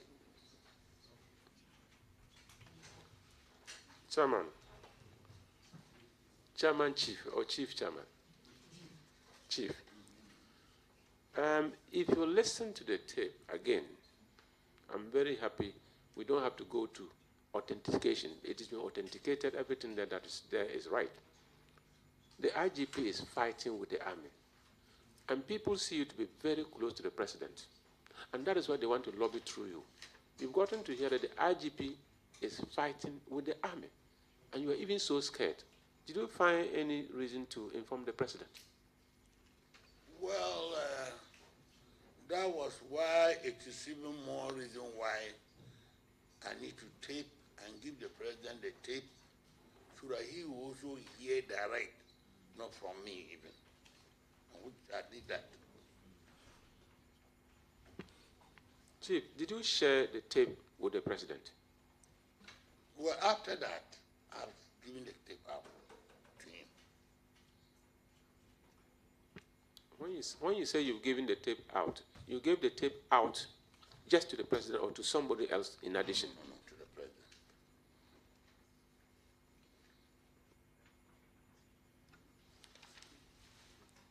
Chief, we live in Ghana, and with your long political standing, the degree of respect that you've gotten from many young people like us, when you speak, we listen.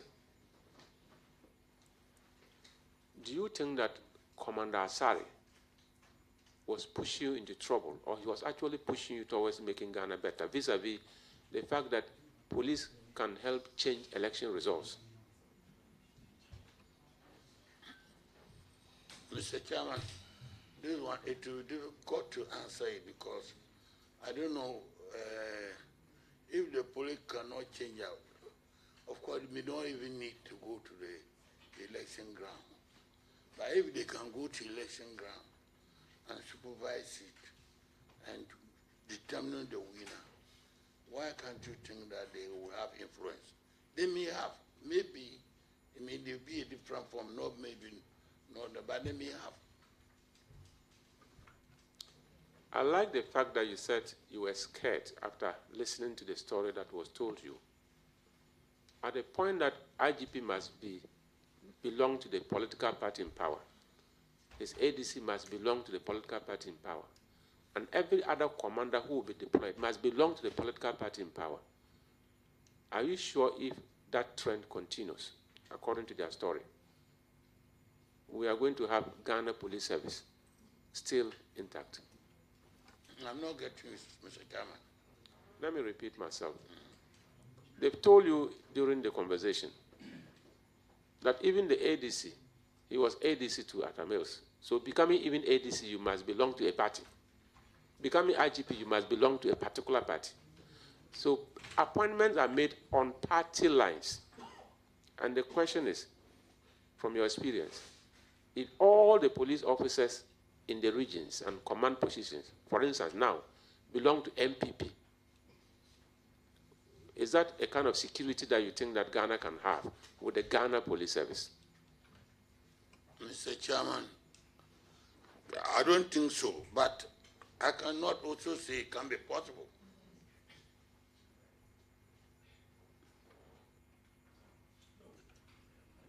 Yes. Chief, yeah. Would you say to this committee that appointments within the police service must be based on political considerations or competence, I don't think so. It can't be all politics. For that, I don't think so. It's a professional work. So since it's a professional work, someone may be fitting for some area. I think that's how the appointment is. We have CREs, we have uniform, we have this and so I don't think so. But it depends how you run.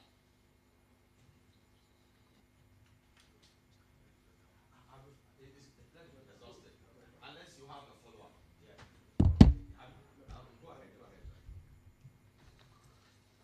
In the conversation, you were told Atta Mills gave him promotion. NDC promoted him. And I was ASP when he was sergeant. Until Kufuor came and also promoted me. Listening to the two police officers and with your experience, do you think that the commissioner who was lobbying through you to become IGP had the moral right to assume the position of IGP, listening to him? Do you think, if you were in the shoe to advise the president, would you advise that the president should appoint such a commissioner to become the chief of the police of the country in which you live? Mr. Chairman, this one is very difficult, but even what I was even disturbed, when somebody is on retirement, how do you want to come back and be IGP?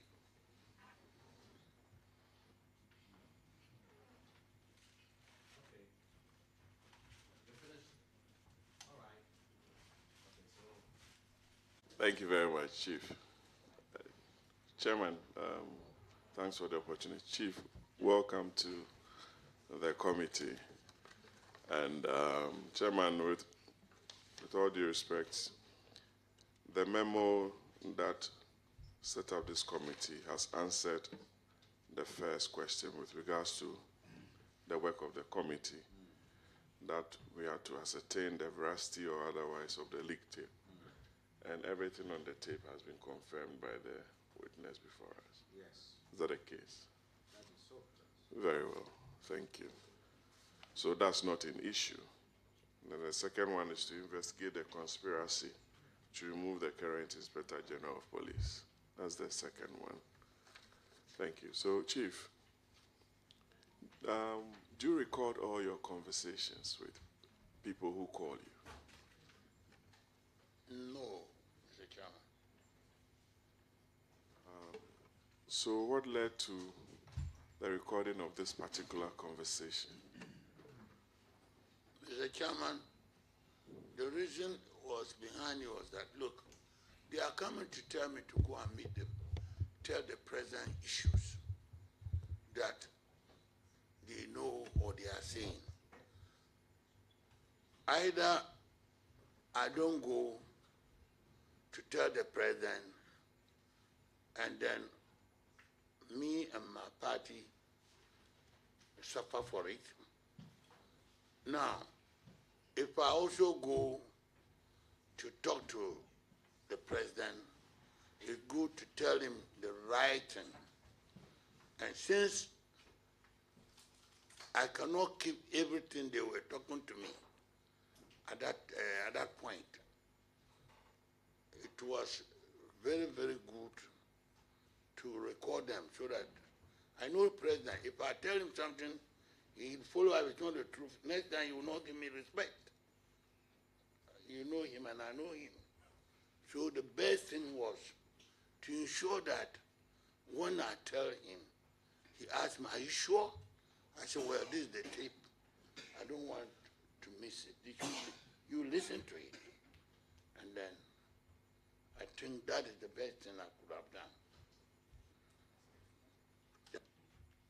So you did not believe in the privacy of conversation or communication between friends? Mr. Chairman, this was more than privacy. Because even there are certain issues who came up there, which even is also serious. So, and I couldn't have just talked to those one verbally, or that thing I'm telling him, say yes, say yes. Okay, so before this conversation and the request by the two gentlemen, Asari, JB, and to a large extent, Mensa. The IGP has been in office for, let's say, 2 years? 2 years plus. And yes, probably, maybe a year and a half. You've observed his conduct. Are you happy with the work he's been doing? And were you worried with the kind of reports you were getting from these gentlemen? Mr. Chairman, I was worried what I was hearing from the gentlemen. And of course, our losing North election was also one of the reasons because they warned us that when we go to North with these people, you lose. And actually, the people went and we ended up by not winning the election. So it's a scary news, you know. As a former regional chairman, it was in those nights we couldn't eat, we couldn't sleep. I was in a send-off myself, but let me ask you, Chief. Before a send-off was Kumewu, the Kumewu by-election.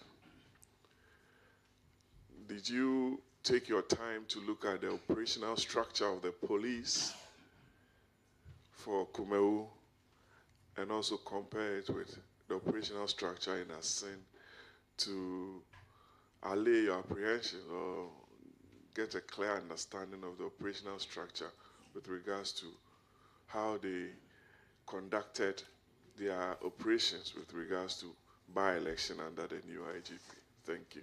Mr. Chairman, Kumawu one was very excellent work.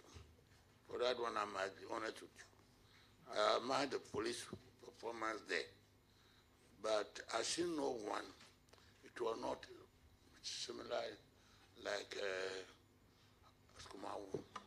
Because there was, some of our boys were arrested and detained, and there were problems if our strong area was very, very, they were tension there too much. Yes. May I kindly ask some permission to confer? Oh, why not? Yeah, I'm grateful. I'm grateful. Okay.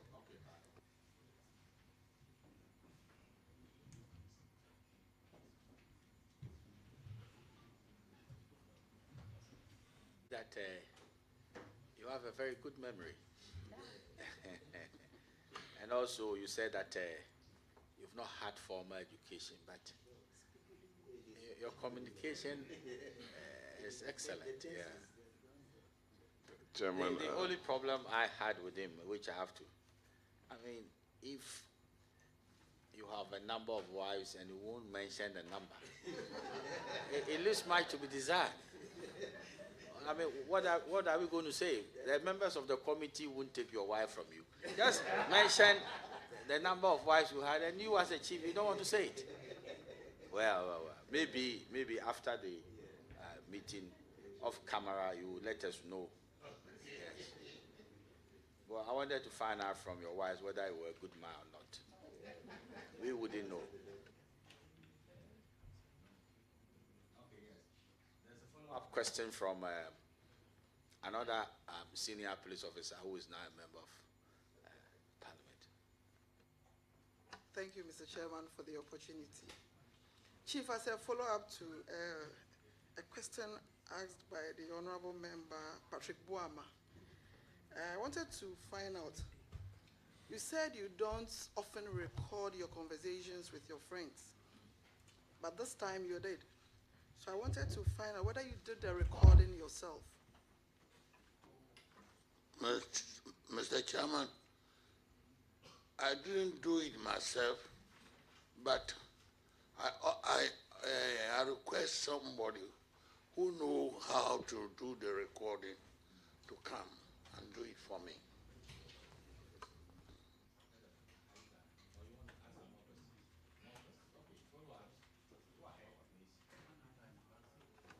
Chairman, Chief, can you just briefly tell us the mechanism that was used, or whether you had an idea how the recording was done? Was it your phone or another person's phone? Because throughout the tape, some phones were ringing, and then so that's why I wanted to find out. Thank you. Mr. Chairman, I didn't use a phone. I went to the mall and go and get these ordinary tapes. You mean tape recorder? Not tape recorder, it's like a phone. It's what they brought it to me. What gadget is that? I don't know the gadget. Chief, you went to the mall just to buy a gadget for recording so that you could tell the president the honest truth. Yes. Thank you. I've known you for many, many, many, many years, and I know your capabilities. Okay, Chief, you were not happy with the operational structure of the police with regards to Kumau and Asin North. I was stationed at Asin Kushia for the entire period, and Kumau, I was there. So let's leave it as that. You also questioned, let me put the question rightly. Those who reported to you questioned the conduct of the secretary to the president. They questioned the conduct of the secretary to the president, Nana Santividia too. Yes. What was their complaint? Mr. Chairman, their complaint was, I think they informed some personnel, some ministers or some people in the Jubilee House that the man was not to be, they shouldn't make him IGP. And I think the President's secretary, upon all that, ignored it. And when I had prepared a letter for the President to sign and give him the IGP, I think this is my opinion what they were complaining. So it was just a hearsay. Yes. Chairman, the reason why I asked that question was that you don't work closely with the president. You don't know how he takes his decisions. No. Somebody might go and tell the secretary to the president something. He will go and tell the president, but the decision rests with the president. Exactly. They receive a lot of reports every day, some true, some untrue. So that's why I asked you for you to clarify that. Secondly, from the transcript that we have, it's a 27-page transcript. We've read every page. A report was said to have been prepared by the late chairman, the National Security Coordinator. He's not around to give evidence. No. And did you interrogate further from those who told you whether they saw the said report for which they were making those reports to you, that the president failed to act on that report? Mr. Chairman, my only interesting was when they were telling me about the IGP, what he can do, what he does, what he does, and I get threatened that he can jeopardize the president work or the government. My only interest was to gather the information and to make sure that I pass it on to the president. In fact, that was my end, because all these things they were saying, I don't know, I don't understand it. So my only thing was to make sure that my brother, the president, get the right information from me so that he can guide himself. So, Chief, from the way these officers approached you, they saw you as a person of influence. and that you could assist them to achieve their end game. One, to get a proper setup to protect the party, and also get a bird's eye view of the conduct of the IGP. Chief, I know you are true MPP, 100%, unadulterated, and you want the good of the country and for the party to win the next elections. True or false? God, the party shouldn't lose. And my prayers, because of the party, I had this accident. I'm not well. So if the party is not in power, then where do I go? All my effort is useless. So to all intents and purposes, all these recordings and now sitting here was to protect the party. Mr. Chairman, I think that was my main interest, to protect the party. Have you ever recommended somebody for appointment to the president? Appointment as what? Any position. Oh. Yes, after that one I do. You do or you've done? And you continue? Chairman, I did it before, and I'll continue doing it if my government is still in power. Chairman, Chief, thank you very much for appearing before. So let me go to, yes, please. Now you have your 10, you have. For now, Chairman, I don't have anything again. Okay. So, the Vice. Now the floor. Thank you, Chairman. Chief Burin Abu recorded the conversation, captured on audio, which was played a while ago. Now, my question is, apart from the audio, do you have a video of the meeting? Mr. Chairman, I don't know whether the audio and the video are all the same machine or different one, but I know what I use is like a phone, like this YAM phone. It looked like that. That was what I used. Let me clarify for you, Chief. You see, when they say a video, it means that you can see the individuals and also they speaking. But when it's audio, you hear the voices without the individuals. You're not seeing the individuals. That's what he's trying to say. That whether you did both or you did one.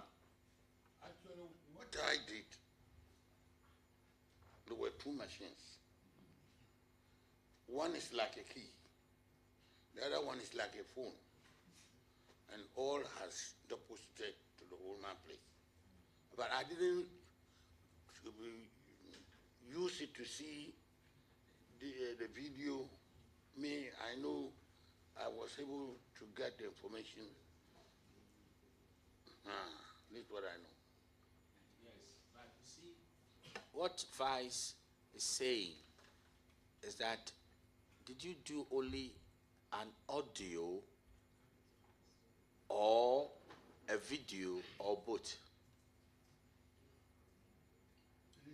That the two machines that I got, one is like a phone, and the other one is like a car key. Yeah, but the effects are different. But I don't know which is the audio, which is. Do you understand what a video recording is, Chief? Do you? No. Okay. Okay. So let me explain to you the difference. Then be sure. Yeah. Okay. See, when you say there is a video recording, I think we are doing it right now, that they can see you speaking. So it's a voice and also the picture of the person speaking. But, sorry? When I did it, I never played. Okay. So you let me finish. So when it's a video, you see the one talking. Like I'm talking now, I'm being videoed. And my voice and my person, they are all seen. Okay. But when it's an audio, that is to say, it is only a voice which is being heard or recorded, and there are no pictorial evidence. There's nothing like a person. So which one did you do? I can't tell. You can't tell. Okay, fine. Vice, he says he can't tell.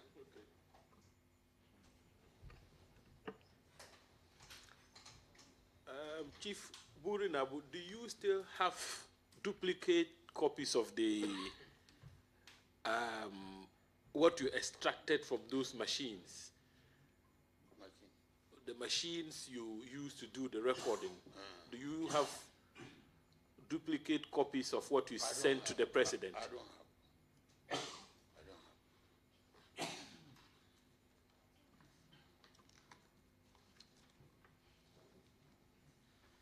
Now, let me, but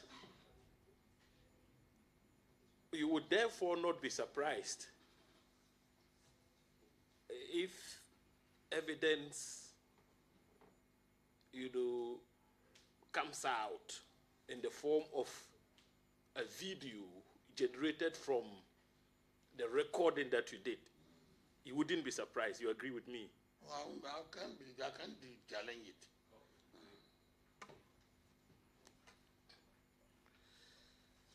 Now, Chief,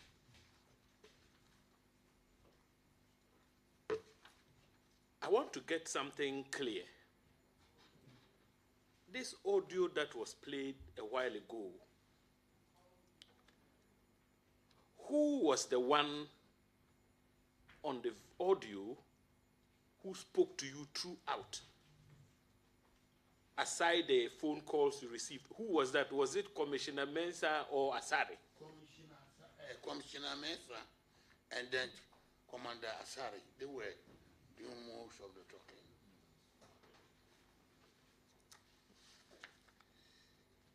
Now, we have the transcript of the audio. What it means is that everything that was said on the audio was written out. That is what I'm about to refer to. Now, if you look at, you go to page 4, one of the speakers who engaged you indicated that as for politics, it is about mafia work. Yes. And if this particular IGP, Dampare, remains at post, you will not be able to do the mafia work. And then your response was in the affirmative. You agreed with the particular officer who, uttered those words. I want to know from you, what are some of the mafia things you do in politics to influence outcomes of elections, Chief? Mr. Chairman, he was saying it, even though I was listening. I didn't challenge or disagree. So I think this one I will know. But Chief, you agreed with him when he said, Alaji, you dear, you have done politics. You know, elections is not just, sometimes elections mafia work is inside. Oh. Then Alaji, you said, I'm sure Alaji is chief. You said, no, not at some time. Oh. As for that one. Then the person said again to you that, I am just saying, mafia work. Then you agreed with him, said, mafia work is inside, not on some time. It is not sometime, it is.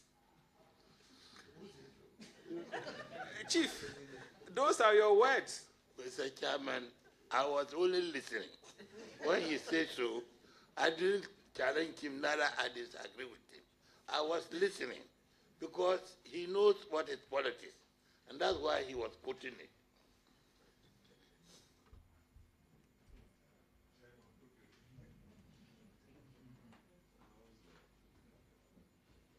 Now, Chief, which of the officers told you that you needed to get somebody else to supervise the elections other than the IGP? Was it Asare or Commissioner Mensah? I don't know, one of them, but I can't tell whether it was Mensah or Asari. But he did say so.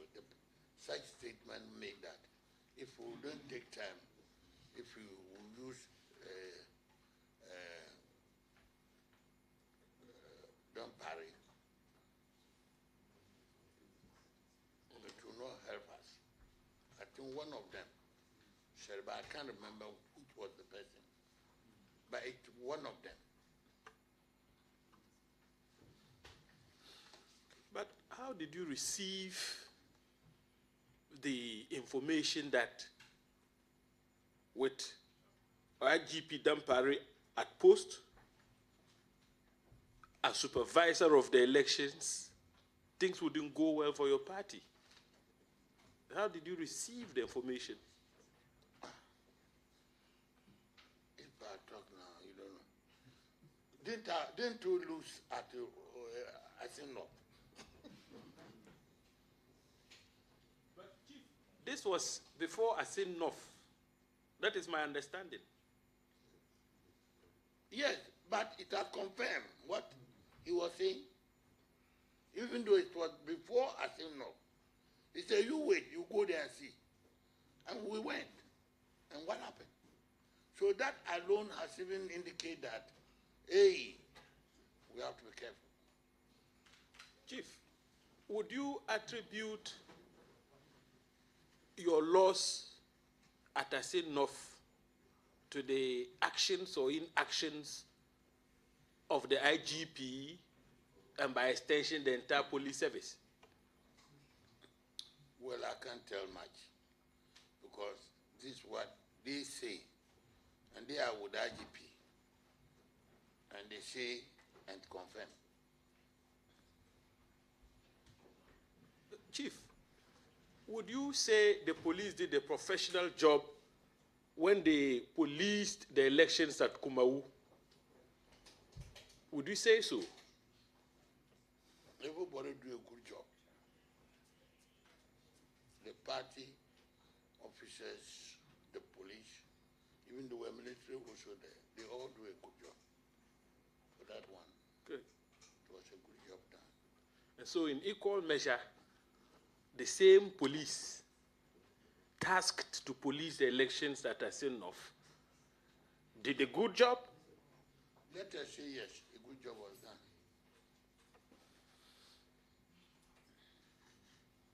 So, kindly turn off your microphone. So, with this information at the back of your mind, if somebody says you have to change an IGP before elections outcomes are favorable to your party, what view would you hold about that person? Mr. Chairman, this one I can't tell much because it's the president power. He appoint, he dismiss. And that was why when they came to tell me, I find it necessary to ensure that I listen to them and also carry their voice to the big man.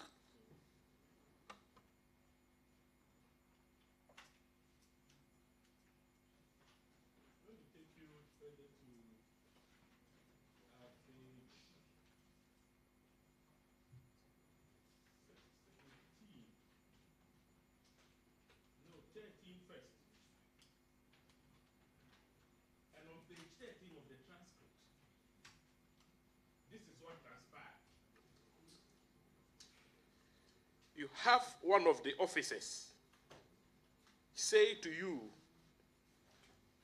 And I suppose he was referring to the IGP. He says, I don't know. I called him. I told him that I'm here. Well, don't know that part. My fear that the elections, how this man is going to help us. He can't help us.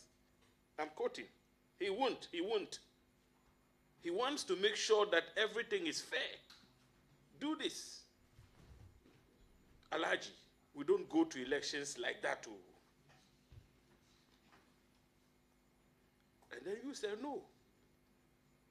Then he repeated, we don't do elections like that at all. Then you said no again.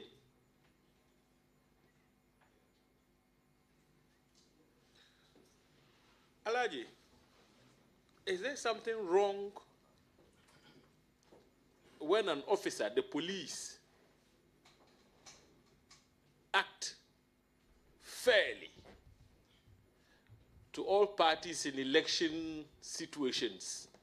They hold the balance. If Mr. A acts in a manner that is contrary to the law, they arrest. It doesn't matter what your political color is. If it's NDC, you flout the law, they arrest. If it's MPP, you flout the law, they arrest. Such fairness, is that not what is expected of our police? You'd agree?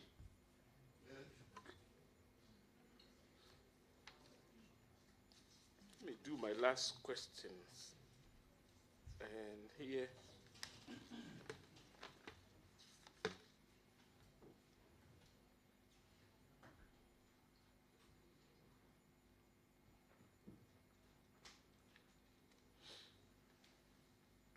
One of the speakers also told you something which is quite alarming.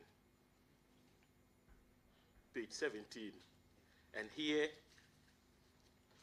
the speaker said to you, Chief, that we should have selected some of our own people to go there so that we work with the party. They go over there, then they know how to do things. Here, I mean, it's clear. He was saying that the IGP had sent persons who were not party people to the elections at Asin, and that he ought to have sent party people so that they work together with party. Which of the officers said this? Do you know his name? Was it Asare or Mensa, COP Mensa? I suspect any of them could have said. I heard it. That one is true. But I don't know who he exactly say now. But they said it. They said his son only NDC people. All the commissioners who were there were NDC. None of our people were there. And he makes sure he sees our people, their guns. And also arrest some of them. And there was tension in our strong area.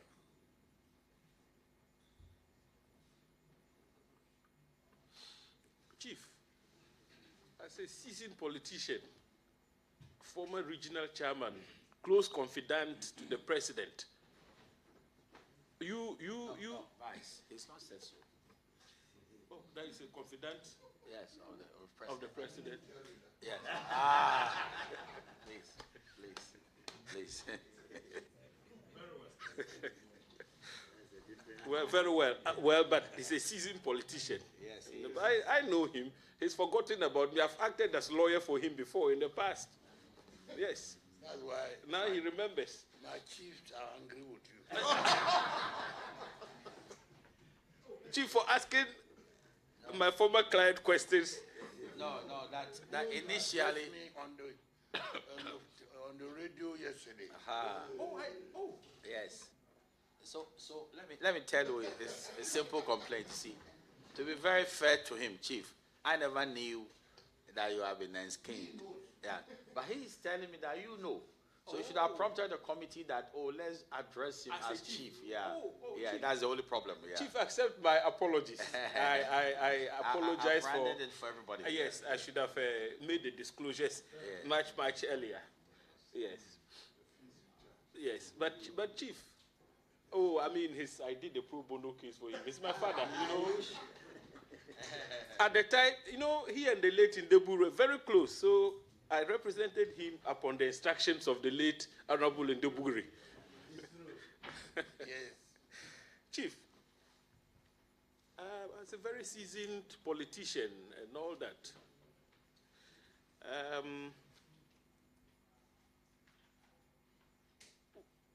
the question is here. When you heard from the officers that the commissioners who had been deployed by the IGP to Asin were NDC, did you do some consultations to establish the truth or otherwise of what the officers had told you? Remember you said a while ago that you, on some occasion, had reason to confer with a member of the police council to substantiate certain things.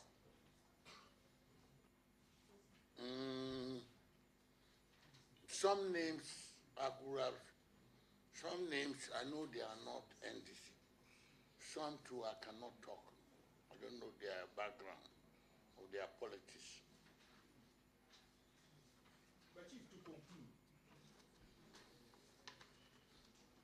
given that you are very experienced politician, I'm sure some of your aspirations are that we should have a police service which is independent, a police service you can rely upon regardless of political parties and how they relate to police service. When you are in power, it doesn't matter which party you belong to. The president has the prerogative to appoint officers and all that. Are you satisfied when you hear people talk about a police officer does not belong to my party, he's from another political party, and those considerations should form the basis for appointments? Are you happy when you hear things like that? Mr. Chairman, in respect of this one, it was not that the independent or not independent. This person they were referring to, that he is an NDC member. He was promoted so many times during NDC time. And the same person still go to NDC meeting. And the NDC presidential candidate has also assured him that he will retain him if he should come to power. Secondly, he gives slot to NDC presidential man, and even the late vice wife, they all get slot. So this is not like what independent side you are talking about. But when you say slots, Chief, can you explain? He gives slots. What's that? They said when they are going to do recruit, they give your mama 300 slots. And the vice president wife, the late vice president wife, they give them 50 slots. That's what they said. So this is not like a policeman just, it's not like that. So, Chief, the statement that when they want to recruit individuals into the police, the IGP gives former President Mahama 300 slots. Yes. You don't believe it, do you? How can I believe it? Yeah, okay. Thank you. Yeah. Yes. Okay. You want to do a follow-up? Chief, I want to ask just two questions, and it's on custody of, chain of custody of the material you use in recording. From the day you recorded, did you give those gadgets to anybody to keep for you? From the day, immediately after the recording, did you ever hand them over to anybody to keep for you before you handed them over to the president? Do not hand over, because I don't want them to go and tamper, but I believe the thing go out. I suspect, I strongly suspect, because how the thing came in the air, I don't understand it. That is exactly the question I actually want to ask. You handed over the thing to the president because of confidentiality, and your own credibility was on the line. Were you very surprised to? I was surprised, very, very. What did you do after that? When you heard your recordings on air? I was shocked, to be honest with you. So what did you do? What can I do? I don't know who sent it to the media. I don't know. And how the person even know that it was something like that was another thing, I'll get scared. Yeah, I'm done. Thank you. I'll ask a couple of questions and we bring proceedings to a close. So, as of today, you do not know who leaked the tape to the press. Okay. I think when you were engaging the police officers, as captured by the tape, it was very clear to you that they wanted to use MPP to set up the IGP. Is that not so? Yes. I want you to answer. Yes. Okay. So, they were trying to say that if the IGP remains the IGP, then the MPP cannot win the next elections. Yes. So the motive of those who were conversing with was very clear to you, that they were trying to use your party to kick out the IGP. Is that not so? It's true. Okay. Now,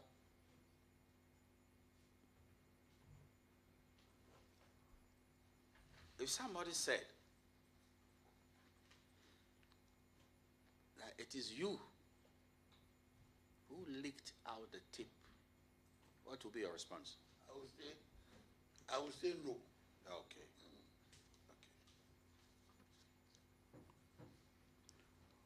Who was on the tape that was supposed to be on terminal leave? Pardon? Who was on the tape? Who was speaking on the tape? That it was said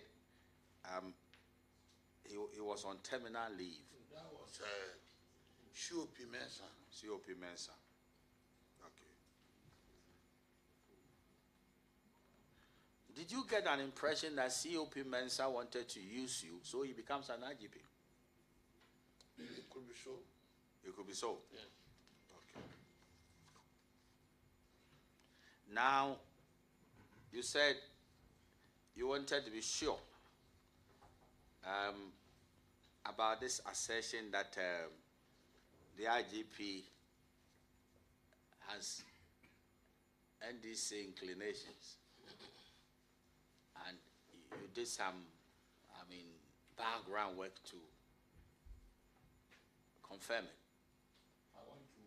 You did some background work.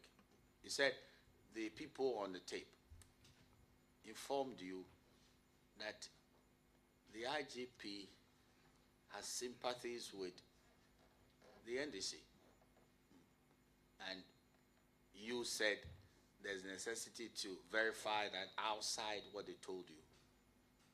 Did you complete the assignment? Well, I asked, as I told you, I asked about 3 people about the IGP. I asked about 3 people and about the IGP stand.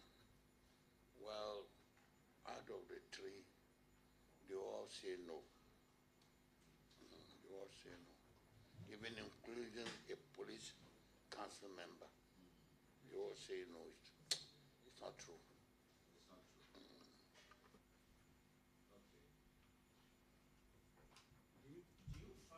Anything wrong with an IGP having conversations with the opposition leader? Do you find anything wrong? For conversing with him, there's nothing wrong.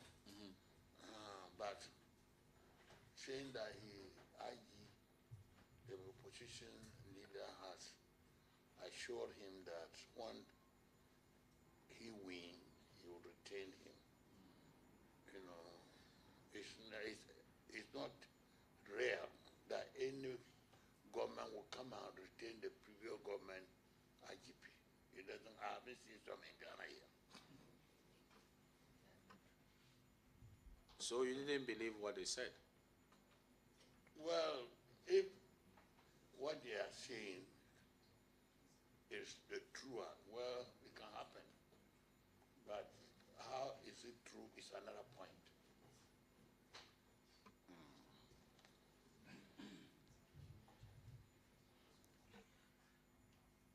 You said something here which was very interesting. You said you believe in a professional police setup. You said so? Yes. Good.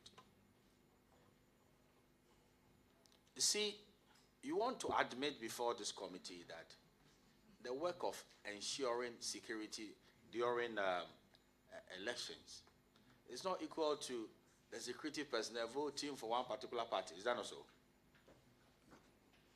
Yes, Chairman. Okay.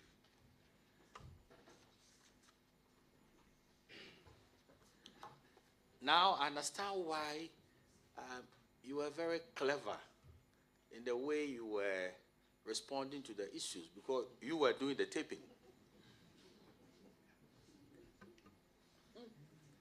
Huh? Yes. You see, the kind of eloquence you are showing here is not the same thing on the tape. So you were leading them on, so you taped them. Is that what you were doing? Chairman, I want to get what they were about. Okay.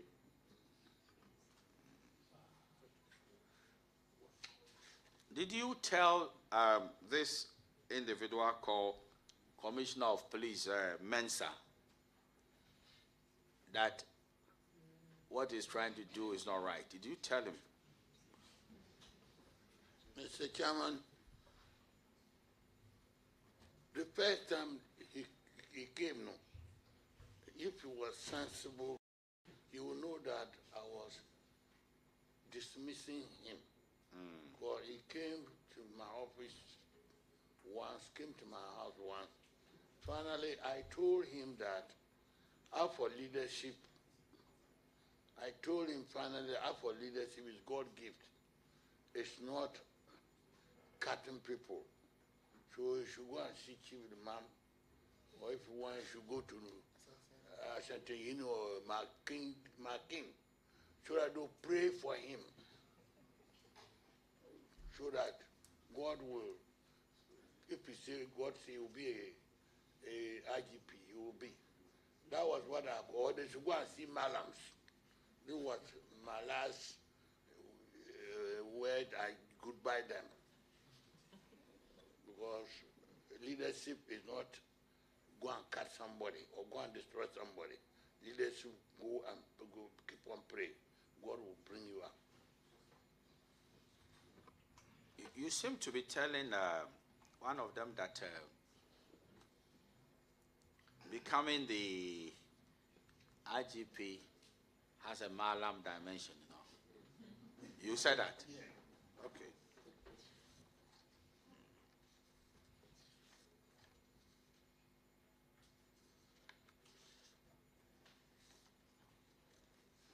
Since the tape became viral, have you had a discussion with the president? When, I mean, yes, have you had a discussion with the president? I went to him. Okay.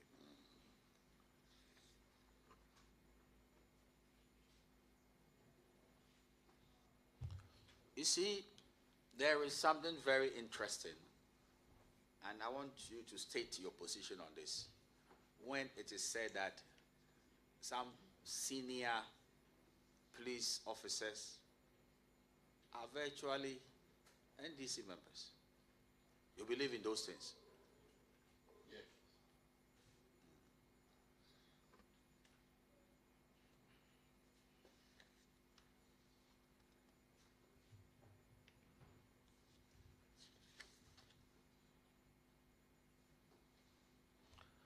After the leakage of the tape, have you had the opportunity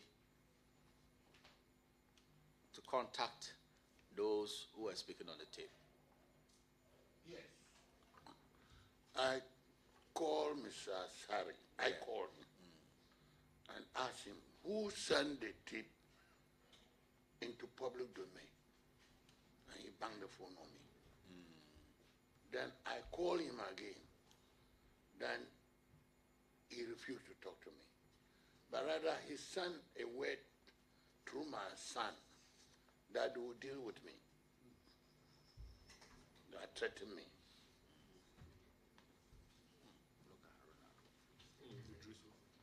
Just a second. Just a second.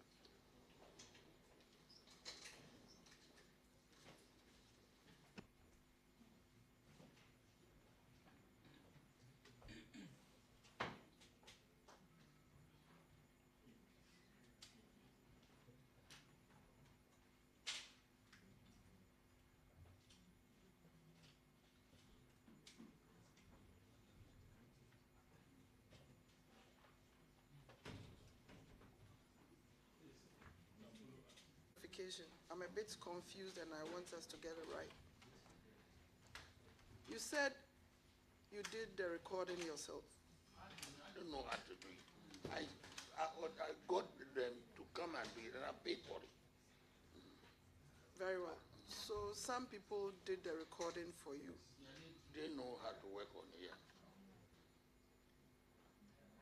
And then you said you gave it out to the president yourself. I went myself and gave it to him. I don't know whether I heard you right, but I heard you said, in answering the question to our chairman, that you called Commissioner Mensah or Asari, I think so, after the tape was out in the public domain, asking him who sent that recording out. Did I hear you right?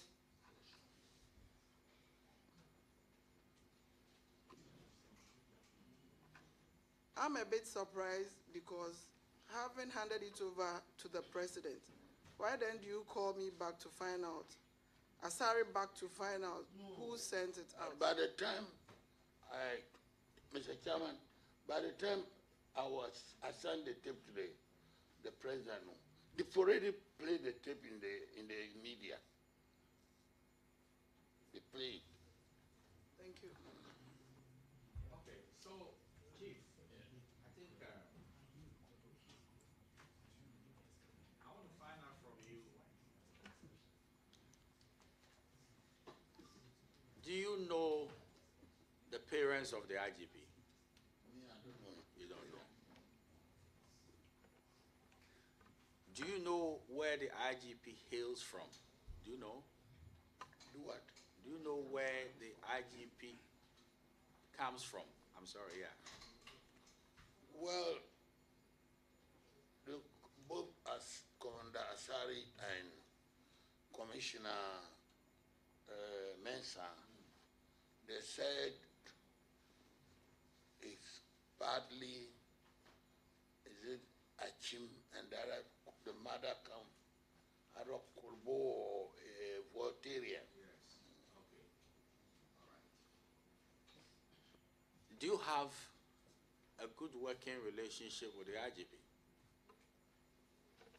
I would say no, because I have his phone number, all right. I used to talk to him the first, as soon as he resumed IGP, I used to because from last year up to now, when I call him, he doesn't pick my phone. Yeah. And that made you angry? Oh, I'm not angry. Okay. I'm not angry. No. Okay. Do you have the phone numbers of Asari and Commissioner Mensah? Do you have them? Okay. Can you maybe look on your phone and call the numbers for the benefit of the committee, because we want to call them? Yes.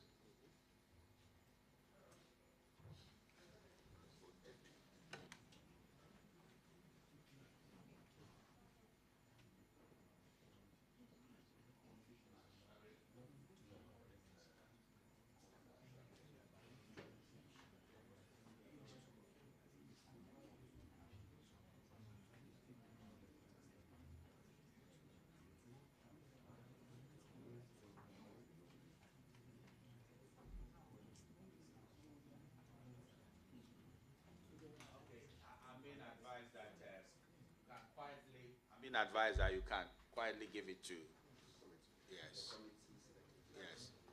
after we have risen. Yes, after we've risen. Members of the committee, I believe that without any further issues, to ask our good chief, if I have your permission, I want to release him to go. Okay. Yes. Chief, if you are released now and you step out, if you are released now, you are discharged now and you step out, okay, what will you tell your son? How do you feel? So my son.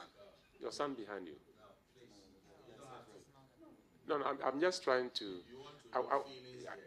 I just want to paint a picture of how confident he was with the committee and how comfortable we handled him. Very professional. Do you have any challenge with what we've done with you today? Are you asking me? You said they are what?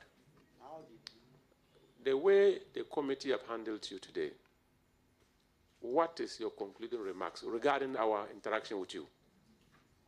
I'm very okay, and I think the committee is doing a good job, and this kind of job can help Ghana to go forward. Thank you, Chairman. Chief, we thank you for attending upon the committee. We do not believe there will be residual issues to call you back, but if it becomes very necessary, very necessary, you wouldn't disturb your quiet repose. But if it becomes very, very necessary, my call back. But for now, you are discharged. We thank you for coming.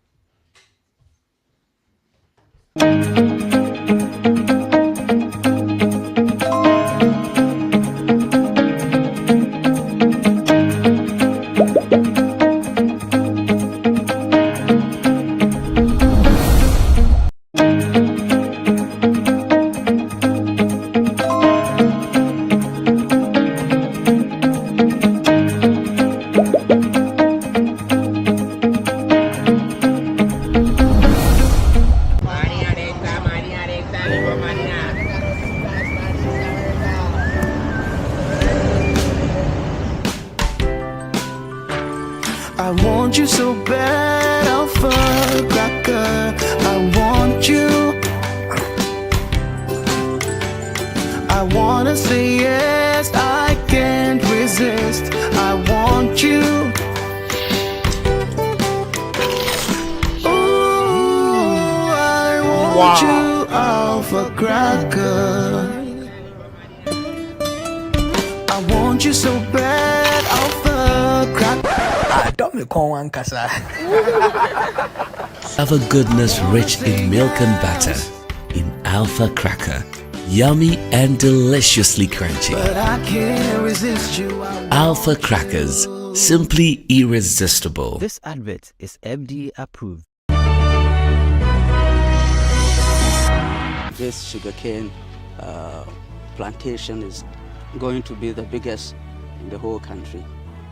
aside the commander and all that you referred to. With the issue of Commander Factory where they couldn't get the raw materials to process the sugar, yes. how different is that project from this? Yes, this one, like I just said, we are developing the base for the factory. Okay. So we'll always work with full operation when everything is set. We're targeting about 1,000 employees at this place. By October next year, we'll finish the processing plant, and then we are just on the go. As a government institution, we even performed more than what the target is. It's one district, one factory. We have gotten 2 already. It's always good to do things on the low key, and when people get to know, they wonder about it.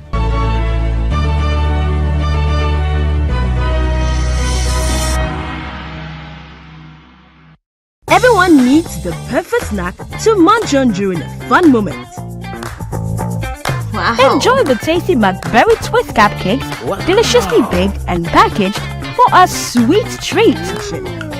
Premium quality cakes baked with love for all, enriched in butter and milk. Yummy.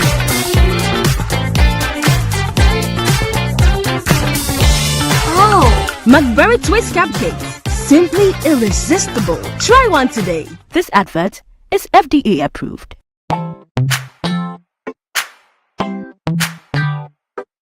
Sweetheart, be mindful of your health. Dear Products Nadia Makeup, I welcome you to Sigma Health and Beauty. You can call us the Beauty Embassy. Who pursue beauty more revealed with quality makeup products. There is only one place. The Sigma Health and Beauty 2022 Ghana Makeup Awards Beauty Retail Business of the Year. Of course, we are the defending champions. World-class makeup brands and Kwanyet, you name it. Maybelline, Dark and Lovely, House of Tara, and many more. Your professionalism in the beauty industry is unmatchable. Ensure the proper way of applying our products. Sigma Health and Beauty, Yewa Accra, Makola, Georgina Stores, and Rollins Park, Gate 4. Fryer in 0248 138 596 and 0201 408 186. Or visit our online shop at www.beautyavenuegh.com. Sigma, your beauty, our joy. Are you still searching for the right platform to share your voice, thoughts, and feelings?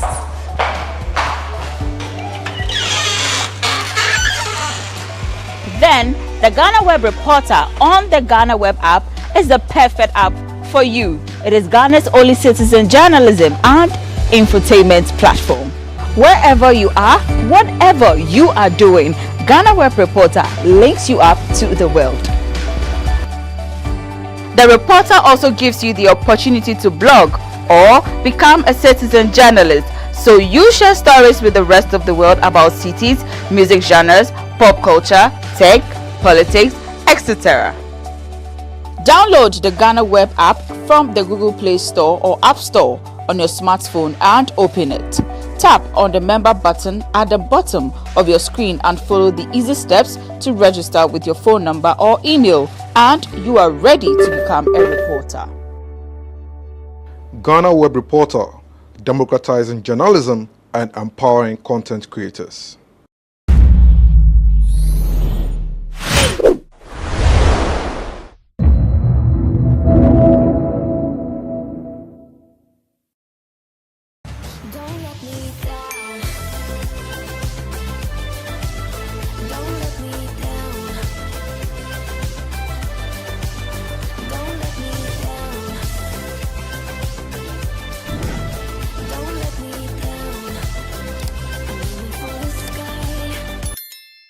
We have made our way to the Pestana Hotel. This is one of the biggest hotels here in Sao Tome.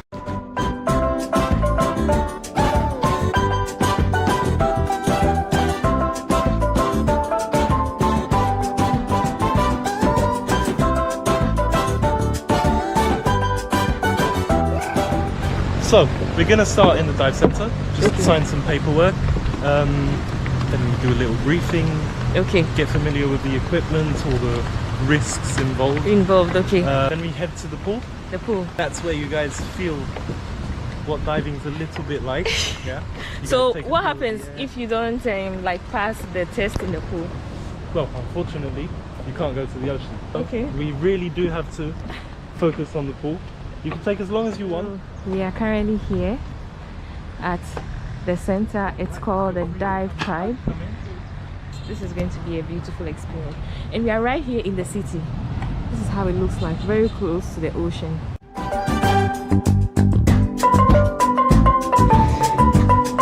So do you have costumes for all sizes? Like all somebody sizes. Who is like plus?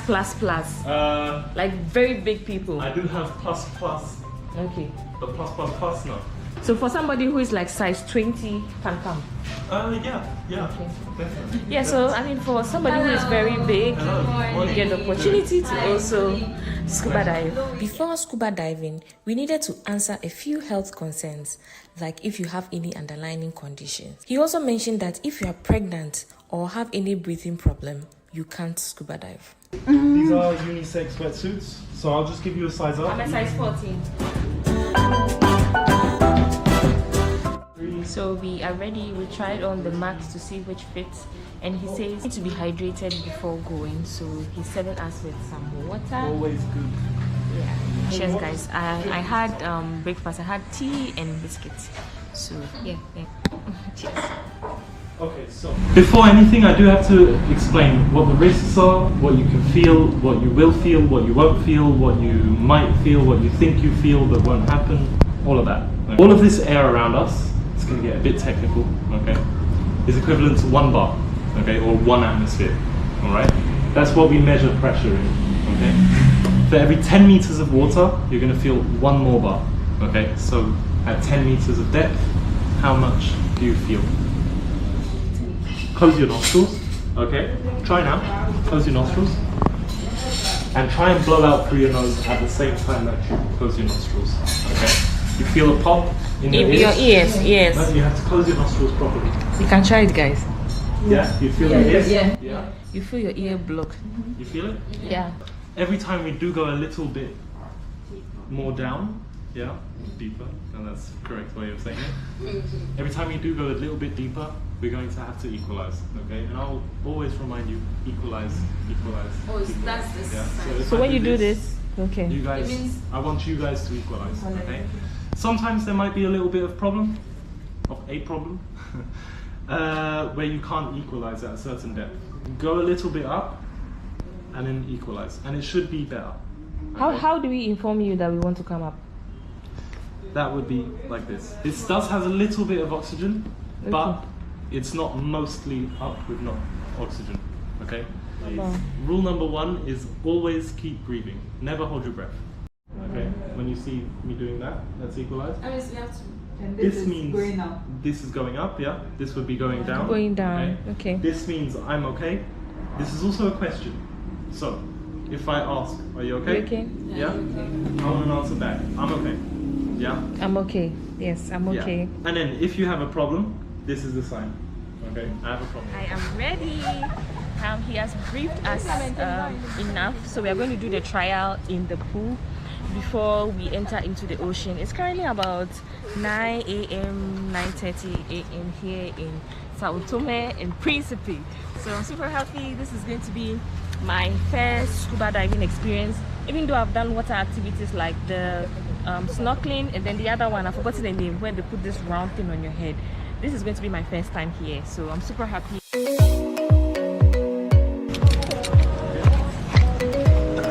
Very well tight, so. Like a waist trainer. There you go. Yeah, so I have some weight. Perfect. Wow, it's so heavy. Does it have to be very tight like this? It does, because the wetsuit's going to compress in the water. Okay. And we don't want to lose it halfway through. So guys, we are ready. I have my BCD ready. Everything is ready.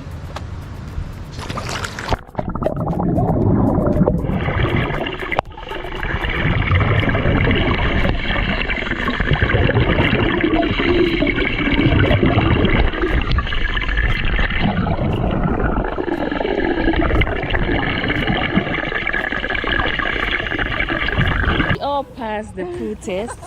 Yay!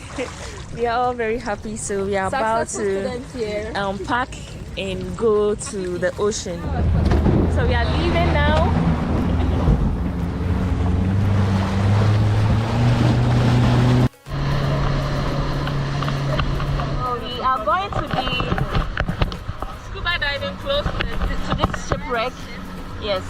ride it.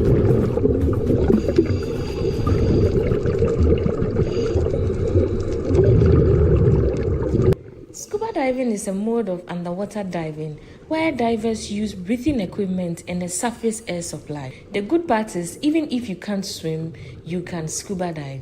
Guys, I was so happy when I saw sea urchins, I saw sea snakes, I saw baby manta rays and a lot of fish species.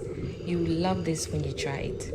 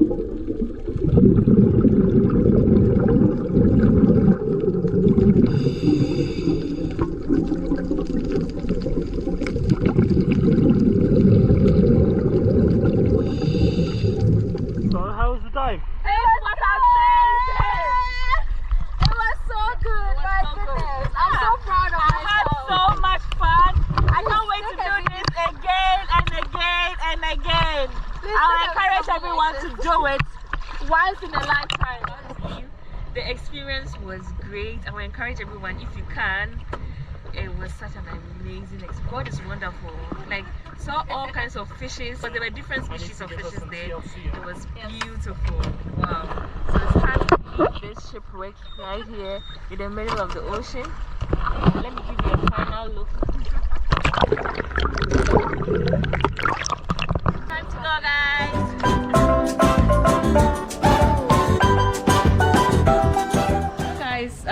We are back to where we started, right here at the Pestana Sao Tome Hotel. Yeah.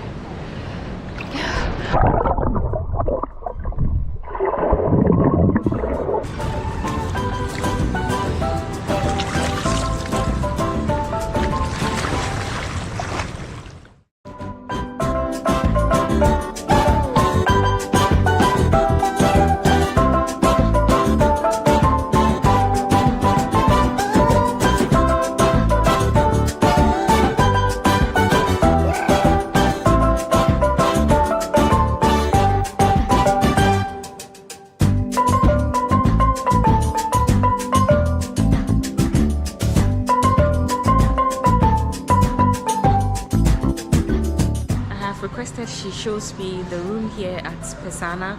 Yeah, so she's about to take me to go look at the rooms.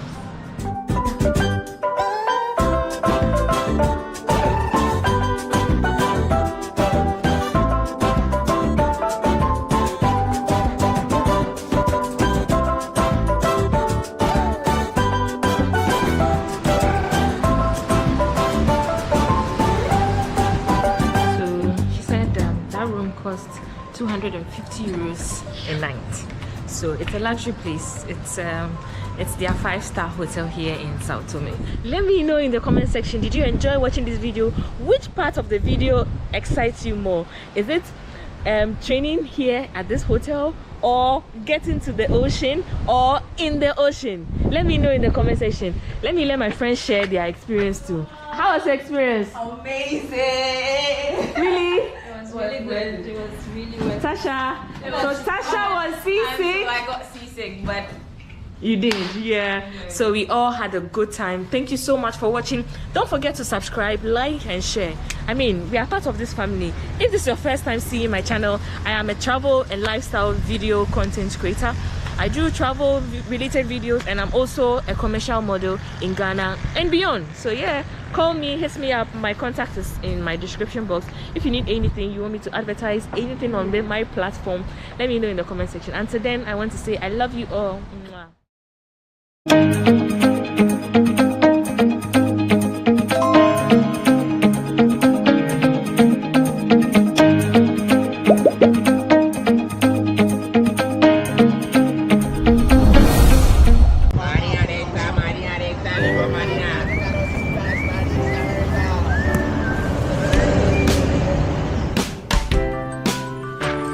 I want you so bad, Alpha Cracker. I want you. I wanna say yes, I can't resist. I want you. Ooh, I want you, Alpha Cracker. I want you so bad, Alpha Cracker. Alpha goodness rich in milk and butter. In Alpha Cracker. Yummy and deliciously crunchy. But I can't resist you. Alpha Crackers. Simply irresistible. This advert is FDA approved.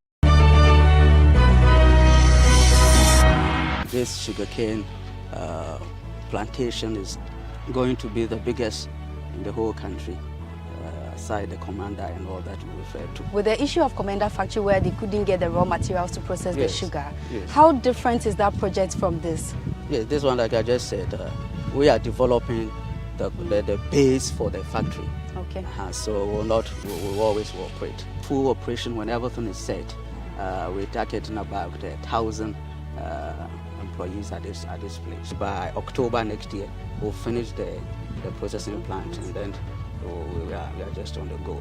As a government institution, we even performed more than what the target is. It's one district, one factory. We have gotten 2 already. It's always good to do things on the low key, and when people get to know, they wonder about it.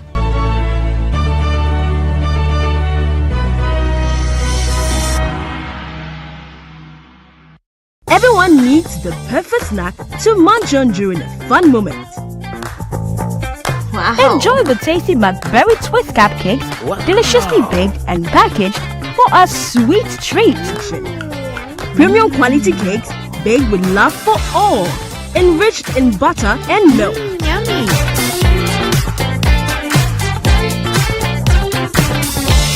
Oh, McBerry Twist cupcakes, simply irresistible. Try one today. This advert is FDA approved.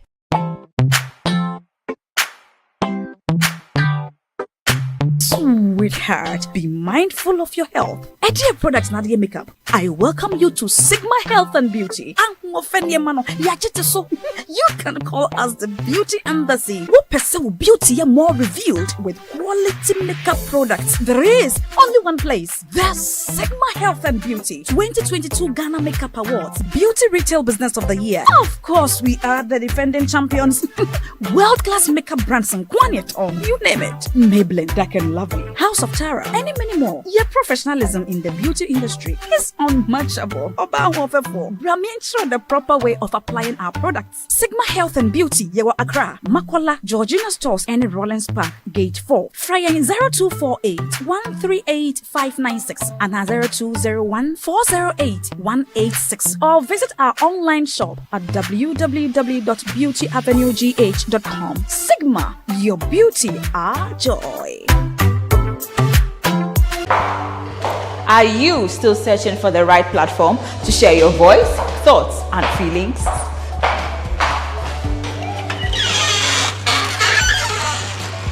Then the GhanaWeb Reporter on the GhanaWeb app is the perfect app for you. It is Ghana's only citizen journalism and infotainment platform. Wherever you are, whatever you are doing, GhanaWeb Reporter links you up to the world.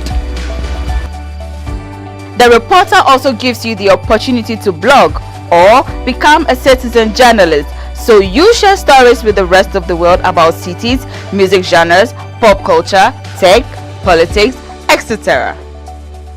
Download the GhanaWeb app from the Google Play Store or App Store on your smartphone and open it.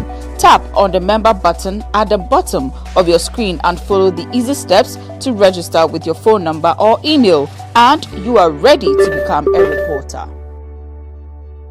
GhanaWeb Reporter, democratizing journalism and empowering content creators.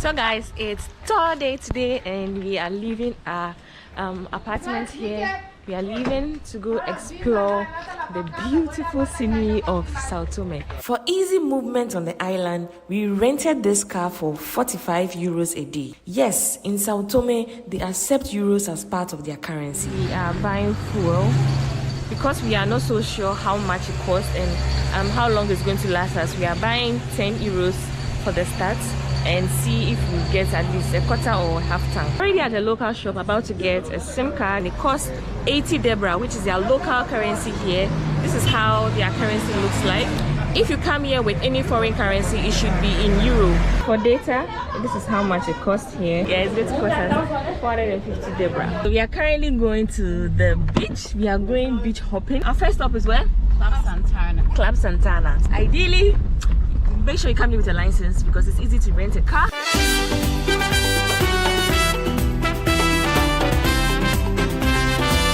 We are currently at the hotel called Club Santana and we are going to see the cave.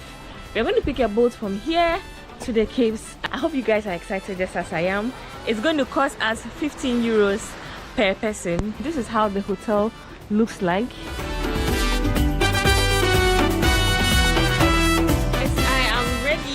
About to set off to see the caves. I hope you're excited just as I am.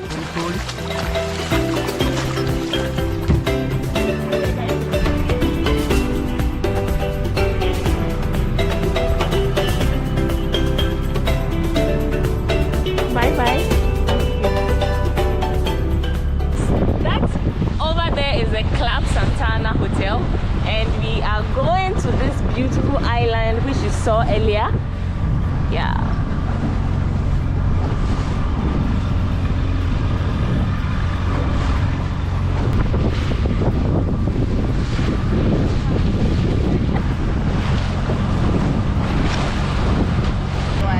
Guys, so beautiful.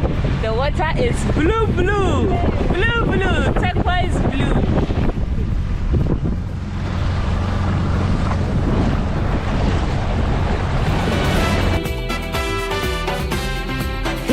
Is called Ilio de Santana and it's one of the smallest islands in Sao Tome. This island is not habited and is located in the Gulf of Guinea. It's about 50 meters high and it's a perfect spot for snorkeling and swimming. Guys, look at this. It's so beautiful. Wow. And he's fishing. Oh my god. Wow. Wow. Oh my hello. Why is that when I see that? Yeah. Wow. And I like that everybody.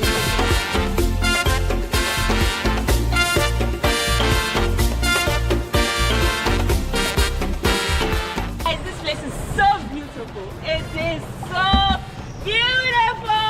This is Africa.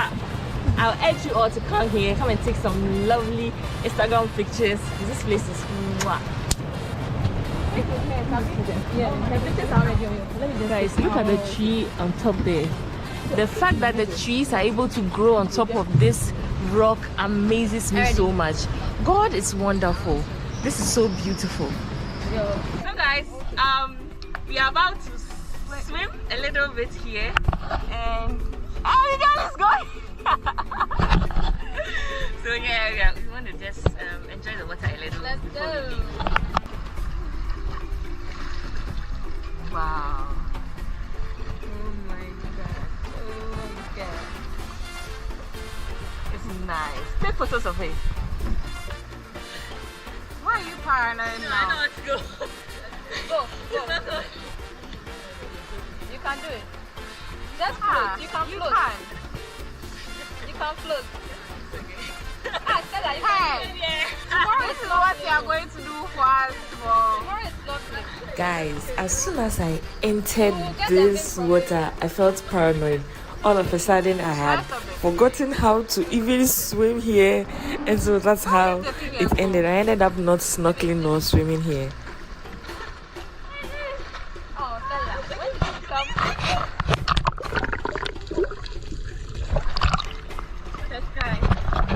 Guys, I'm so scared today. There's no way. Oh, so nice. Let's go. See how the water flows. Wow.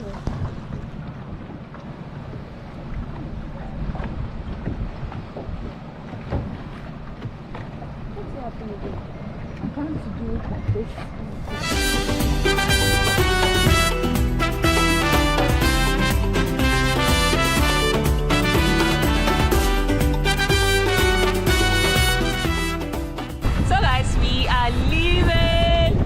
The Santana Hotel.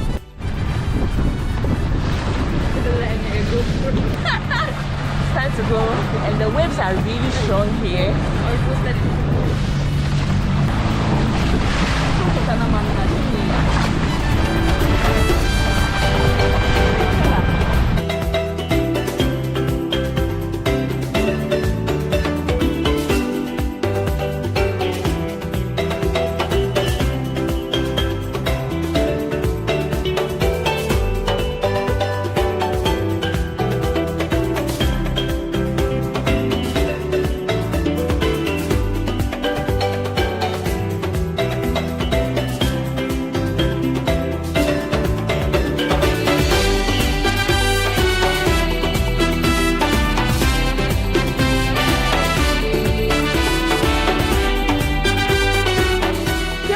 Joined to buy some food, and this gentleman offered his for us to try. It tastes like potatoes. Thank you. Obrigado. Alright, thank you. I'm very excited. Let me know in the comment section if you know the fruit, the name of this fruit in English. It's sort of roasted under a hot fire with fish. The fish we know we are used to, so we can't wait to try it. Since it's close to our hotel, we're going to buy it and take it to our hotel. The guy here is eating it with oil, like oil with a little bit of salt. So I'm very excited. I can't wait to try it. We later found out it's called the breadfruit, and it goes very well with fish. So she gave us some, we tried it, and guys, I must say, you should try it whenever you come here in Sao Tome. This was the first local meal I tried.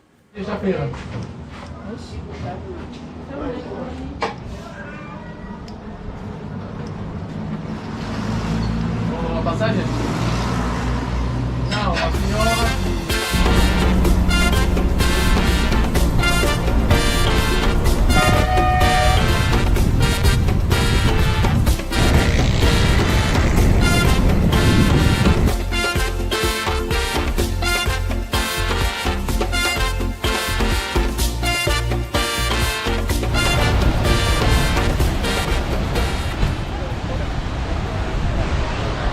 After 20 minutes drive from the city, we are currently at a place called Hellmouth, but it's currently very, very strong.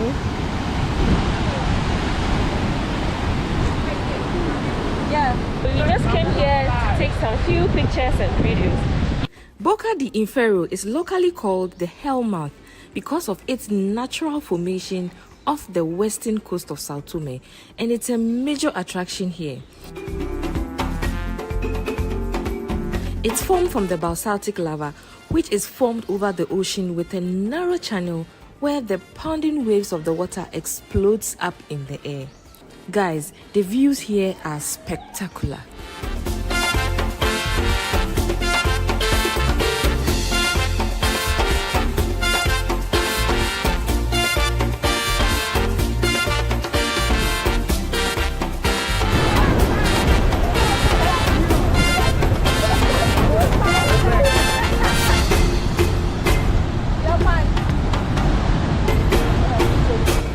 This place is so beautiful and this is so magical here.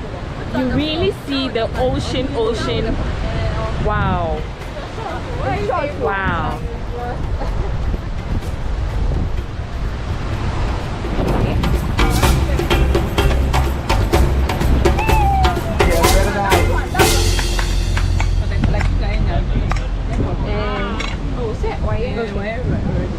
Thank you. So this costs 10 Debra, but he gave it to us for 5 Debra. Cheers, guys. Cheers. They also sell some artifacts here, traditional, handmade. Yeah. It's getting dark now, so we have to go. Bye. It's free to access this play. You don't have to pay for any tour fees. Let me know in the comment section, did you enjoy watching this video? Join the family by subscribing, liking and sharing. I love you all. On to my next video. I love you all. Bye guys.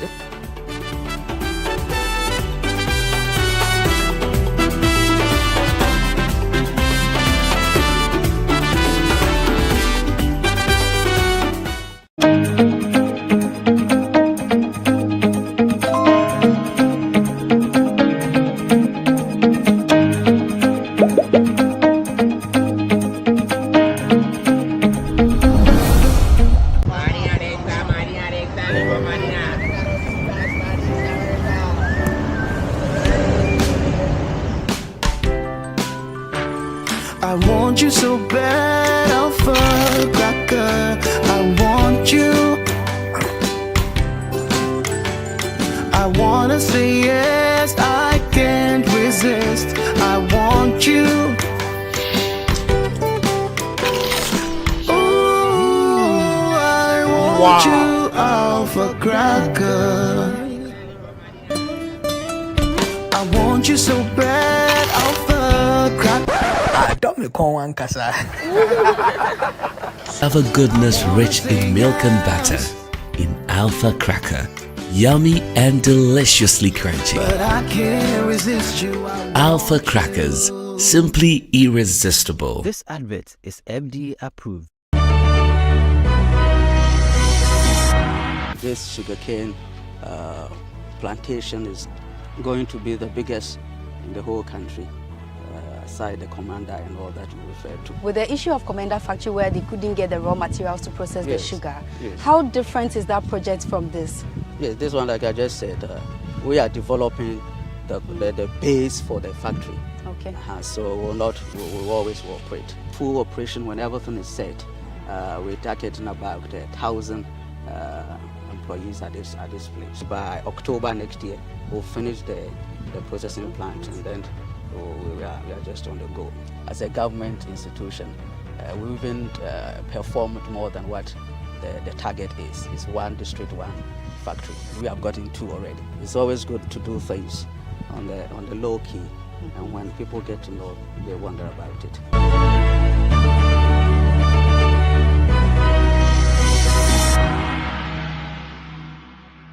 Everyone needs the perfect snack to munch on during a fun moment. Wow. Enjoy the tasty McBerry Twist cupcakes, deliciously baked and packaged for a sweet treat. Premium quality cakes baked with love for all, enriched in butter and milk. Yummy.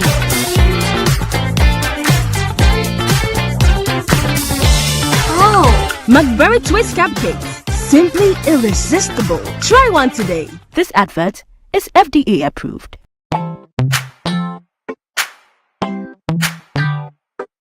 Sweetheart, be mindful of your health. Dear Products Nadia Makeup, I welcome you to Sigma Health and Beauty. You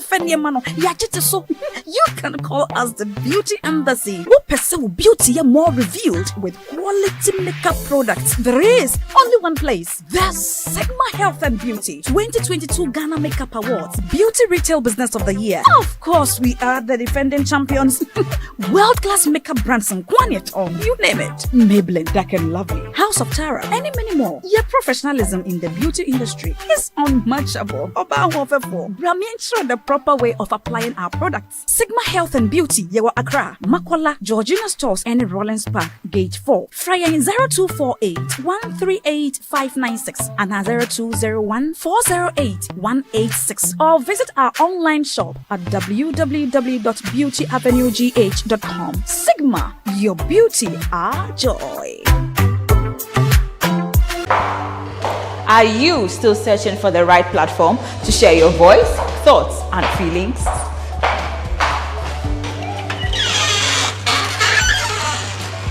Then the GhanaWeb Reporter on the GhanaWeb app is the perfect app for you. It is Ghana's only citizen journalism and infotainment platform. Wherever you are, whatever you are doing, GhanaWeb Reporter links you up to the world. The reporter also gives you the opportunity to blog or become a citizen journalist, so you share stories with the rest of the world about cities, music genres, pop culture, tech, politics, etc. Download the GhanaWeb app from the Google Play Store or App Store on your smartphone and open it. Tap on the member button at the bottom of your screen and follow the easy steps to register with your phone number or email, and you are ready to become a reporter. GhanaWeb Reporter, democratizing journalism and empowering content creators.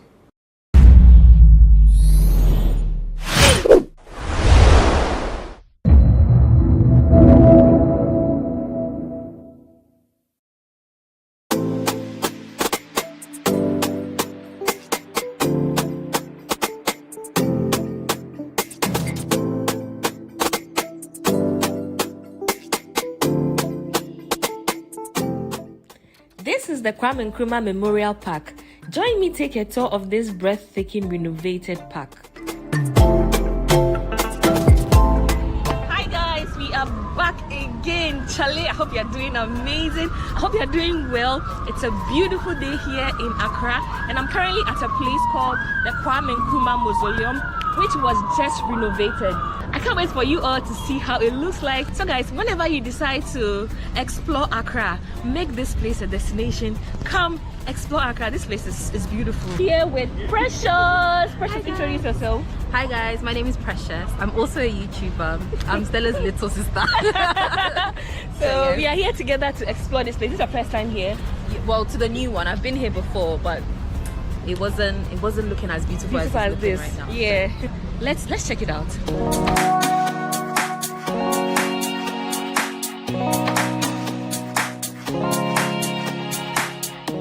This place is not a new place. It's been in existence since 1992, but had recently been renovated by our current president, Akufo-Addo. This place is Dr. Kwame Nkrumah's first vehicle during his presidency.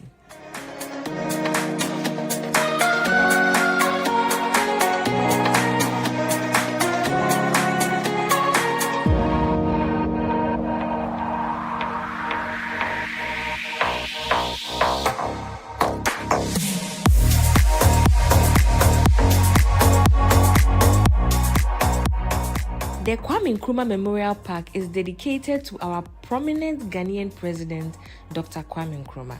And this is the exact place where Nkrumah made the declaration of Ghana's independence. So we paid 25 Ghana cedis per Ghanaian. Foreigners are to pay 100 Ghana cedi. And for children, it's 5 and 10 cedis. So yeah, that's how much it costs to get access to the place. On this premises is a museum that has display objects from various stages of his life.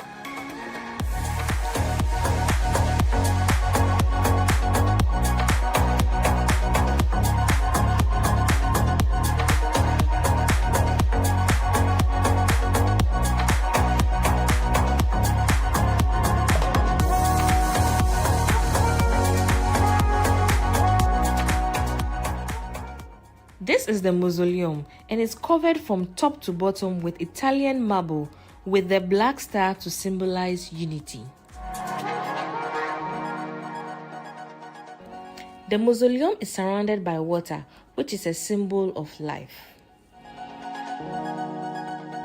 So one thing I've realized is every 15 minutes you hear some music coming in the background, which is a typical African music with drums and beautiful tunes, which was played in those days. So this structure here is where Kwame Nkrumah was buried, and we are going closer to his tomb to see how it looks like inside. Let's go, guys. Yeah.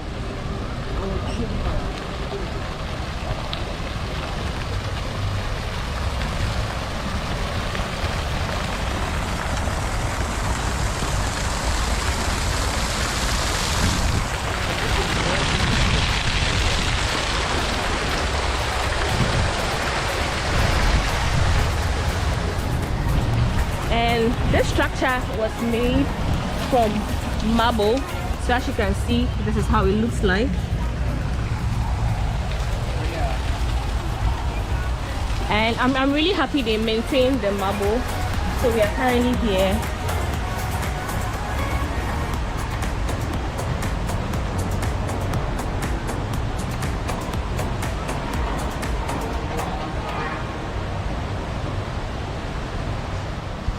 So I'm currently at the resting place of Dr. Kwame Nkrumah, who lived a legacy here in Ghana. I know if my dad was alive, he would have really appreciated this place now, because he used to talk about this place growing up. I mean, my dad was in the military, so you can imagine he was there when Dr. Kwame Nkrumah was alive. So yeah, it's beautiful to at least experience this for him. So Daddy, this is for you.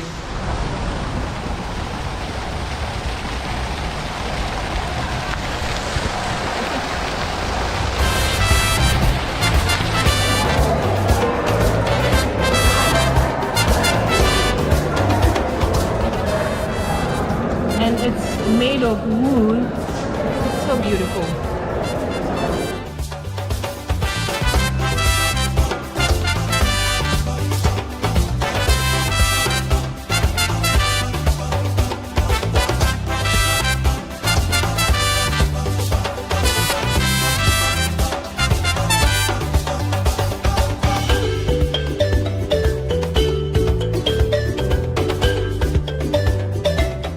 And this is one of Dr. Kwame Nkrumah's popular quotes. He says, "I'm not African because I was born in Africa, but because Africa was born in me." This is very deep.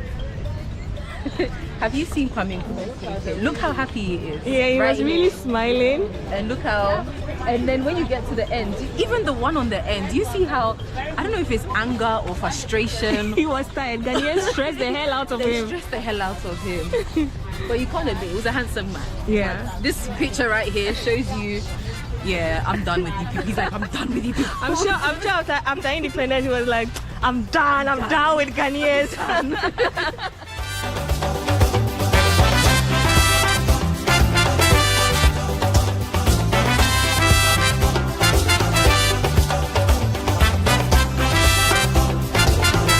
So we are currently entering the museum, but they don't allow pictures and video at the museum. So you need to come here for yourself to experience everything. Let's go inside.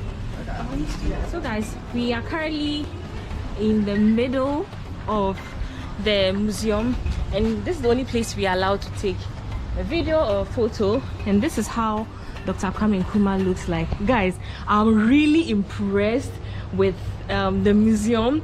We could see digital photos of him. We could listen to some of his speeches way back in the 80s in terms of gaining independence for Ghana. So it's beautiful. It's a beautiful experience. I encourage everyone to come here, come and learn about Dr. Kwame Nkrumah, come and learn about the history of Ghana, come and pay some respect to him and appreciate all the things he has done. What do you think about the museum?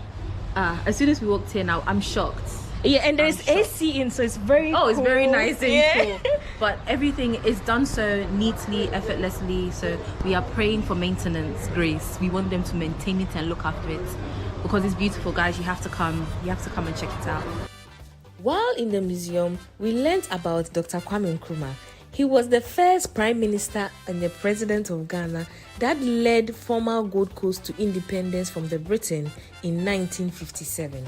He was born in September 21st, 1909, and he died in Bucharest, Romania on April 27, 1972.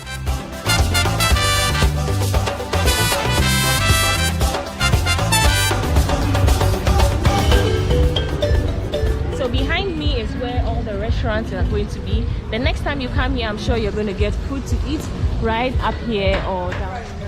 So guys, I hope you enjoyed watching this educational video.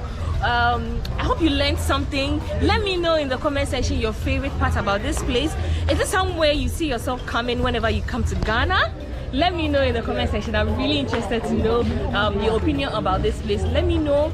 While here, please do also subscribe to Precious's channel. Please, I beg you. Join the family. I also do travel content. If you are in the abroad, if you are in the diaspora, and you're thinking about moving to Ghana, my channel is perfect for you. I give you so many tips and information about how to make the move peacefully, easily, and successfully. So check it out. I cater to Americans, Europeans, British, all of the above. I am here for you. Any help you need, come home to Ghana. Yes, I did for you. And if you're also watching this video for the first time, kindly subscribe, like, and share. Until next time, we love you. Bye, guys.